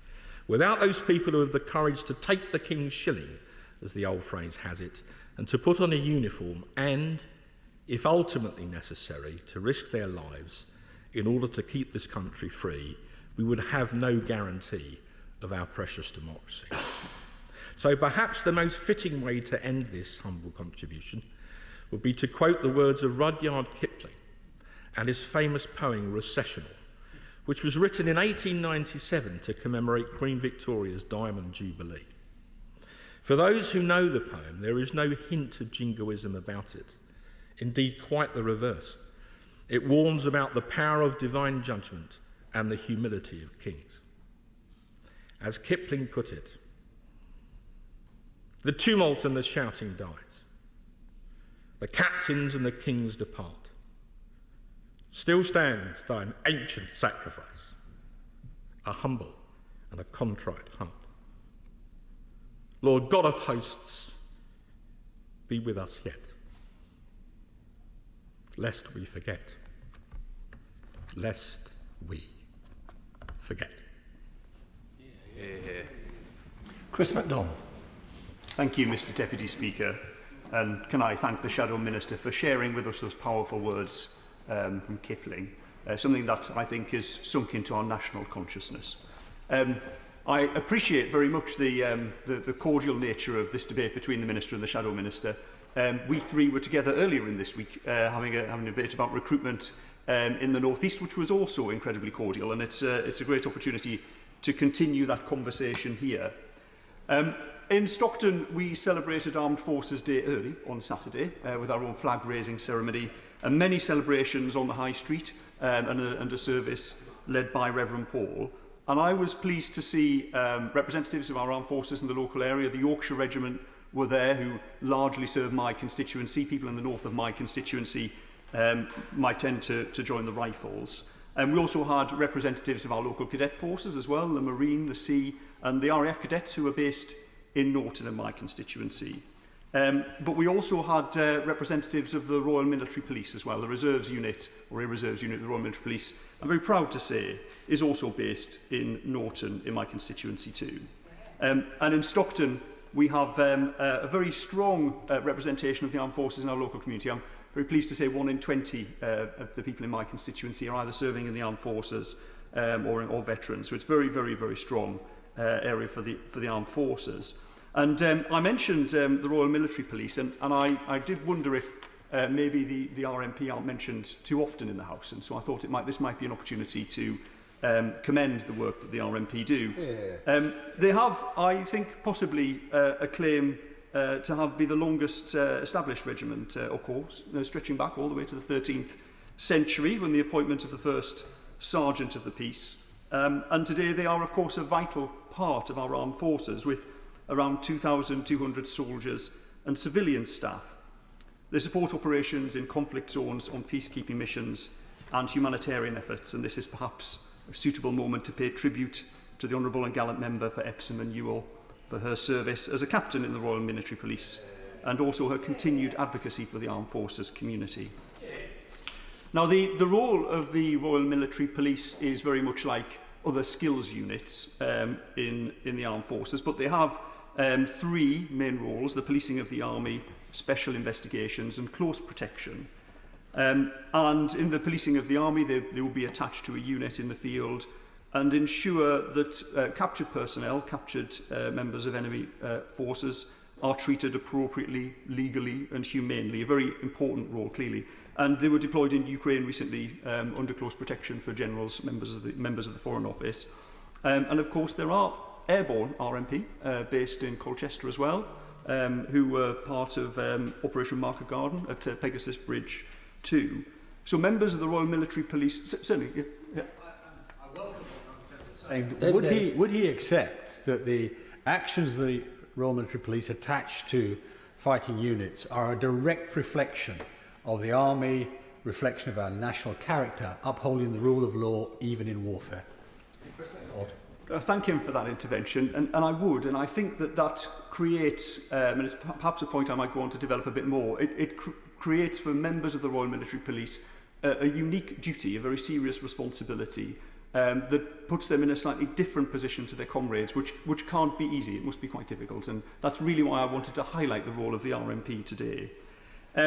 I also wanted to highlight as well that the RMP themselves can find themselves in incredibly dangerous situations as well. And I was talking to a friend of mine who is a member of the RMP Reserves, and he highlighted to me the role of Royal Military Police officers during the Second World War and in other conflicts as well, managing traffic points. These are fixed grid reference points. It's vital, obviously, that that traffic flow of equipment and personnel is managed appropriately for our logistics, but it also means that RMP personnel are very easy to target, either from artillery and aircraft, and that they carried out that role with great bravery as well. So I really want to commend the RMP for that. I mentioned that policing puts the individuals involved in a difficult and somewhat unique position. I mean, that's also true, obviously, for the civilian police force, but I think there is a particular additional burden on those members of the Royal Military Police in how they discharge their duty. And I was struck by the story of Royal Military Police veteran Kate Green, who 20 years from the lifting of the LGBT military ban was serving in the Royal Military Police. And the thing that she feared the most was being asked to investigate those who were suspected of hiding their sexuality from the army. If you admitted your sexuality, you were out, it was the end of your military career. Now, eventually, Kate decided that she couldn't continue with this anymore. She didn't want to continue to live a lie herself, and so she handed in her 1-year notice to the Royal Military Police. But actually, the LGBT ban on the army was lifted on the 12th of January 2000, only just a short time after her career ended. Kate now works with the Royal British Legion. She maintains a strong connection with the army despite no longer serving. I think this is an opportunity for us all to welcome the lifting of that LGBT ban, and also, but also to recognise the service of LGBT veterans. Yeah. Well, absolutely. I thank my honourable friend for giving way. Nearly 30 years ago, when I was at the University of Exeter, I argued vociferously to make sure that our armed forces were allowed to recruit from our campus, to make sure that they got people like us into the military so that we could create a military that was receptive and reflective of our society, and so people from LGBTQ plus communities could serve alongside us without any impediments. Would my honourable friend agree with me that what is true is that inclusion comes from being part of an institution and helping to change it from within, and that it's necessary that we do not put impediments to armed forces recruitment on campuses today? Mr. MacDonald. Thank my honourable and gallant friend for that intervention, and thank him also for his service and his continued advocacy for the armed forces in this place. He spoke very powerfully there, I think, in that intervention. I would agree with him and also say that it is no small task to change a culture in an organisation that starts and ends with leadership. And so I think we must thank the leaders in our armed forces as well, who've done it exactly as he said. I also wanted to share the story of Rachel Webster. She's a Royal Military Police veteran from the North East, and she has another example of how it's possible to break down barriers and overcome some really quite entrenched stereotypes. Now, Rachel chose engineering when she was at school over cookery. That was what her interest was. but she was told that she wouldn't be able to weld because she was a girl. Now, I don't know if any of you have ever had a go at welding. Well, I have, and I'm a boy, and I'm terrible at it. So Rachel was unable to pursue that at school. But like me, Rachel left school and joined British Steel. And British Steel were better at teaching her welding than me because she took a 4-year apprenticeship programme and she learned how to weld in the steel industry. But her ambition was to enter the armed forces. And she applied to, or she wished to apply to join the Royal Engineers, where many of her compatriots on the British Steel Apprentice Scheme went. But when she applied, she was told that women couldn't be Royal Engineers at that time. Shocking. So, undeterred, she joined the Royal Military Police in 1989. She trained with the Women's Royal Army Corps and then with the RMP and was deployed to Germany. Her career took her across the world, from Northern Ireland during the Troubles to Afghanistan in 2001. But one of her proudest moments came in Iraq in 2003. She was helping build a girls' school and impressed the local men who didn't realise that it was possible for women to weld. So she was able to use her welding skills on behalf of the army anyway. Now, I think both Rachel and Kate have really powerful stories. They show us that courage doesn't know any gender or any sexuality. And I do hope that there will be inspiring stories for my constituents in Stockton, Billingham and Norton, and of course people across the country. And I would really like to take this moment to very much thank all of our armed forces, but particularly the Royal Military Police and those reservists in the Royal Military Police in my constituency across the North East and across the country for their valuable service to our nation. Thank you. Liberal Democrat front bench spokesman, Ellen Maguire. Thank you, Mr Deputy Speaker. And it's an absolute privilege today to speak in today's debate on Armed Forces Day. A day that we recognise and celebrate the bravery, dedication and sacrifice of those who serve and have served in our armed forces. We honour and we thank them. Earlier this week I was proud to attend the Armed Forces flag raising ceremony in Epsom. Events like this are held in communities across the country and their meaning runs deep. They are a visible reminder of something that should never be taken for granted. The courage of the men and women who step up to defend our freedoms, often at great personal cost. For me, this week is personal because I served in the British Army as part of the Royal Military Police, as outlined by the member for Stockton North, who quite rightly highlighted the important and vital operational work of the Royal Military Police. My journey began with the desire to lead, travel and make a difference. I joined Sandhurst, gruelling and inspiring in equal measure. As one of few women at the time, I trained in boots not designed for me, but emerged with unbreakable friendships forged in resilience.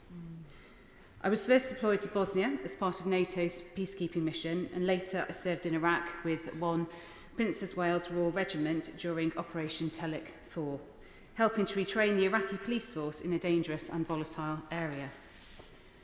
We operated under constant threat, and a year before my arrival, 6 of my Royal Military Police colleagues were killed in Majar al-Kabir. And I still remember the fear of that first night in Maysan, travelling in a blacked-out bus, unsure of what lay ahead. The fear of the unknown, of not making it home, is one that many serving personnel still face today. And yet we carried out our mission with professionalism and camaraderie.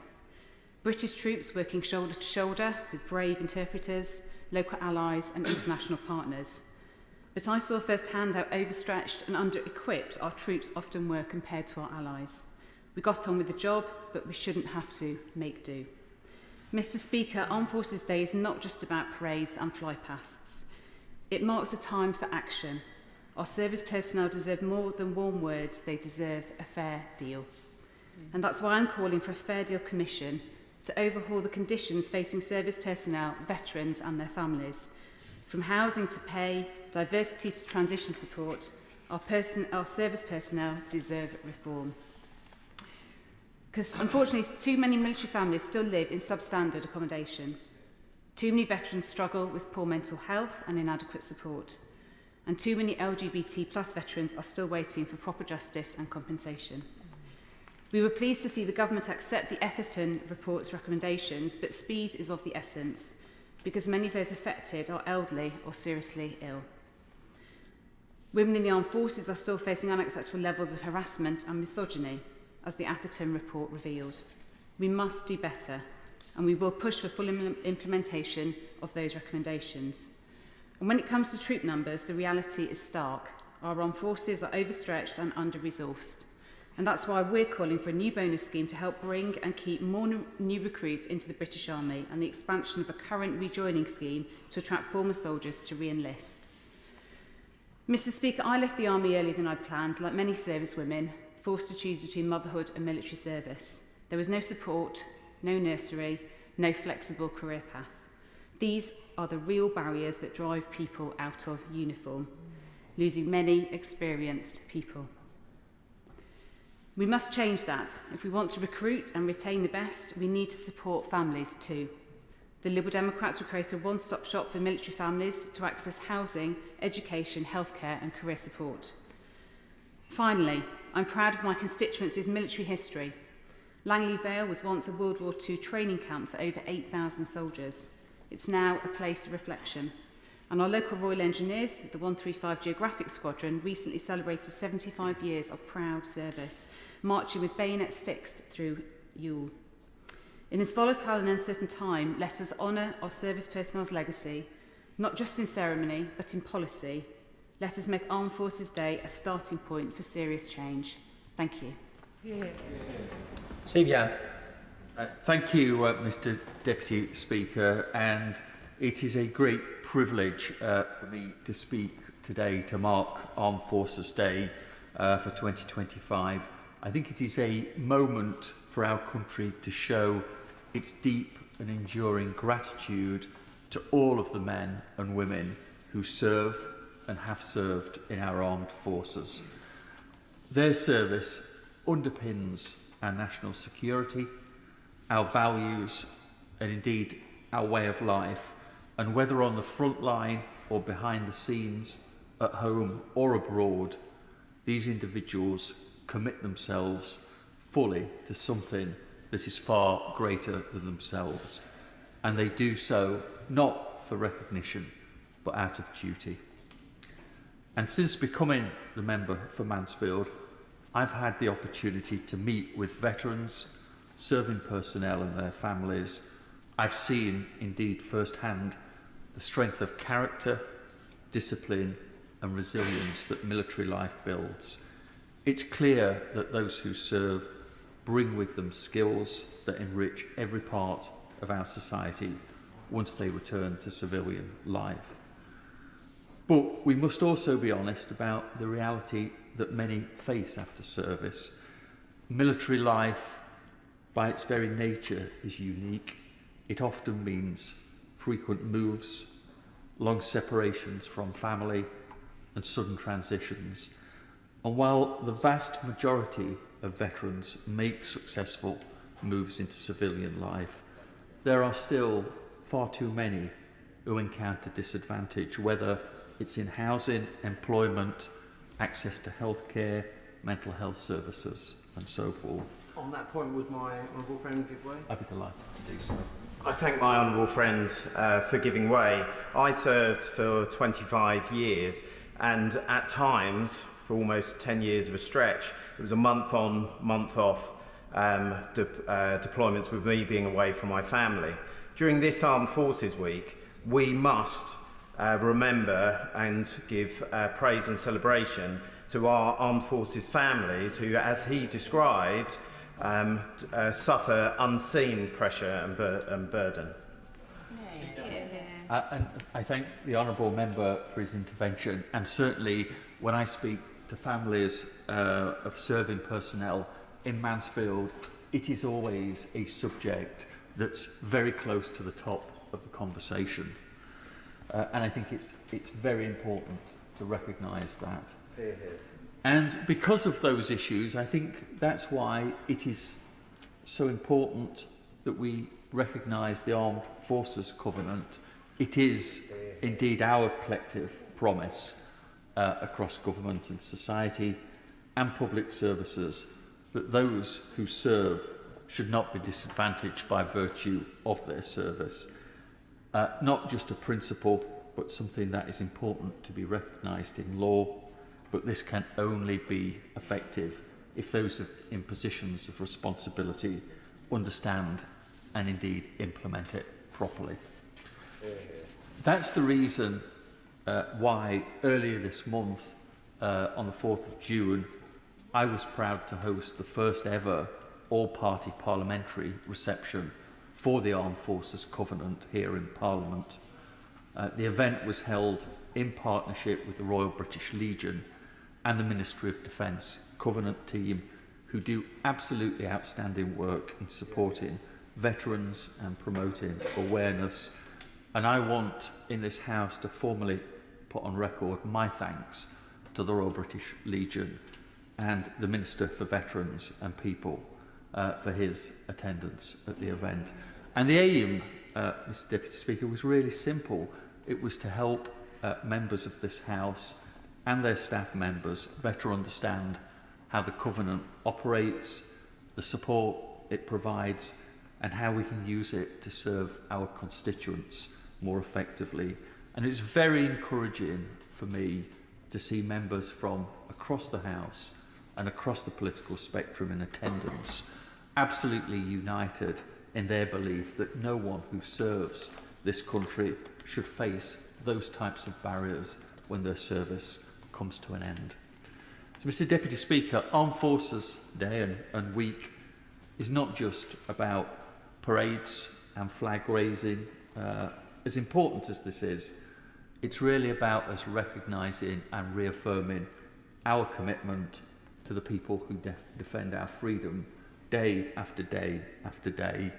And as we rightly thank our armed forces today, let's also recommit ourselves in this House to ensuring that their support is matched by our support, that their sacrifice never meets silence, their families are never left behind.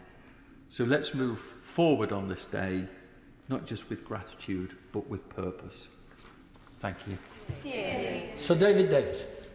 Thank you, Mr Deputy Speaker. It's an honour to speak today ahead of Armed Forces Day, a day not of pageantry, as the Honourable Gentleman Mansfield just said, but also of principle. And I congratulate the government on, as it were, reinstating the pageantry as well, which is a good thing.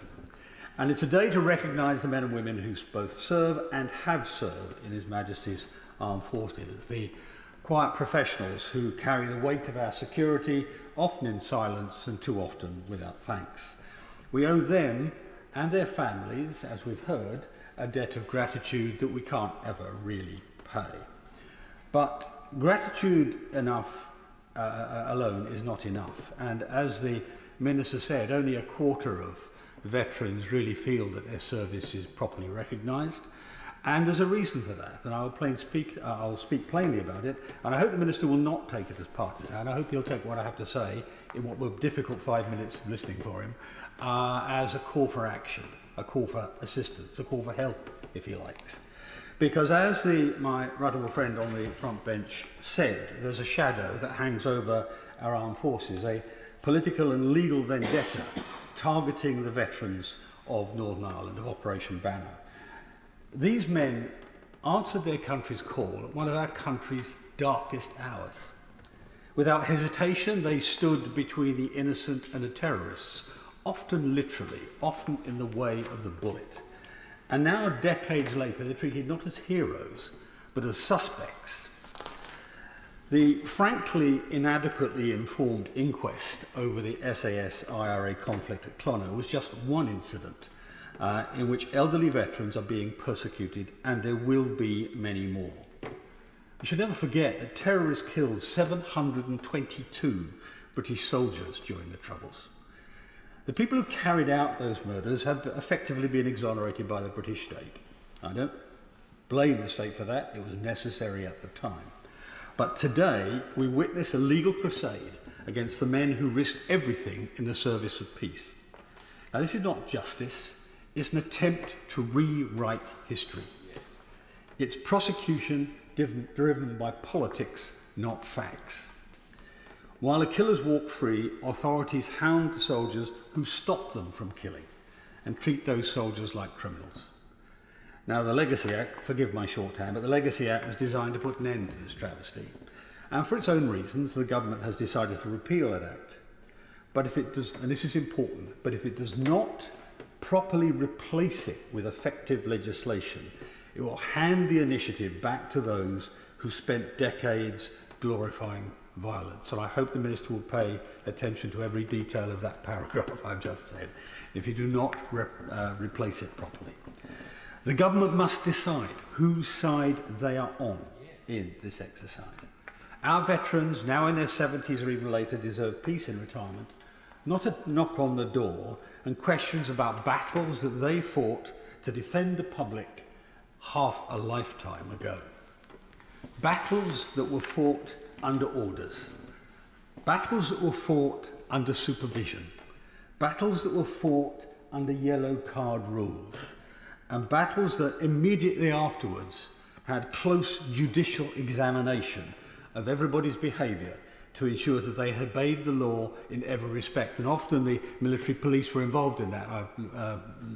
Looking back to the gentleman from Stockton, is it, who spoke earlier? And they weren't always popular in doing it, but it was a necessary part of the process. Not one of those conditions applied to the psychopathic murderers that they were up against. Not one. And I've repeatedly asked the government to end this shameful campaign of retrospective injustice. And I'll continue to ask until I get a meaningful answer and resolution to this running sore of injustice. That's why I support the petition that my right honourable friend referred to, the 145,000 signatures, an astonishing number for such a short time. But that is just the start. This is not just massively important to our veterans. If this rewriting of history succeeds, this weapon of lawfare can be used against soldiers in any future conflict, destroying the effectiveness of our troops in future operations. Now, this morning, the Daily Mail had a powerful headline starting the campaign to highlight this very problem. But we should remember, when we look at that headline, that this is not just about our special forces. It's about all of the armed forces. There are, I think, at least 20 inquests into actions by government agencies and forces that could potentially be restarted by the government after the end of the legacy legislation. Only a minority are about special forces. Most are about conventional forces or the RUC or the UDR. So if we continue down this path, we will not only betray our past, but will also jeopardise our future. This campaign of persecution sends a chilling message to the next generation.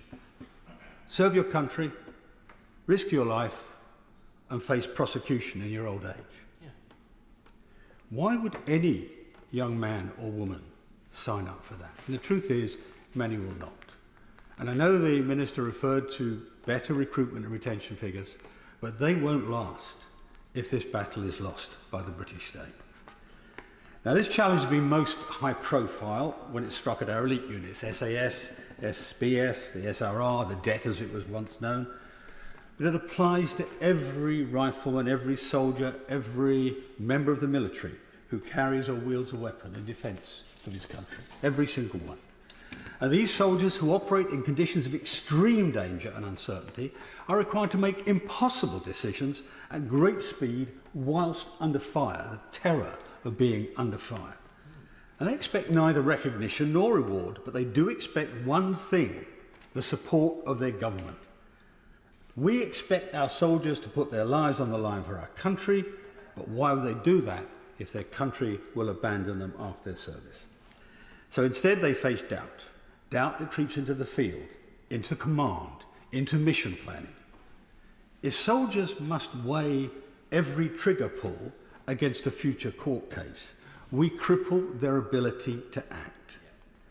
So what is the point of armed forces if we render them useless through legal ambiguity? Now, I am the last person to tolerate unnecessary killing or misbehaviour by our troops. Those who were here will know of my campaigns on torture and rendition in the past, so I will not stand for that.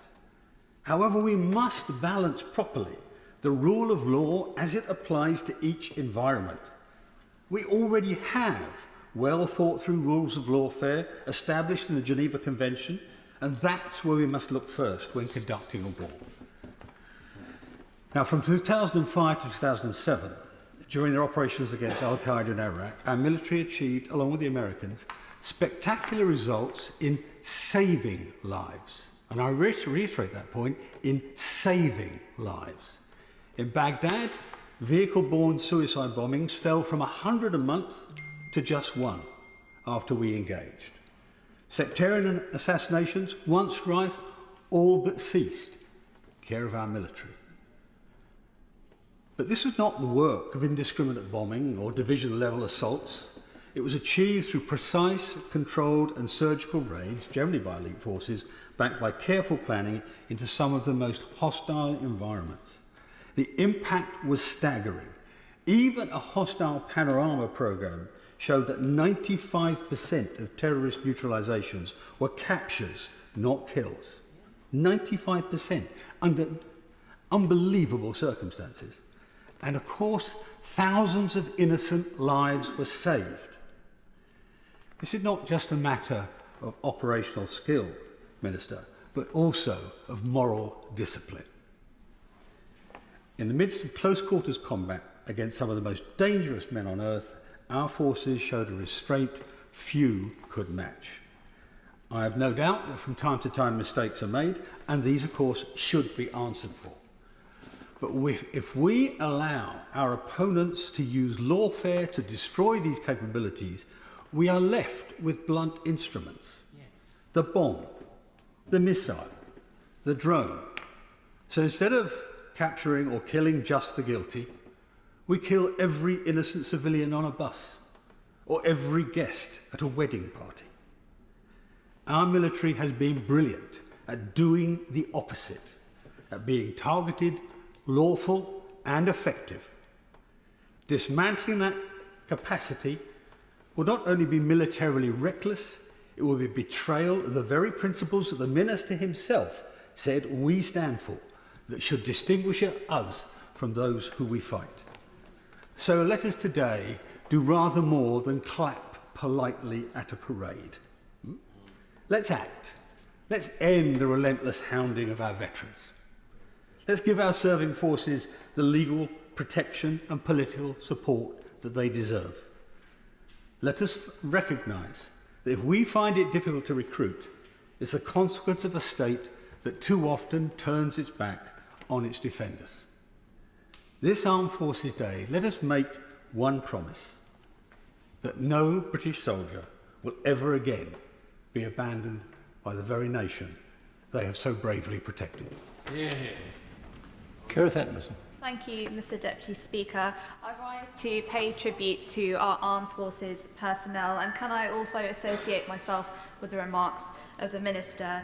I'd like to start by recognising veterans for their past service. Their contributions made to society continue to serve society with the skills and the leadership shaped by their unique military experiences. I'd also like to thank our reservists for the extra time that they give in supporting our armed forces, and I'd like to declare an interest as I have a husband who is a reservist in the army. I'd also like to thank our cadets and our armed forces families who also make sacrifices in their own way to keep us safe, and that absolutely must be recognised. I will give way. Thank my honourable friend for giving way. At the weekend I attended the Royal British Legion of Catton's 90th birthday celebration, and I want to pay tribute to all the volunteers and community groups as well as our armed forces and veterans. But on the point of cadets, I met cadets from Constitution Hill, Aylsham Road and College Green in Norwich, and what they're learning is phenomenal. Does she agree that we have to back them with support and also backing the many volunteers who help make those cadets groups run effectively? Yeah, I thank her for that intervention. It's a really important point. Our cadets provide a really good opportunity for our young people as well, and they absolutely should be supported and backed as much as possible. I'm really proud to have attended Monday's Armed Forces flag raising ceremony in Victoria Square, my own constituency in Bolton North East, and I was really proud to see the strong showing of support for our armed forces at that ceremony. The Armed Forces flag is raised above the Town Hall in Bolton, and it will fly there proudly until the end of Armed Forces Day this Saturday. The ceremony was an opportunity to reflect on those who have served and are currently serving, especially those deployed overseas and in active service. I was really glad to join in celebrations with Jerry Mystery, who is the president of the Royal Artillery Association's Bolton branch, and also members of the Royal Artillery such as Gunner Paul Brindle. There are nearly 3,000 veterans in Bolton North East, and Bolton is also home to the 216 Battery of the 103 Regiment of the Royal Artillery, which is the most northerly subunit of the 103 Regiment, with lineage dating back to 1889. Mr. Deputy Speaker, I'm deeply proud of our local military history, but on Monday I also heard concerns from members of the 216 Battery about a lack of funding, particularly around general training, meaning there isn't enough money to progress training levels. So I sincerely hope that the government will look at ways to provide more support on this. I am also a former employee of the Royal British Legion, and as someone with experience campaigning to improve the lives of our armed forces, I strongly welcome this government's commitment to renewing the nation's contract with those who serve and have served. Having worked on raising awareness about the Armed Forces Covenant, I'm really pleased that this Labour government recognises its importance in supporting our armed forces communities and that we have committed to enacting it into law. However, I would like to ask the Minister about what plans he and his department have in place to ensure there is sufficient funding and budget to implement an extension of the Armed Forces Covenant duty, and how the government intends to work with different layers of local government as well as our regional mayors.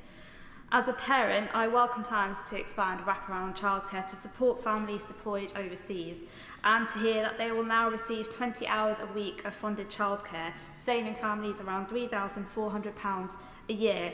And can I strongly commend the Minister and this government for also broadening support to our armed forces families, because I experienced firsthand how much they struggle and the unique challenges that they face as well.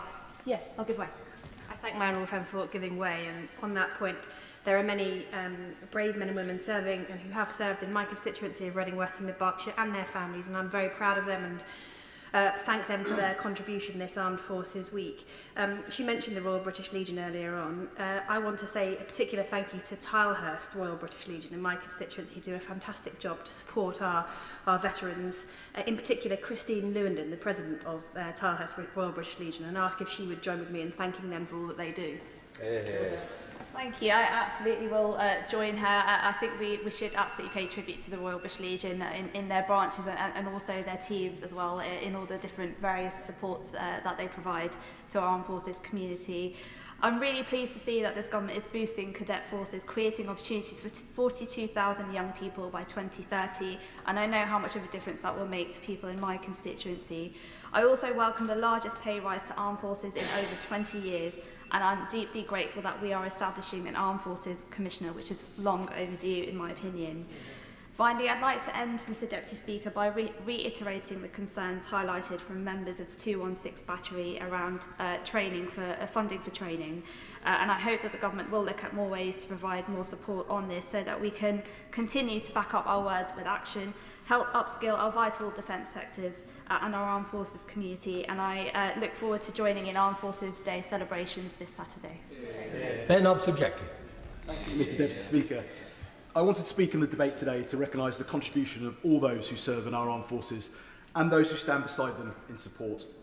It is Armed Forces Week, and I will be attending the Huntingdon Armed Forces Day on Saturday at Sapley Playing Fields, and may I pass on my appreciation to Anna Dutton for her efforts in organising the day from a standing start, and also to Andy Phipps of Cambridgeshire Army Cadet Force for his efforts too. For a region with strong links to the armed forces, it is wonderful that our armed forces personnel and families, both British and American, will have the opportunity to participate locally. And I say that as an MP who's very proud to have military bases in his constituency, but also to have bases that represent both British, with RAF Whitton, the home of UK Defence Intelligence, also RAF Molesworth and Alconbury, which are both run by the US Air Force. And so we have an extraordinary number of US personnel in and around our villages, which always takes people by surprise when you hear those American accents.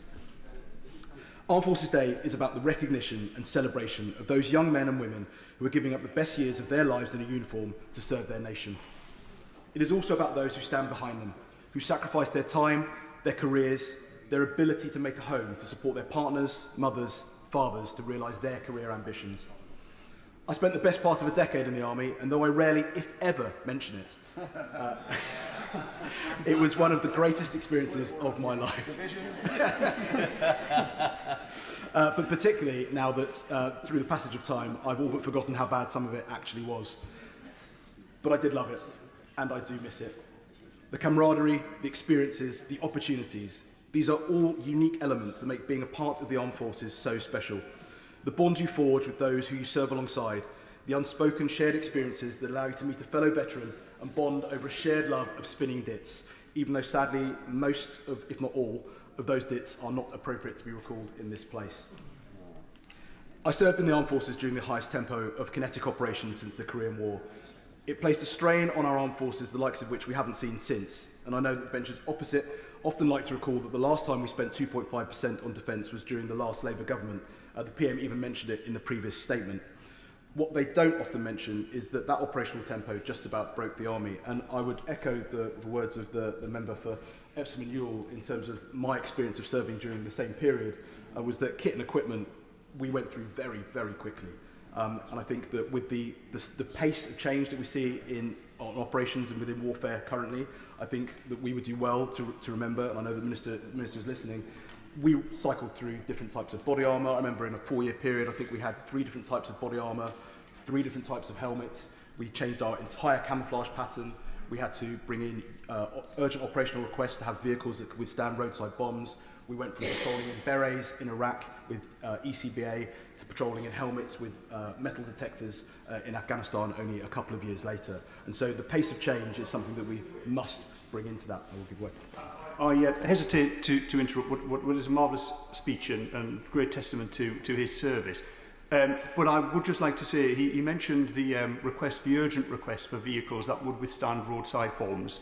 And I thought this just might be an appropriate moment to mention in response to that, a new type of steel was developed in the UK, ballistic steel, that was invented at the University of Cambridge, developed at our Steel Research Institute and produced in South Wales to provide exactly that, a great national response and a demonstration of the importance not only of our steel industry but our industry in general to provide a rapid response to the requirements of those in the field.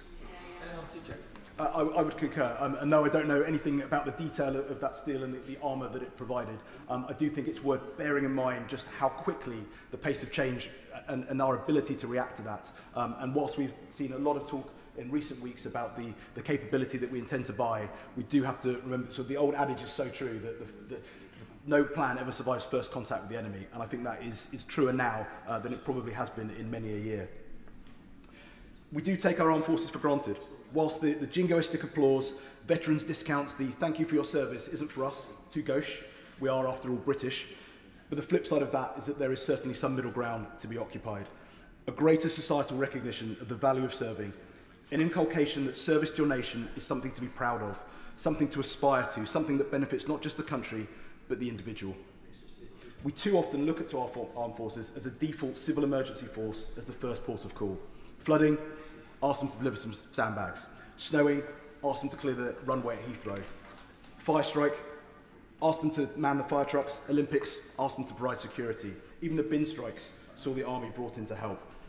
Whilst I appreciate there's a specific process by which the help of the armed forces is enlisted, I wince whenever I see it activated.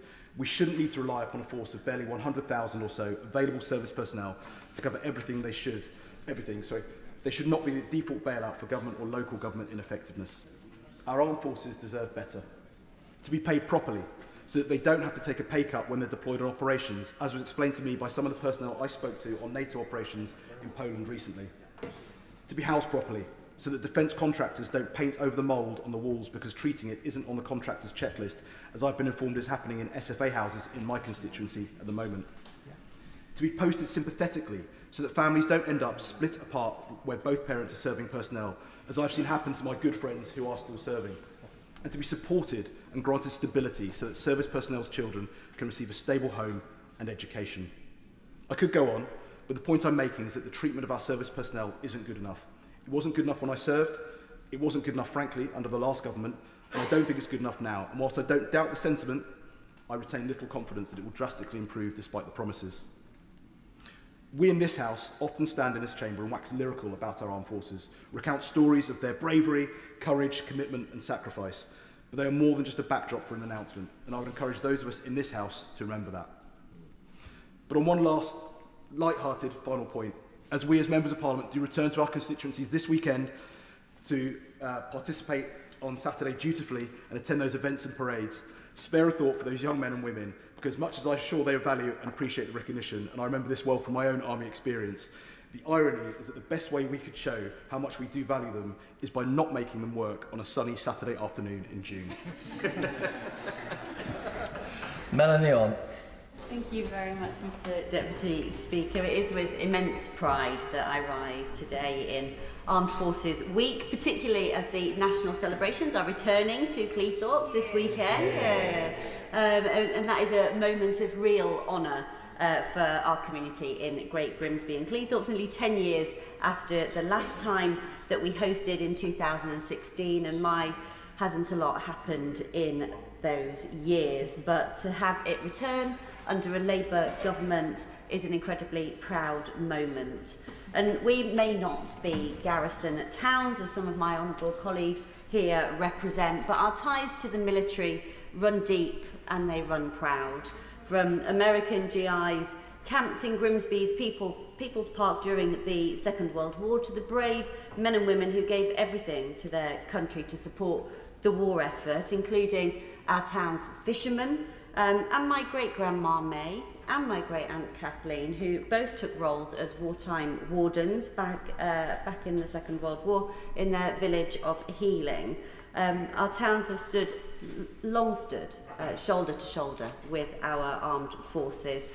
Those connections still continue today with the 3rd Royal Anglian Army Reserve Battalion operating out of Westwood Hoe in Grimsby, training and serving with distinction across our area and further afield.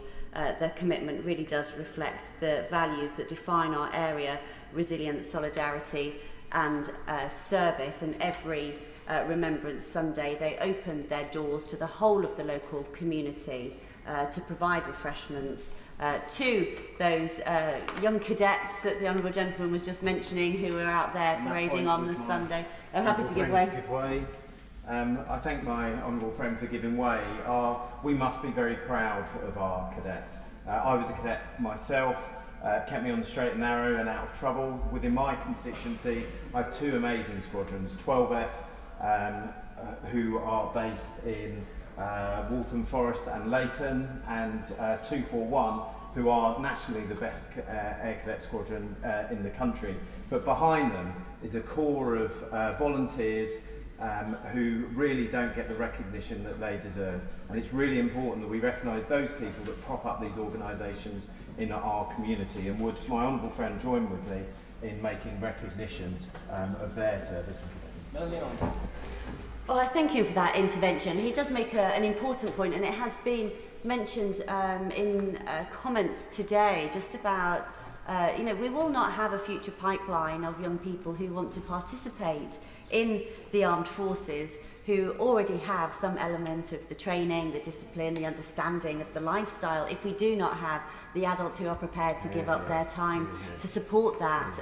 It is incredibly time-consuming. It takes them away from their families as well, and it really does show a commitment to not only young people, but their communities and the armed forces more widely as well.